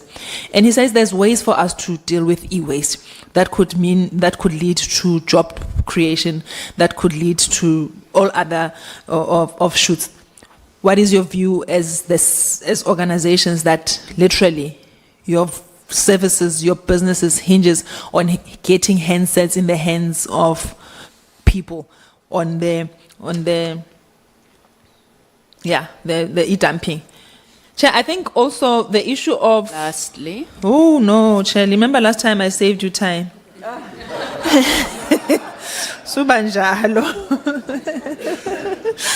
The problem is that I'm trying not to put on my glasses. Now I'm looking at my paper like that. And I was saying to Vilakazi, I'm writing, but halfway I will not be able to see my handwriting. But I think we have spoken a lot about social obligations, but and I appreciate all of you saying this is something that you do from the goodness of your heart. It did not need to be something that is regulated, that is required of yourselves. But there's also a feeling that you are not happy with how social obligations happen. In your world, what would be the perfect way for you to be able to say, this is what we give back, so that we also understand as we engage with yourselves, that it's not a matter of painting 3 creches and building 2 schools. And by when you come back, those investments, as it were, have been vandalized, and then it's a waste of money. In your world, what would be the perfect way for you to say, this is how we give back? Ke a leboga. Thank you very much, Honorable Bodlane. Honorable Makubele. Thank you very much, Chairperson. Perhaps let me also start by joining my colleagues in expressing our sincere condolences to the families in Eastern Cape, and our thoughts and our prayers are with them, to yourself, Chairperson, and your family. We pray for your strength and grace in this time, and we continue to honor the memory and the contribution of Honorable Stole. Thank you for the opportunity, Chair, and thank you for the presentations. Today, of course, we came to assess the compliance of USOs and the alignment of the operators with the ECA and all the acts that govern our telecommunications industry. And as members of this portfolio committee, and myself and my colleague coming from MK Party, we are really guided by the values and the principles of total and complete freedom, politically, economically, socially, spatially, culturally, and in knowledge and ideology. And it's important that we emphasize, as I'm going to start my presentation, that we stand by equitable access to resources and services, especially for the marginalized community, because that's where our constituencies are. And we don't view the USOs, as my colleague said, as a obligatory forced issue on operators. We really think this should move beyond that obligation of technical compliance. It should move towards a moral obligation, where all of us in our patriotic hearts, if we're truly South Africans, we should search ourselves deeply and see whether in our respective spaces are we impacting the lives of our people, especially in underserviced areas, with the stewardship that you have been given, whether it's through Vodacom, through MTN, through Rain, through any other, through Telkom. If you are to be really honest with yourself, have you impacted the lives of those that are less vulnerable, that really need the services that you offer? Beyond this burden of compliance, it's good we see the presentation of the operators, and all of them, they seem to want to align to the broader goals of the national development plans. The radical economic transformation is a question mark. But from where we are sitting, we've got a disconnect with the presentation and with our lived and experienced reality on the ground. And that's a fact. You see, every time you watch CNN, for instance, and you see Nigerian banks advertising on CNN, South Africans are not there. You see telecommunications from Africa advertising on CNN. You look around, perhaps now and then you can see MTN popping up, but largely South Africans are not there. And then you take somebody like Dangote as an example, maybe to a certain extent like our MTN. who was powered by the policies and the laws of their own country. The governments of Nigeria throughout the years have ensured that somebody like Dangote can rise from the ashes, become a game changer in the global markets, compete with the best that there is internationally, and become a household name that can be celebrated, and the people of Nigeria can resonate with him, associate with him, because he looks like them, he sounds like them, yet he sits in the echelons of market success, as it were. And you look at that individual and the type of CSI and corporate social responsibilities that he undertakes. In his reported books, over $4 billion that has been spent in various programs. This is not forced by government or by laws or by regulations upon him as an individual. Healthcare, infrastructure, telecommunications, is building schools, roads, water and sanitation. And that's because he understands that the country where he resides has so generously offered him opportunities and laws that enabled him to rise, protections that enabled him to compete and be able to compete at that global level. And he has reciprocated that generosity of his country, by plowing back in a manner that is commendable by any standard. Now, we live in a country that has enabled CEOs of operators like yourself sitting here. I looked at the MTN CEO, group CEO, who earns 80 million rands per annum. He can literally pay our MKP caucus, all 58 of us per annum, including our staff. And if you use the multiplier effect, we've got maybe about 10, 15 staff with us. Let's say we are 65 times 10. You can feed in a year 650 people that all 58 of us we contribute to annually. That's significant. And then this country of ours has made it possible that some of you sitting here, even the MTN CEO in South Africa, the amount of money that is reported here, significant. I look at the CEO of Vodacom, another 70 million rand per annum, very significant. Where do you derive this money? It's at the back of those marginalized people, those that queue for grants every month, some of them 350 SRDs. The question that we are trying to answer today is, how do we do justice to this poor, to this vulnerable? We're not asking for much that it is outside of your operations of what you do.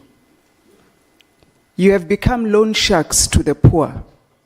Instead of cutting data costs, you are now advancing it, loaning them. Because they have to communicate. There's no other way. There is no other system that they can use to stay in touch, connect with hospitals, connect with loved ones. They must use these networks. This country has so generously provided you spectrum, infrastructure, and any other resources that you need, and a market that most of you have bounced from, MTN, Vodacom, and now you are international companies to be spoken of. But it all started here. 1994, 1993, some of you started to operate. We only have 24,000 schools in South Africa. 24,000 schools. And all of you are coming here to tick boxes. You are straining hair. You are trying to fit this wool through a thin needle, trying to tell us how you have not been able to achieve collectively just to connect 24,000 schools. MTN, you reported profits of over 200 billion last year. Vodacom, I'm trying to get to Vodacom. Also staggering profits. I think it was almost 40 billion, if I'm not mistaken. Rain, about 2.5 billion. Telkom, your profits rose by almost 33%. You're sitting at some billions. You see, I hate to use this thing. I like to print my stuff so it doesn't jump around.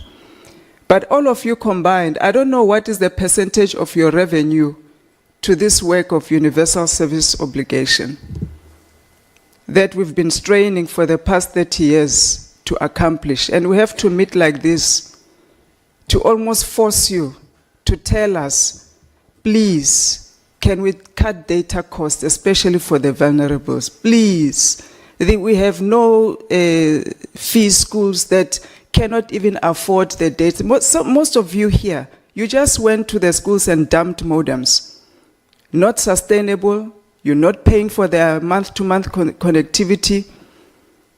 You have not even been back to see whether it's meaningful, universal access that you have provided, or it's just a dump of a modem so that we can come here and report, yes, we have connected 2,000 schools, we have 1,000 more to go.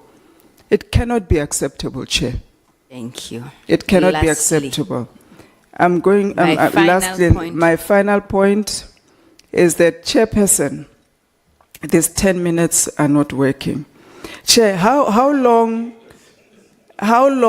this is the key question, how long do these operators sitting here, how long do they think the people in the townships, in the rural areas have to wait for this promised universal services obligations to be fulfilled, for data to be cut down? How long will they have to pay for the price of corporate greed? Because you can't stop paying yourselves, you can't stop increasing your bonuses that you make at the back of these communities. But without prioritizing these gooses that are laying your golden eggs, how long can we sustain this before there's a revolt in our communities and our constituencies? Because there is no moral obligation and no gratitude for what this country has offered these operators. Thank you, Chair. Thank you very much, Honorable Makwela. Honorable Shongwe. Thank you, Chair. Sanbonan Futhi. Chair, data la Sorry, bazala. Honorable, last time ula ukhulume ngama necklace ne nama petrol. Ngiyakhumbuza. No necklace, no petrol today. Please. Thank you, Honorable Shonga. You may proceed. See, Chair. See. I got a formal complaint about necklace and petrol. You may proceed, Honorable Shonga. Fiscal framework where we No, sir. Or necklace data, Chair. Oh, okay. No, Chair. Angixolisele kakhulu kodwa ngiyayixolisela. But Chair, I had a lot of questions engizibhalela phansi. Now, CEO of MTN made me change all these questions and stick to what is important, because he spoke kamnandi as umuntu okhulele ekhaya. When he says he's one of those people who come from emakhaya, and he spoke of isimilo sakhe nokuyigqaja kwakhe ngekhaya lakhe. So, Chair, at one stage Vodacom was visible in my township through choirs, Zamazayoni, clap and tap, sport and everything. MTN followed suit at certain time. Celsi tried. In the past 10 years, I don't know Gutibapi. I feel all these companies are now knowing Uguti Sebaku free way of just making money, profit all the way. Which begs a question from me, Uguti. Ama MNOs, what are you to the government? Are you partners? Or do you view government as a CSI project where you can just paint walls, boreholes, leave them there, give them t-shirts, leave them there, make money? Because all your profits are in billions. All your profits are in billions, and you are seriously making money now. You may hide up behind it. You can hear my salaries when serious salaries. Embarrassing, in fact, ukuthi you guys are earning so much from our people laba abahluphekayo and bayekelile kanje. Chair, I want to ask Vodacom, what's the difference between Vodacom, no Minister wethu Soli, the communication, no Elon Musk? Do they share something yokungahloniphi umthetho wase South Africa na? Because uMinister uzamile ukuvulela Elon Musk through kususa BE. Vodacom has been sitting nomuntu omnyama, Chair. Isikhathi eside ayekhotha phinda abuye ayekhotha phinda abuye abafuni ukumkhokhela imali yakhe yento ayicreate yena. Vodacom, why are you doing this to a black person? You see, Chair, umkhonto wesizwe comes with into ethi we must do away with these Roman laws. Specifically, it's for this reason that these Roman Dutch laws are destroying our people. You can't be going to court and what is this word? Appeal. If this country can go back to Amakos, this nonsense wouldn't be happening. That guy tried on this thing the case right now he's getting old. Are you waiting for him to die before you say something or do something? Chair, we are failing Chinedu government, failing in South Africa, ngalama MNOs. You, Chair, sitting there, have been trying to get these MNOs to come here. Since I started this parliament, you've been trying to get them to come here. These people are ruling us. So I don't understand. I want to know, that's my question, Guti. Ningobani nina, who are you between nina and the government? Are you partners? Or nisbona as CSI projects? So nisiphenje ama giveaways isihlale lapha eceleni. That is very, very wrong. Number two, what I want to know, Chair, is that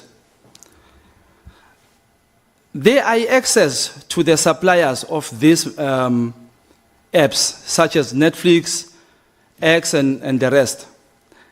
If I don't have a phone and have a SIM card that is Telkom, Cell C, MTN, and all the rest, I wouldn't have access to those apps if I'm not at home. What are you doing to help us, Sibuyisi Smile, South Africa, when you ask Elon Musk law, and nimbonayo nganandaba ne South Africa? Efaki phone engaka emaphone, what have you done with that much access to porn? Anybody can just access it, as simple as that. What have you done? Because you are the door to this everything here. When I'm coming from townships or Emakaya, I don't see Uguti Netflix is coming from Netflix. I see Netflix coming from Cell C and MTN or whatever, because my phone is that network. So I need us Uguti Sibuyisi Smile, and also remind you, Uguti, government like South Africa must take charge. And you must follow suit in protecting our country. No good to carelessly so it's very, very bad in Tenenza. We find ourselves, CEO, where at some stage my number was given to somebody borrowing money through my number. But when you go to a township, you can buy a SIM card from Spaza shop and get it recorded there. And recording is the most important thing. The most important, if we can check. But how can it be if it's the key of this cyber security, but you can get it to Abu, my friend, and easily record that card for R5? Why are you doing that to South African guys? Why are you MNOs no longer caring about South Africa? What is your return of investment, manje, as we speak? Asanbone malokishini, asanbone emakhaya. Go to emakhaya where usisibhodlane ekhuluma ngendaba kababusithole. You go to most of those freeways, you'll find girls sitting on top of those side of the road, those silver things. They are there because of network. After school until late. It can't be good to 2025, so many years, guys, you can't fix network problem in Makaya. Guys, you are seriously neglecting about South Africa and So I need you guys to help us in that situation. Uguti, let's take charge and care for our people. Rain came in very expensive, and they've forever been expensive. They say they have CSI projects. Where? Are you doing these things, guys, just to pass the buck? Who can have access to you guys and where and how? Che kunama choir wamaZion. Those choirs, per choir has a minimum of 40 young children, young boys and girls. And every Saturday, I can tell you, clap and tap, amaZion, every Saturday, they are somewhere in a hall singing. That thing helps to eliminate crime. These MNOs are not there to help them at all, Chair. They're just sitting here making billions. And the Chair, I'm going to say this, let it be we are called or corrupt or whatever, taking advantage, I don't care anymore. What we want is services to our people. Can you guys open doors for us? I'm bringing Lwabantwana Laba to you guys. Can I have appointment into your offices? Because they can't write proposals. They can't get access to you. They can't speak the language you want them to speak. And immediately they have a middleman in between. That person eats the money because he understands these processes. So I ask that you open your doors for those children. Crime is huge, guys. You should be playing a very huge role in eliminating crime in South Africa. So we ask that you do that. But I beg, Vodacom, aniyeke le nonsense and bhataleni lo mfethu azokwazi asiphilisa. Asafuna ukuthi siqoqe into ukuthi ubuyele ecourt wenzakalani. Iyekeni leyo nto leyo. Thank you, Chair. Thank you. Thank you very much, Honorable Shongwe. Thank you, all members, for your inputs. In fact, I think it was an important way to end, Honorable Shong. To say that at the end of the day, guys, this is about people, and I think this is how we started, you know. And I think as members, we honestly don't know what to say anymore. We speak to government. As a committee, we have instituted a quarterly session with the Department of Basic Education where we seek reports on school connectivity and everybody is just passing the buck. We sit with ICASA, what is happening on quality of service? People of South Africa think it's normal that you're going to say, no, there's no network. Like it's become common parlance how we speak. And no, Mtana, call me when you get to an area with network. And it's not right because your licenses specify the mandate quality of service. And maybe that's where I should start because you asked about the licenses coming up for renewal and the fact that you need certainty. And why it was so important for us to have this meeting now is that let's not surprise each other, guys, in 3 years. We'll still be here. So let's not, I hope. But let's not surprise each other in 3 years. Let's, as a country, as a sector, agree on certain fundamentals that by the time you get to license renewal process, we all know what needs to be done, or at least share a common understanding on what needs to be done. And I suppose one of the first things that I want to say is that I'm keen to hear from you what you think that those license conditions should look like. And secondly, given the fact that you are now coming to the end of these license conditions, how honestly you believe that you've done in that regard. We're busy here fighting with Minister Malatsi for 30% BEE to be retained in the sector. I'm keen to find out from all of you what your HDI ownership is, because one of the questions that have been put to us that we find very difficult to answer is the fact that some of you as MNOs are not even in full compliance of that 30% HDI ownership. So if you could be specific, please, in terms of what those numbers look like. Then secondly, I would like to know in terms of your value chain. So right from upstream all the way to retail, what steps are you taking practically to ensure that they reflect the demographics of South Africa. Would you say, for example, that over this period that you have been in operation, you have managed to develop female, black network engineers who can run these networks? Would you say that you have managed to move from foreign owned technologies, that you're building sovereign technology with the muscle that you have, all these billions that are being talked about? Can you tell the committee to what extent are you really looking to contribute to those goals of the NDP, but also, as I'm saying, to ensure that you've really capacitated people who can run this network from a technical perspective? Connectivity coverage, that is not matching that Honorable Bodlani spoke about. My understanding of it, Honorable Bodlani, is the same issue that this committee has spoken about ad infinitum.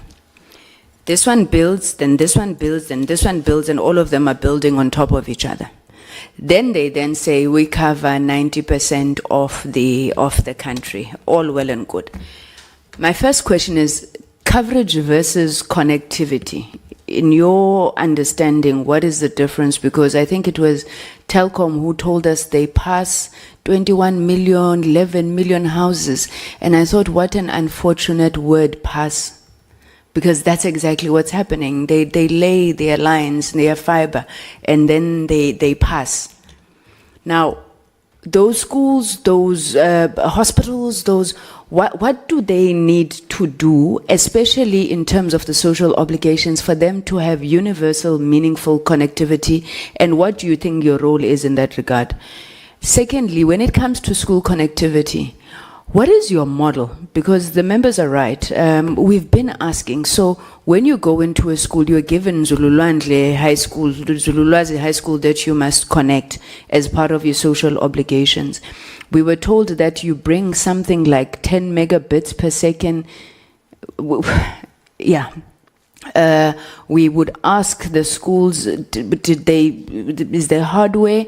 And the department says, no, the MNO says that they are not original equipment manufacturers, so they don't bring hardware. Maybe if you're lucky, they'll leave 10 tablets for a school, a whole school. So this connectivity, how do you understand it? And secondly, that which you deliver to these children, how does it differ when you're doing it under SA Connect and when you're doing it under the foundations, the many foundations that you have? Because we'll see very nice pictures of your foundations. You go to these schools, you paint, you do this, you do this. Then these other poor schools, because they are SA Connect schools, you think that they don't deserve, I don't know, perhaps the same level of attention. I got Honorable Tambo, those of us who have reached out to the people, he's still here.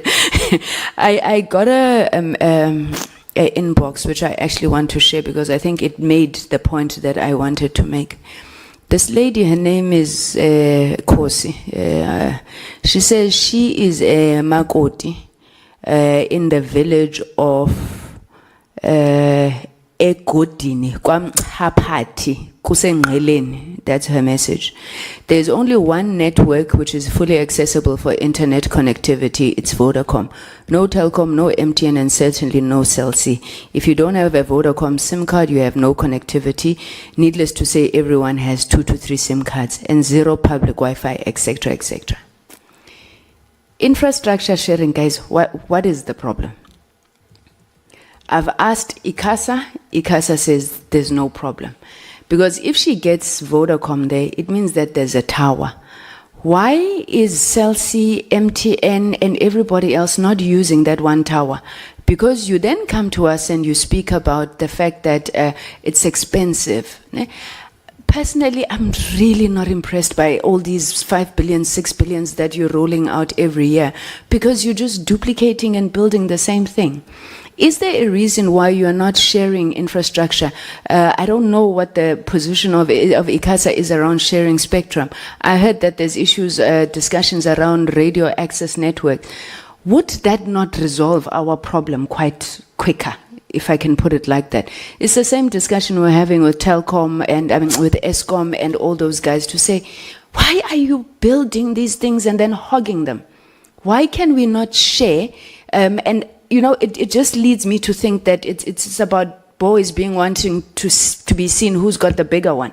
Why are we not able to just share these facilities? I am, honorable members, honestly, looking at time, so don't worry, I'm still within my 10 minutes. I promise you. This issue of data prices. There's been discussions that have been happening in the industry around market consolidation, where I think you are making the point that you believe that there's not enough space, and many of you are looking to merge and come into some sort of arrangements. What would be your view if government, say, was to appreciate the idea of market consolidation in exchange for the regulation of prices? Because I don't understand how Telkom moves from 99 Rand, I think it was Telkom or Cell C, to 79 Rand after the market inquiry. You tell us about, when they released Spectrum, our prices went down. Yeah, it just happened to be the same time of the market inquiry. But you were moving from 149, Vodacom and MTN. Telkom moved from 99. Now, if you can make a huge drop from 149 Rand to 89 Rand, everybody is going to ask how you did that, except for the fact that there was a lot of fat to cut. Please tell me that that is not the case. I won't speak on the issues of RICA. I won't speak on, there's many issues. I mean, there's a lot of issues that we wanted to raise, but perhaps some of them we can write to you. My final question is, would any of you have an objection to us seeking independent verification of these figures that you're giving here, especially with regards to auditing, some of the claims that are made, not because we don't believe them, but because South Africans don't believe them. People don't have jobs. People are struggling to get into business. And then they ask, who are these people? Who are these 221,000 people that have been supported over a year? So I'm keen to see how we could take such a process forward. Thank you once again, honorable members, for your engagement. Can I do same order or reverse order this time? Somebody said they wanted to be third. Same order. You may start. Who's starting? Mr. Molapisi, over to you. Chair and members, thank you.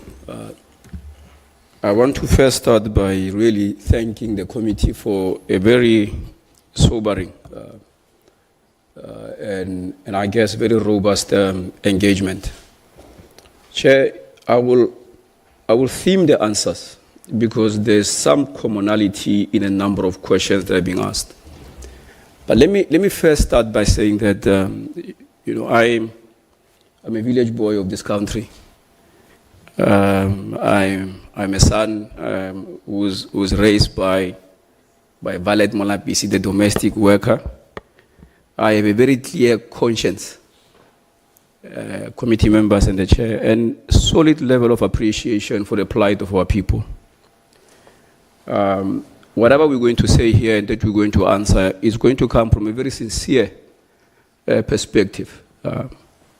We have no interest and any benefit in misleading the committee and saying the things that we are not capable of doing or we have not done. But I want to say that we hear you.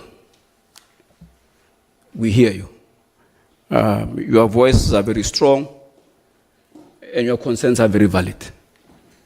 And truly, some of the things that you are mentioning, you are not wrong.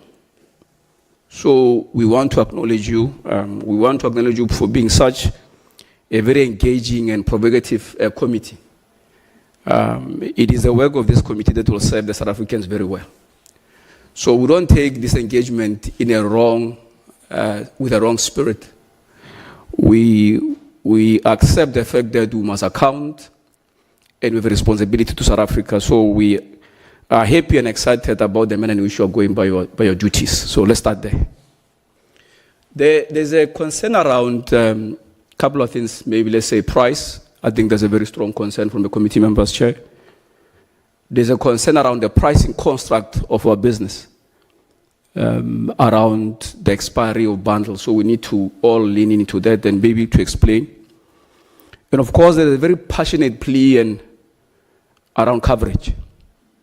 And there's also a very strong concern around the service obligations. Those are what I'm taking largely as a theme. There are individual questions that I'll attend to, but I want to answer them in themes because there are some that are common across different committee members. We received spectrum in this country in 2022. MTN spent 5.2 billion rands on the spectrum cost. And Chair, I will say that we are practically about 10 years late in the allocation of spectrum in our country. That 10-year late was punishing to us in terms of cost, but in essence was also punishing to South Africans in terms of the access to broadband infrastructure. We are now hard at work as MNOs. We're implementing the 5G spectrum, 3500, 2600, 800. It will take us a little bit of time to finalize the implementation, but we're making progress. We have reduced our prices. We mentioned earlier on about 46% price reduction of the 1 gig bundle. And Chair, you are quite rightly asking, if you're sitting on 149, how come you're able to accommodate 149 to 99? I will, however, Chair, in a way, request the committee to also, as we do the analysis and look at the study of global MNOs. And I think what you will find when you do a proper analysis of global MNOs, you will find that the return on invested capital across all MNOs in the world has declined. That the return on capital that we borrow has declined, and many of us are not able to meet the profitability to actually pay the loans that we get from the banks. So in science, in financial terms, we'll say our ROIC is close to WACC or below WACC. It is a global problem. That's why you see the markets in Europe are consolidating.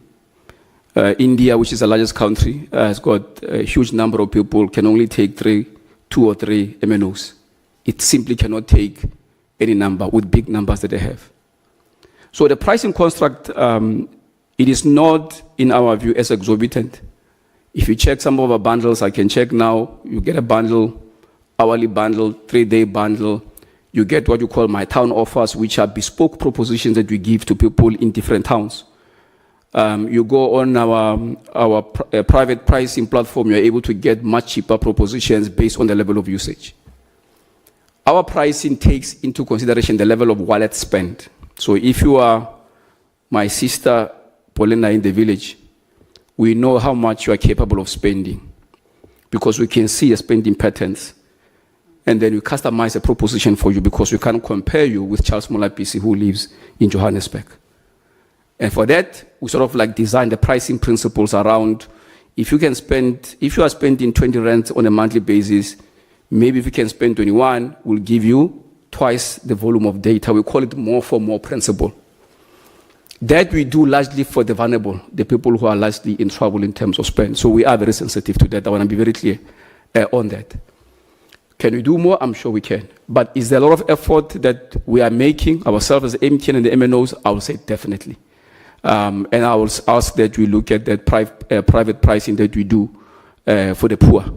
We are very careful in terms of how we price to make sure that the vulnerable get favorable bundles and more for more principle. The data expiry one, it just makes me think on, just to maybe highlight to the committee that the network is a finite resource. So the network does not exist in infinity, it's finite. So when you price for the network as a matter of principle, you need to price with the resource allocation in mind. So when I price and I create demand on my network, how much of the demand can I be able to sustain and can I be able to support? So for instance, if you were to say, I come to Parliament, there's a parking lot, there's a bay there, I pay for it. And then you say to Parliament, I'm going to be back here next year in March And my parking bay must always be open for me, because when I decide to use it one day at night, during the day, in the morning, on a Sunday, next week, next month, I must find my bay available. Here's what will happen to Parliament. To allocate that, they're going to have to create and build more parking bays. Because everybody who decides to come back later to access what they paid for will have to find that facility available. So when we do this, it is never to mislead. It is only because we say 7-day bundle, 3-day bundle, 1-hour bundle. We're giving it to you because we look at the resource on our network to say, for this volume of usage, we can afford to allocate the following resources because we don't have an overextended envelope in terms of capital expenditure. So it's really a construct that was never really meant to mislead. It is confusing, yes. Can the consumer sometimes find annoying? Correct. But when you apply the principle of resource allocation and you understand that Parliament cannot leave the parking base to one individual who will come back in the next 12 months and they must find available. If you buy a ticket to Mthatha, you can't say I'm going to use it again in December next year.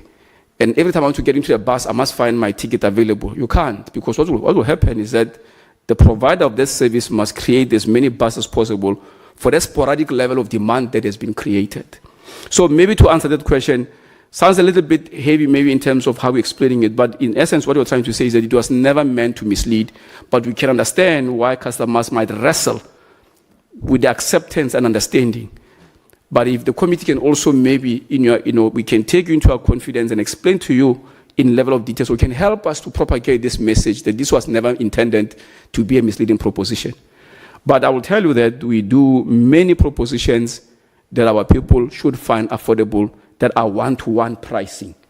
That one-to-one pricing, we call it private pricing, bespoke private pricing, or CVM, customer value management propositions, which allows that we actually monitor your spend and give you according to the size of your wallet so that you don't penalize the poor. On coverage, let me deal with the 99% confusion. And Chair, I want to touch on the issue of sharing. Maybe let me start with that. I think you are absolutely correct. I think between MTN and Vodacom, and I stand to be corrected here, Mr. Mdlalosi, I stand to be corrected, but I think there's about 2,000 sites where we co-locate, where you find MTN network on their side and you find Vodacom network on our side. There is that. And that's why today we're even exploring even further to try and lower the cost. We're exploring what we call security sharing. Because if we're sitting on the same site, it makes no sense that a security agent must go and run to the site to go and check if the MTN equipment has been vandalized, and 7 minutes later, rush back with a different car, a different personnel, to go and check if the Vodacom equipment has been vandalized. We've engaged a Comcom on that, and I think we'll be closing that. We've given ourselves as the two CEOs the next 2-3 months to try and bring that consolidation of sharing. What that will do for us is that a site is sitting in the remote villages, the provider of security can go in once. That will help us to bring the cost down. I want to assure you that we are completely hard at work to try and find the ways to bring the service in a cheaper way to service the rural areas. Security sharing, that's one of them. So where we can, we're going to be able to do that. So any possible sharing under the current construct of the rules, we're going to do. That will help us to be able to do that. So we're innovating around that particular area. And then also, what we'll call for is also where we can co-build and figure out how ICASA can support us in terms of, the rules can support us in terms of co-build. But the point you are raising is absolutely correct.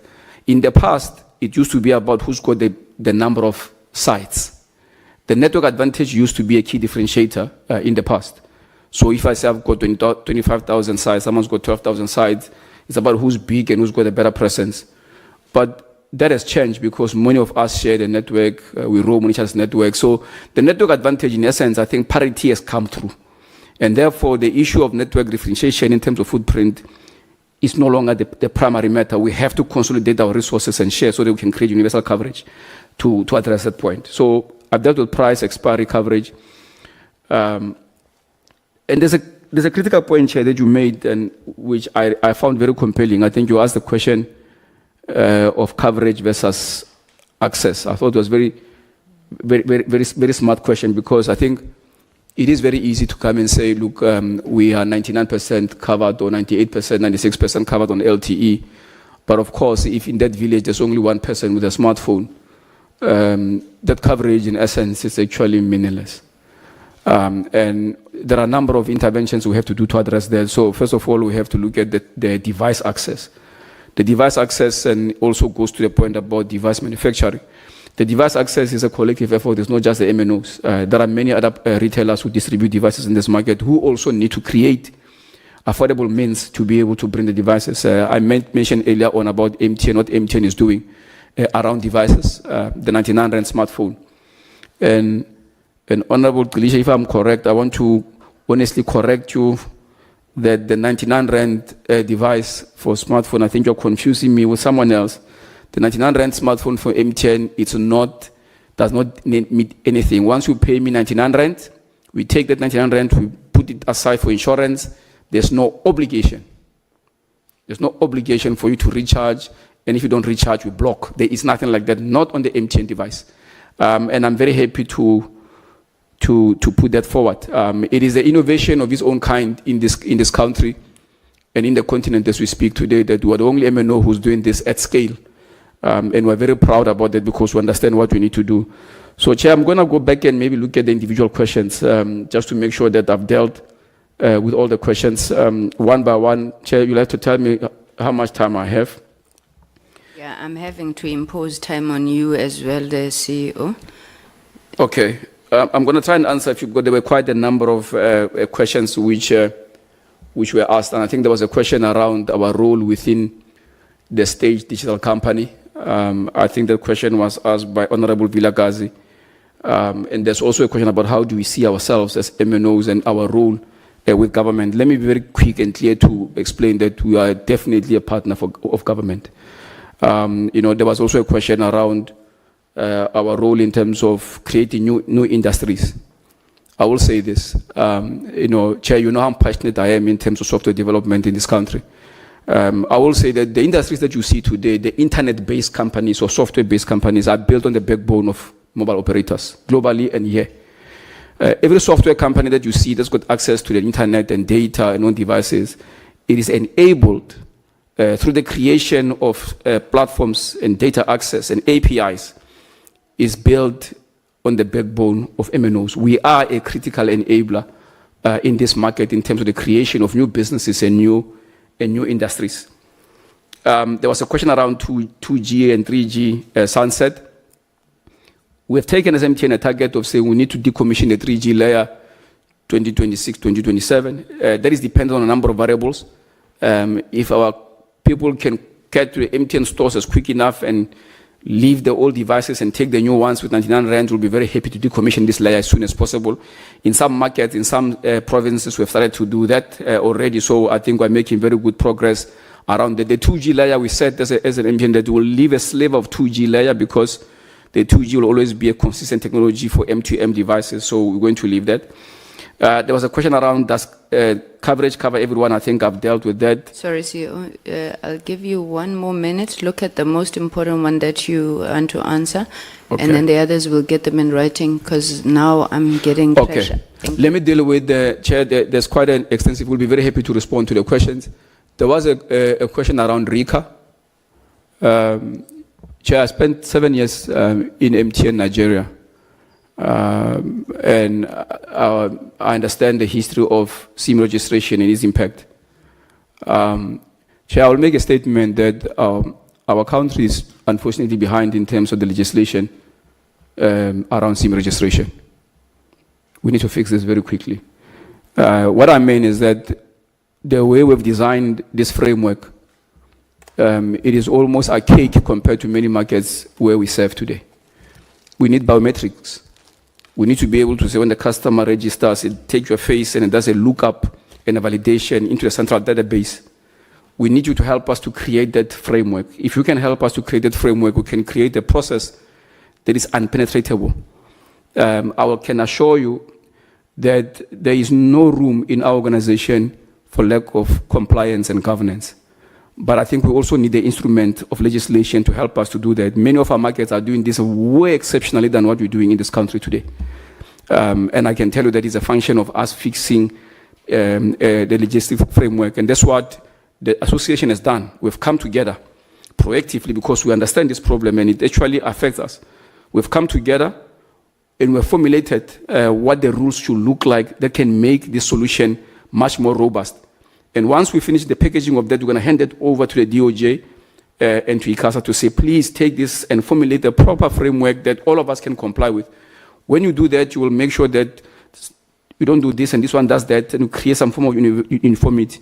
If we can do that very quickly, we should be able to manage the challenge that you say that we see today. So I'll leave it at the chair there. I would have loved to. I was about to redeploy you to Parliament as a member of Parliament. You speak as much as these guys. No, thank you, Mr. Mdlalose? Thank you, Honourable Chair. I think what I'll do is maybe just take a few matters that were directed specifically at Vodacom, and maybe just add one or two points on the generic matters. I think firstly the matter with Mr. Makate and Please Call Me. I think it's important to say categorically that this is not about dragging it out. This is before the Constitutional Court, and we too await the outcome of that. We have in various ways tried to engage and come to a table. We simply have not agreed on quantums, and it's before the Constitutional Court. So I think just to leave that one there for the moment. I think the second one that was specific to Vodacom was on data pricing, and to the honourable member, the 5 gigabyte is available, and it is available on mobile. It's not a separate internet offer. It's actually there. In fact, as the session was going on, Honourable Chair, there were people on social media asking about it. Our team has responded to them, shown them exactly where they buy it. It's fully available. It's not hidden somewhere. It's actually there. And part of it, Chair, lies the problem around the price of data. Of which some of it is around the perception of the price of data, which we will need to work on harder to ensure that that is more available. The fact that you are not aware that is available is part of the challenge for us to make you aware of that. And I think those are some of the elements.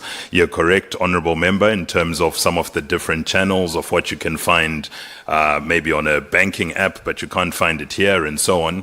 Within our business, there's different ways to distribute our products, if you like, so to sell our bundles and so on. And each of those different channels, if you like, have different commercials that you need to pay. So what you can maybe sell on this channel will cost you a little bit more there, and so there might be different prices on different channels, but ultimately the 5 gigabytes is available for customers. It's available on all of our channels that we distribute directly. So just to put that one categorically and make that clear on that. I think the data expiry one is also, Honourable Chair and members, what you've raised passionately. And maybe I can join my fellow CEO and give a separate example to try and explain the matter which has been spoken about at length. The data pricing that we price for is based on how we dimension the network. So we say this is what we need to input into the network to create the network to be able to carry the data, and therefore we charge on the basis of that. If one was looking at the price of making something fully available all of the time, it is obviously more expensive than dimensioning it differently at different times. And so to buy a data bundle is not like buying a loaf of bread. Buying a data bundle is buying access to something, almost like buying a Gautrain ticket. You can buy a Gautrain ticket for a week, for 2 days, for a return for a month, and it's the access that it's giving you to that service. To just reiterate and maybe use it in this example, if you were creating an endless accessibility to something, it would almost be saying that you want to build a 5-lane highway right across the country, because it must always be able to take 5 cars at the same time. And you would build that road network, if I'm just using roads as an example, you would build a 5-lane highway all across the network through every road. The end result of that, Honourable Chair, is it will actually push data costs up. So the very fact of bringing the validities down is an ability that we have and a tool that we have used to make the entry points more affordable for people who want to use them at a more affordable entry point. And therefore we dimension the network accordingly that way. That's part of the journey. The longer validities are available on the network.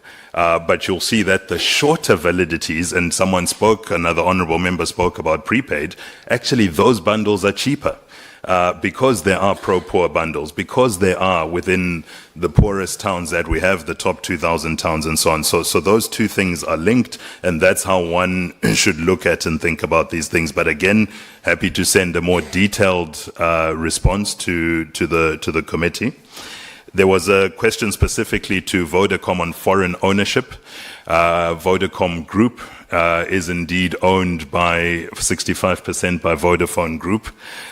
This gives us a few things, Honourable Member. The first thing that it gives us is it gives us an ability to be part of a world-class company. What we have access to are technologies, ideas from right across the group, from how things are being done in Spain, to UK, to Italy, to Germany. There's nothing you'll find, Honourable Member, that we are, as a group, that the Germans can say they're doing that we haven't brought to South Africa. So we have the power of bringing world class into our business by being part of a bigger group. On top of that, we also have the ability to procure equipment and use the buying power of the group to ensure that we're procuring the things that we procure with the power of being part of a global group which has bigger procurement. But that being said, there are very strong local shareholders within Vodacom Group. So the PIC holds 12% of the share of Vodacom Group, and Yebo Yetu, which is our BE vehicle, equally holds 5%. So there's, along with all the other individual shareholders who trade in Vodacom shares individually. The point on infrastructure sharing, Chair, I won't belabor it, but again, just to give perhaps a different angle, the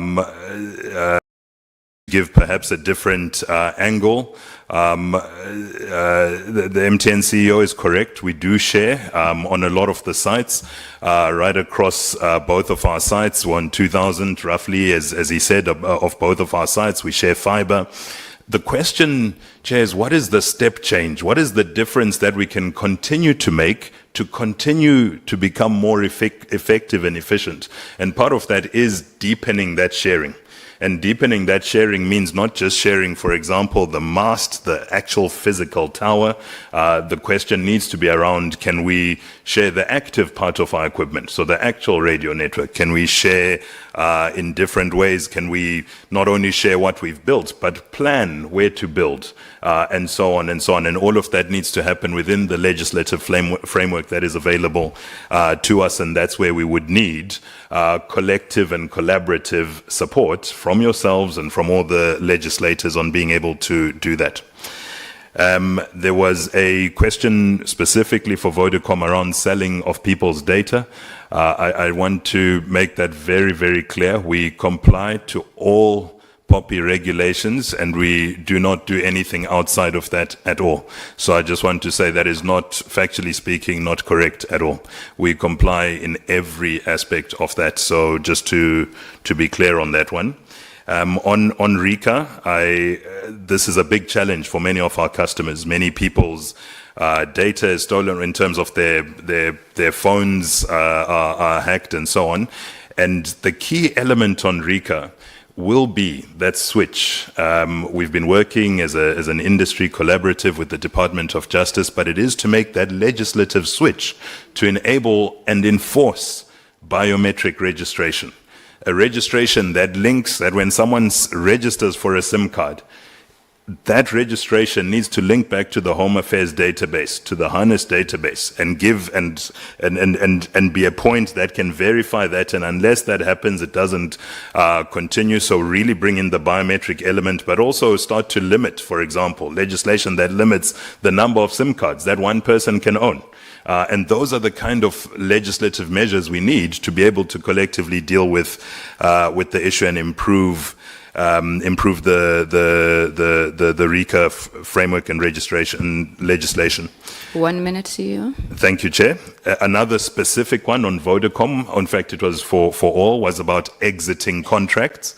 important to say that when contracts are entered into, particularly most of those involve a device that's part of that contract. And what has happened with that device is, as an MNO, we've gone and we've procured the device from the OEM.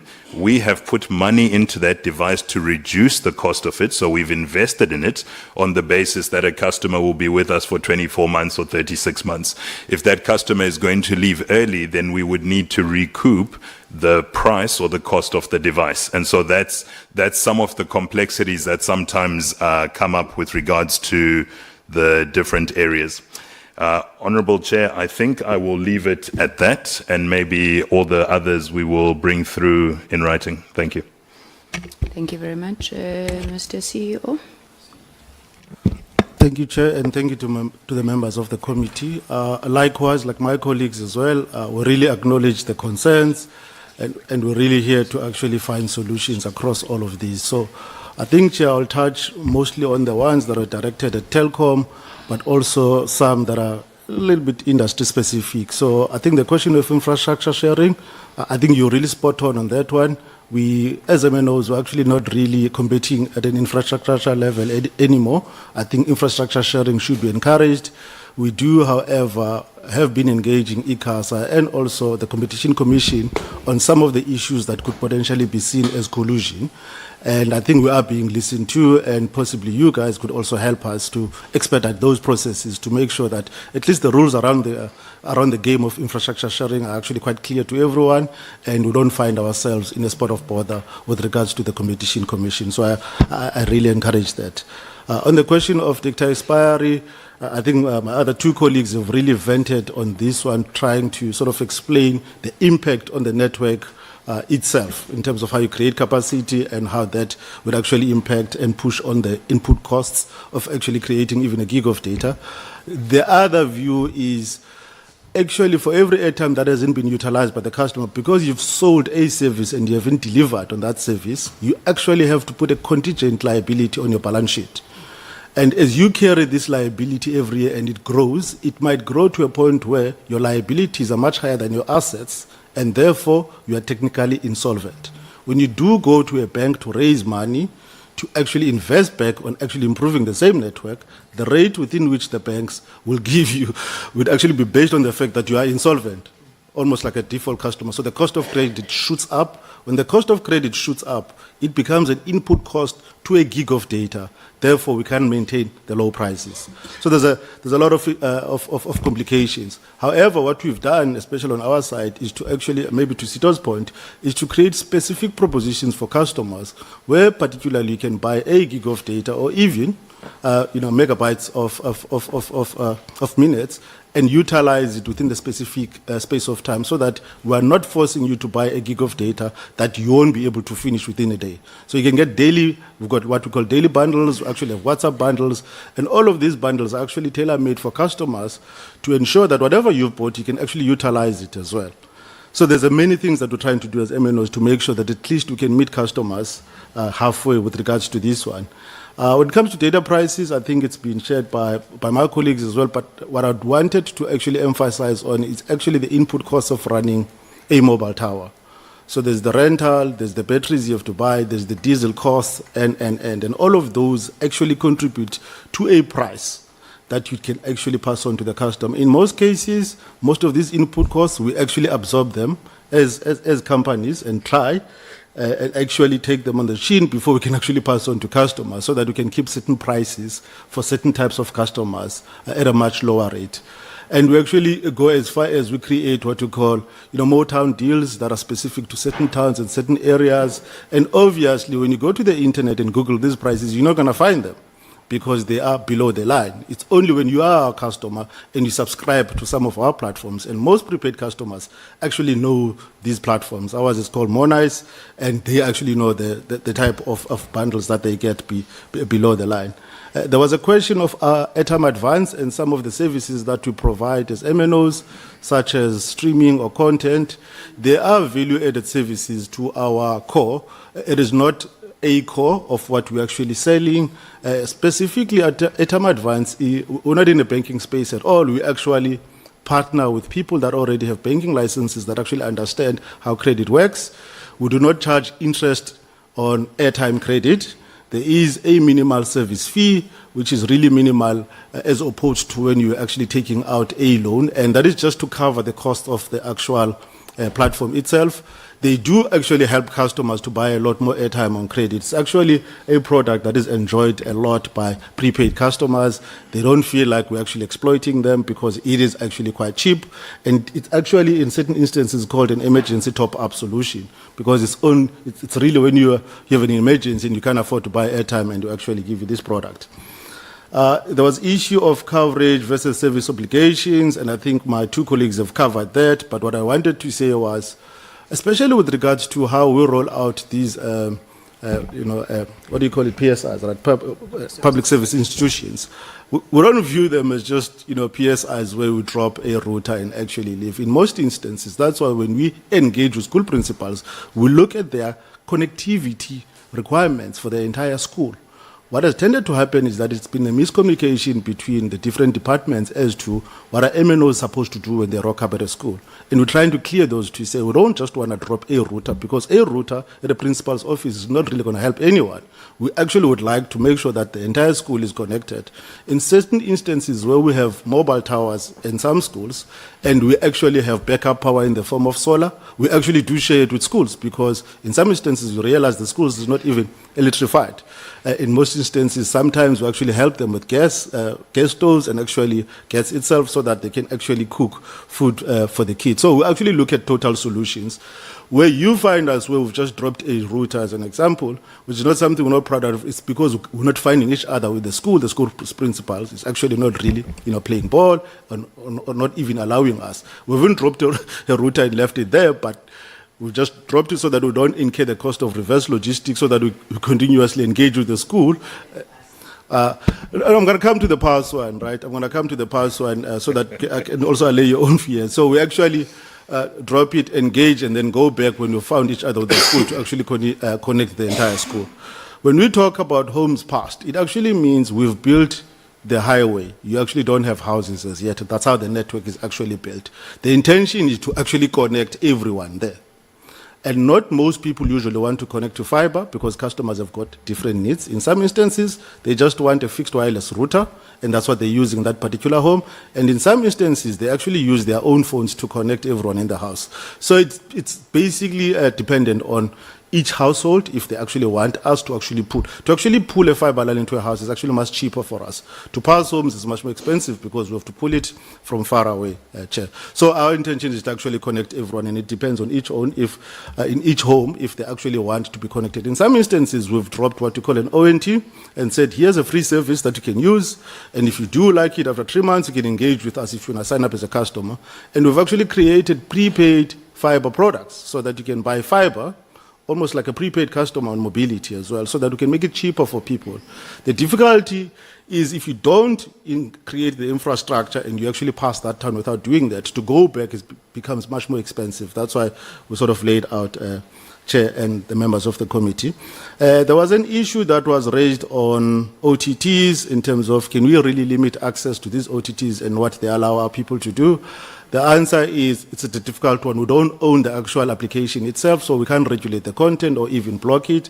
And in certain instances, if you do that, you actually have to block the entire country to have access to the internet, in essence, because broadband services are actually provided as such. However, we've been engaging with with the department as well as to can we expedite the regulations around OTTs. So, for instance, in Dubai, you can't make a WhatsApp call because it is regulated and blocked that you can't do that to protect the MNOs in that country. You can use WhatsApp on data. So these things, we've seen them elsewhere that they can potentially be done.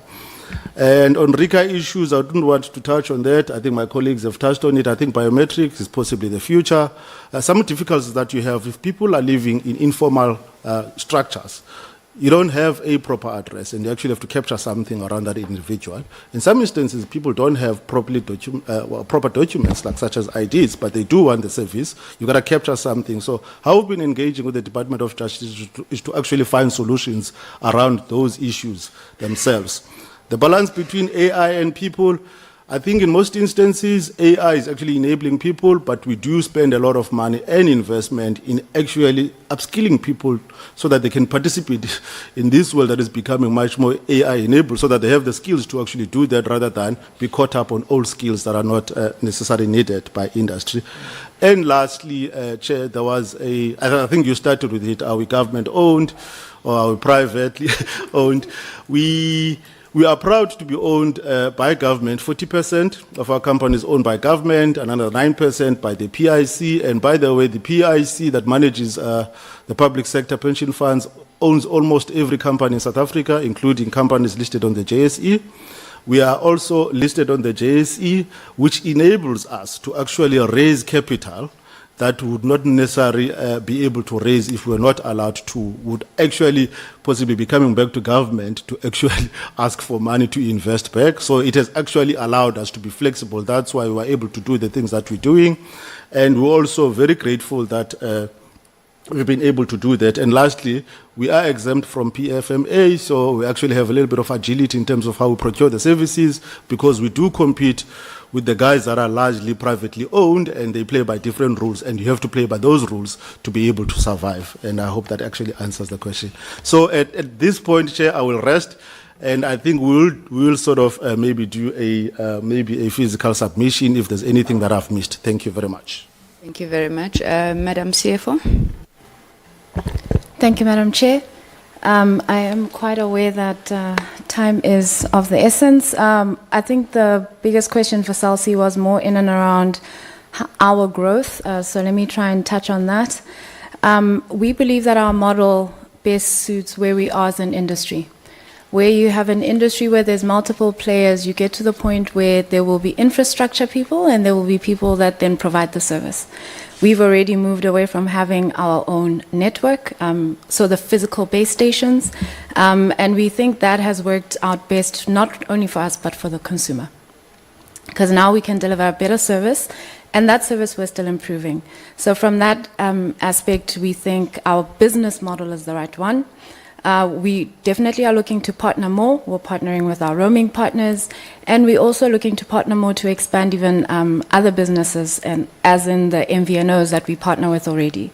And we think the MVNO models are important to the industry at large, because they do add a different layer of competition to the services we provide. So you can never be complacent as a telco, because now we're all, the playing field is way open. And we believe enabling this competition is quite important. As the smallest profit-wise from the MNO providers in the room, we heard, we acknowledged, and we received the blessings that we heard about making billions and billions and billions of profits. Thank you very much. I will take that away as CFO. I am very happy for those blessings. But we do believe that obviously then the reinvestment of that is quite important. From our end, we have been limited, but even in the initiatives that we've partaken in currently, we do make sure that we try and implement deeply.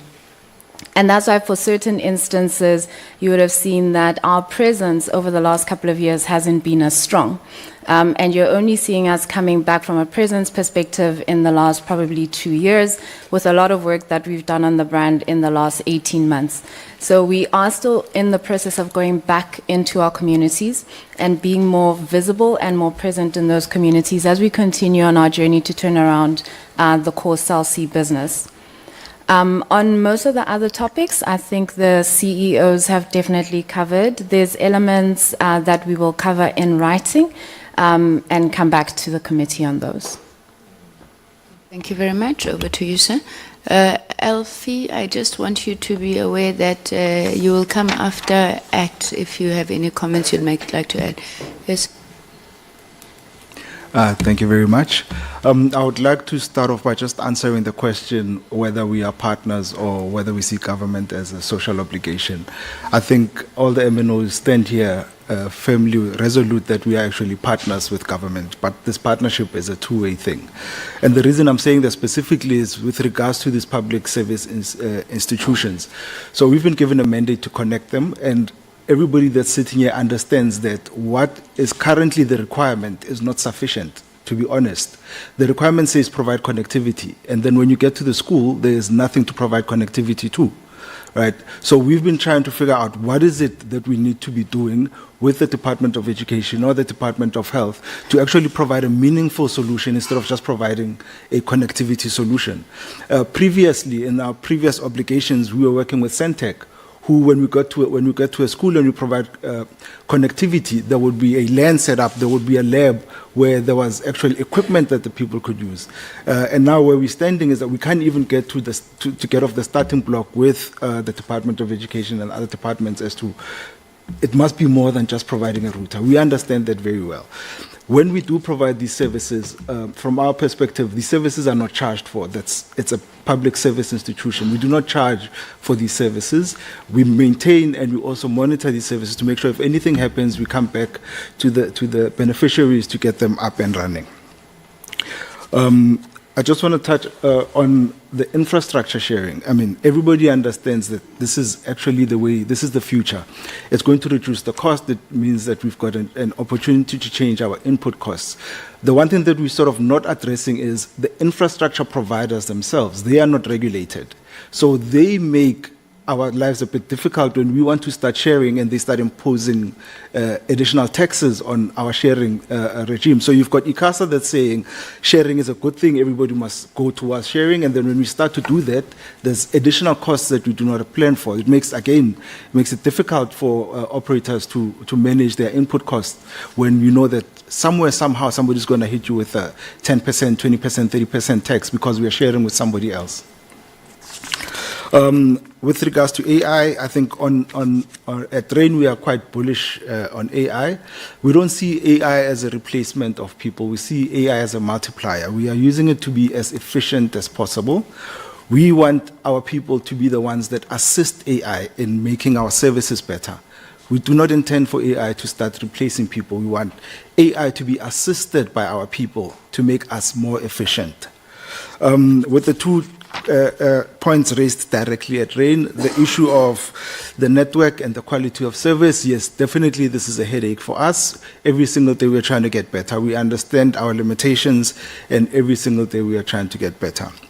With the issue of price, Honorable Shongwe says RAIN is expensive, has always been expensive.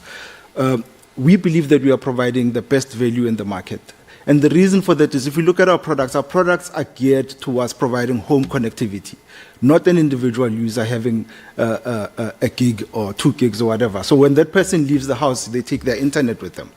We are anchored at home by providing unlimited home service, and then we are providing the residents of the house 2 mobile services free of charge as part of our product construct. So in terms of value, we definitely believe we provide the best value in the country. In terms of whether it's expensive, I think we need to be looking at what exactly is the value that we are providing if we want to compare it to somebody else. Are they providing similar value if you compare the services that we are providing? Yeah, I think I will just leave it there. You didn't answer about the cloud, or is it encapsulated? It says cloud? when there's clouds, there's no rain. Oh, that's the quality of service. Okay, so no, I'm joking. I know you answered that one. CEO? Thank you, Chair. I'll try to be as quick as possible. It's unfortunate that member, Subramani, left on the issues of ICASA and USASA. If you were to check the second last slide, of my presentation, it sets out a timeline of the engagements that as ACT we have had with the ICASA, and especially on one topic, which is social obligations, since 2023. Some of those letters have not been responded to, but we do put that in writing. Over and above, insofar as USASA, Chair, because we're talking about the Universal Service and Access Fund, we have shared our research with USASA. USASA hired consultants, and the consultant came to us as ACT and asked us questions as to how do we think it best the funds could be dispersed. That was last year. We've only had that one engagement with USASA. So we have had engagements with USASA. And I'm saying, Chair, for us as ACT, we don't just pay lip service, we do research. That's why some of the research we've left here with you. I think most CEOs have actually touched on the issue of RICA, and as an association, we are working on RICA earnestly, and we're working. So the issues of the biometric, the issues that are being introduced are outside legislation. So in order for us to find a way of making sure there is more security, because we recognize South Africa is being grey listed, we have actually asked the Competition Commission to give us permission outside the legislative framework to find more solutions that are security related. So I wanted to say that there was a question around sunsetting of 2G and 3G networks. I am going to quote the policy directive of last year, 28th May, the day before that we were voting. That was published by the then Minister Mondli Gugubele. That actually says the following. The following section provides preliminary dates for the sunset of 2G and 3G networks. The sequencing for sunsetting of 2G and 3G networks and their related dates will be determined by the authority, subject to conducting an economic and regulatory impact assessment. So ICASA has to do the regulatory impact assessment. And then they're saying the first part is the prohibition of type approval of 2G and 3G only devices. That was supposed to have been done, remember it's a preliminary date, by 30 September 2024. We had written to ICASA to remind them of this date. The next date was prohibition of activation of 2G and 3G only devices on networks, 31 December 2024. Commencement for the shutdown of 2G and 3G services, which the commencement was supposed to be 1st June 2025, and then total shutdown of 2G, 3G networks by 31 December 2027. These dates are there, but these are preliminary dates. ICASA has to consult further on them. So I just wanted to say it's going to be led by ICASA. The industry is going to follow. I just wanted to say that. Chair, I know there was an impression that perhaps it's how I spoke, that we are not opposed to satellite. Satellite is here in South Africa, but we are opposed to the manner of how other people are coming into South Africa. We speaking about the regulatory parity, that when we say the door to come into this room, Chair, is that door, you cannot come through the window. Same rules must be applicable to you, that are applicable to everyone. And if the rules are going to be relaxed, they should be relaxed for everyone. That is the point that we have been saying. As a result, ICASA started the process in 2024, and we have been consistent in saying that to ICASA. Then, Chair, I wanted also to add on the difference between SA Connect and social obligations. Two different things. SA Connect is funded by government. Universal service obligations is what the members received as part of the spectrum licensing. The SA Connect runs mostly on fiber. This is more a mobile network service on this side. So I just wanted to draw that distinction. But do they want to achieve the same thing? Yeah, they do. But this one of social obligation is privately funded by a network operator.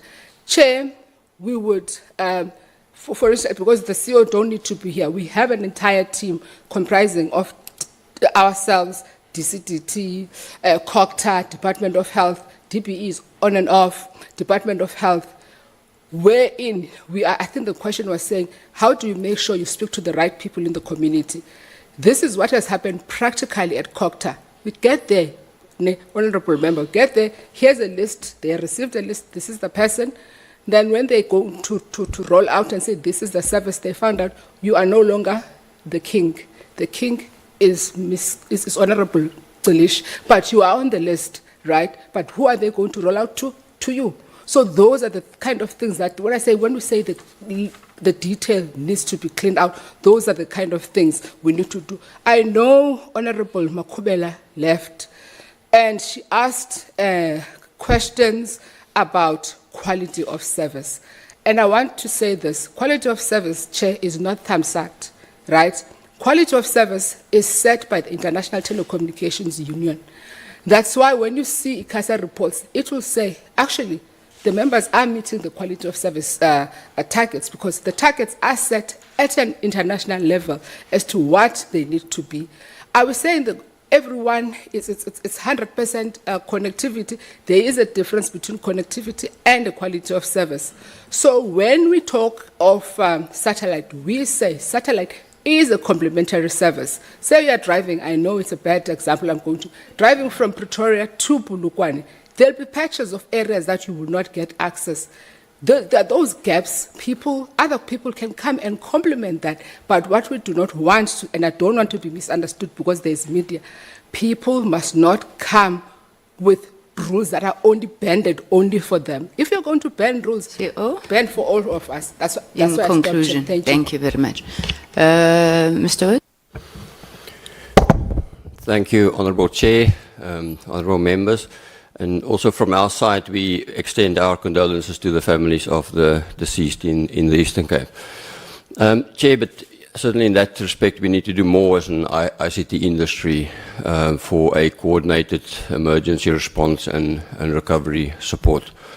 I think Ms. Patchy covered the issue of the 2G, 3G. Effectively, it's that next generation spectrum policy that directed ICASA to do the work in this regard. She spoke of the RIA that's required, but the important part, the continued consultation with stakeholders, because that informs the revision of the roadmap and the timelines that are involved. But that certainly ICASA can take us further on. There are so many topics. I'll just cover 5, 6 that maybe just helps, Chair. So on rapid deployment, for example, ICASA's, we've done our policy, and ICASA's been working on the rapid deployment regulations. They've done half the work so far, and on the APP it reflects that they would be finalizing regulations this year. That's only one half. On the other hand, we worked with DCOC over a period of time, and they've done a national standard draft bylaw on rapid deployment. So that deals with the municipal space, and that's where operators say the biggest problems are. So at least the framework is there, because that framework creates, intends to create uniformity in wayleaf processing.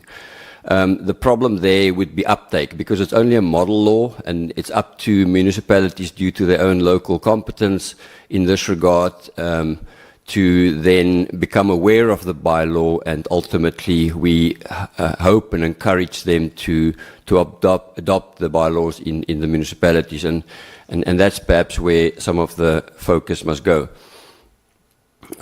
When it comes to the airtime expiry, just a short part, ICASA recently confirmed that they are still dealing with it as part of the revision of the end user and subscriber service charter regulations. And I understand that the committee has finalized the consultation process and is awaiting legal vetting of the regs and the reasons documents that they intend, and that is earmarked to be published by the end of Q1 of the 25-26 financial year.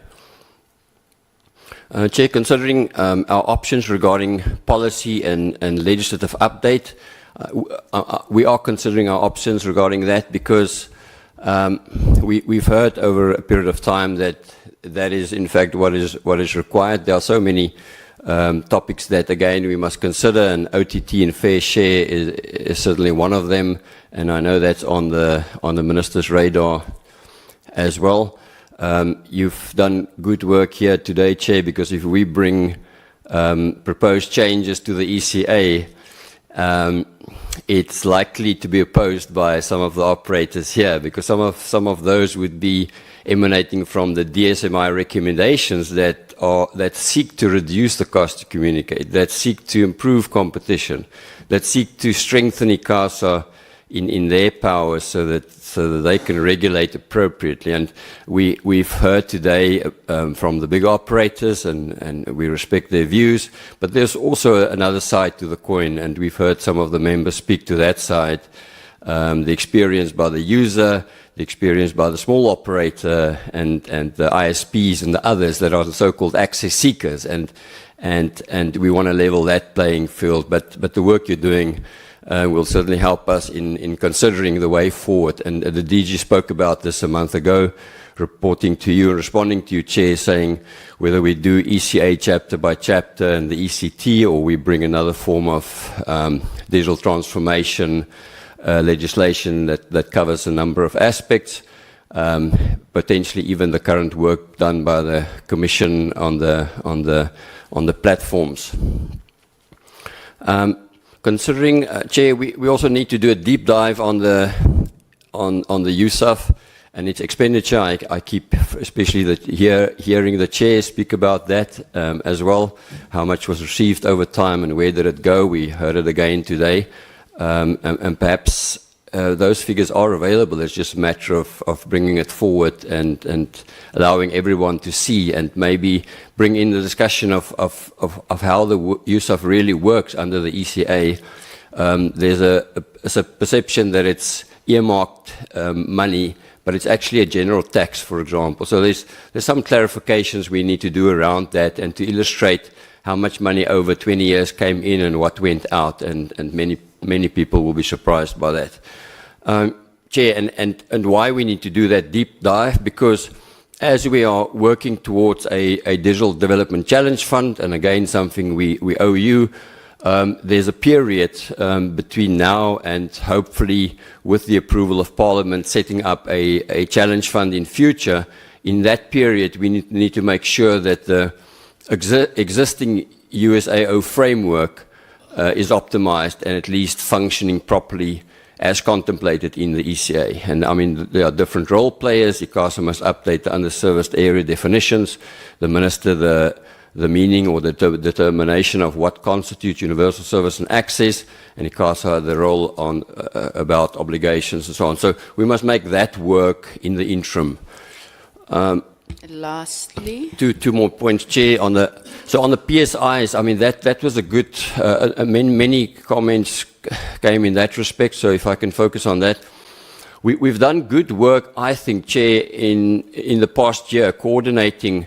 That means the department and ACT representing the big operators and the spectrum licensees with the proper PMO to try to facilitate the coordination, and I think that, in my opinion, was a good first year. But we have to have a dedicated session about that, Chair, where ICASA should take the centre stage, in my view, on the PSIs and how the process can be more dynamic and efficient. We can speak about cost to communicate, Chair, but then on sharing of infrastructure, we certainly support that and believe ICASA must update the facilities leasing regulations, at least with the recent court judgments that interpreted the reasonability test. We support any of these pro-competitive measures and enabling a better spectrum regime that can benefit our economy and society. In summary, Chair, there are many critical subjects that were raised today, and we need to attend to these matters, and we thank you and the committee, Honourable Committee, for setting this in. Thank you. Thank you very much, Mr. Wits. Wits or Wits? It's Alf Wilts. Thank you, Chair. Thank you. Thank you so much, Alf. So, maybe in conclusion, let me start by thanking you very, very, very much. And I hope we've demystified the fact that you come to Parliament to be attacked. I think that this committee really, really seeks to be constructive. And let me get to constructive. Honourable Bodlani did say she hopes that this is not the first and last time we interact with yourselves.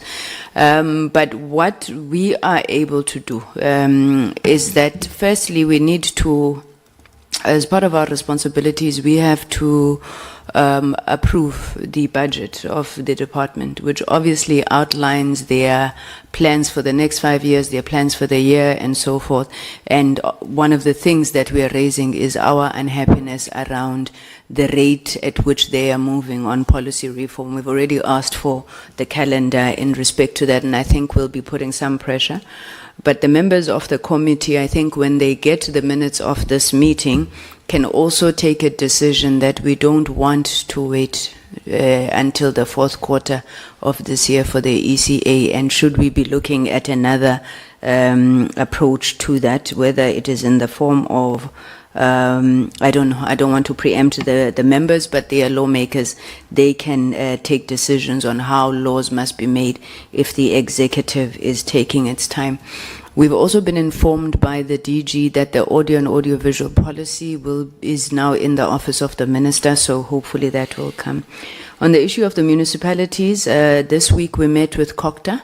And this issue was raised around the time that it takes, and I think in due course we will have to engage in a joint committee with the portfolio committee of COCTA. I think we've heard the issues around alternative spectrum allocation.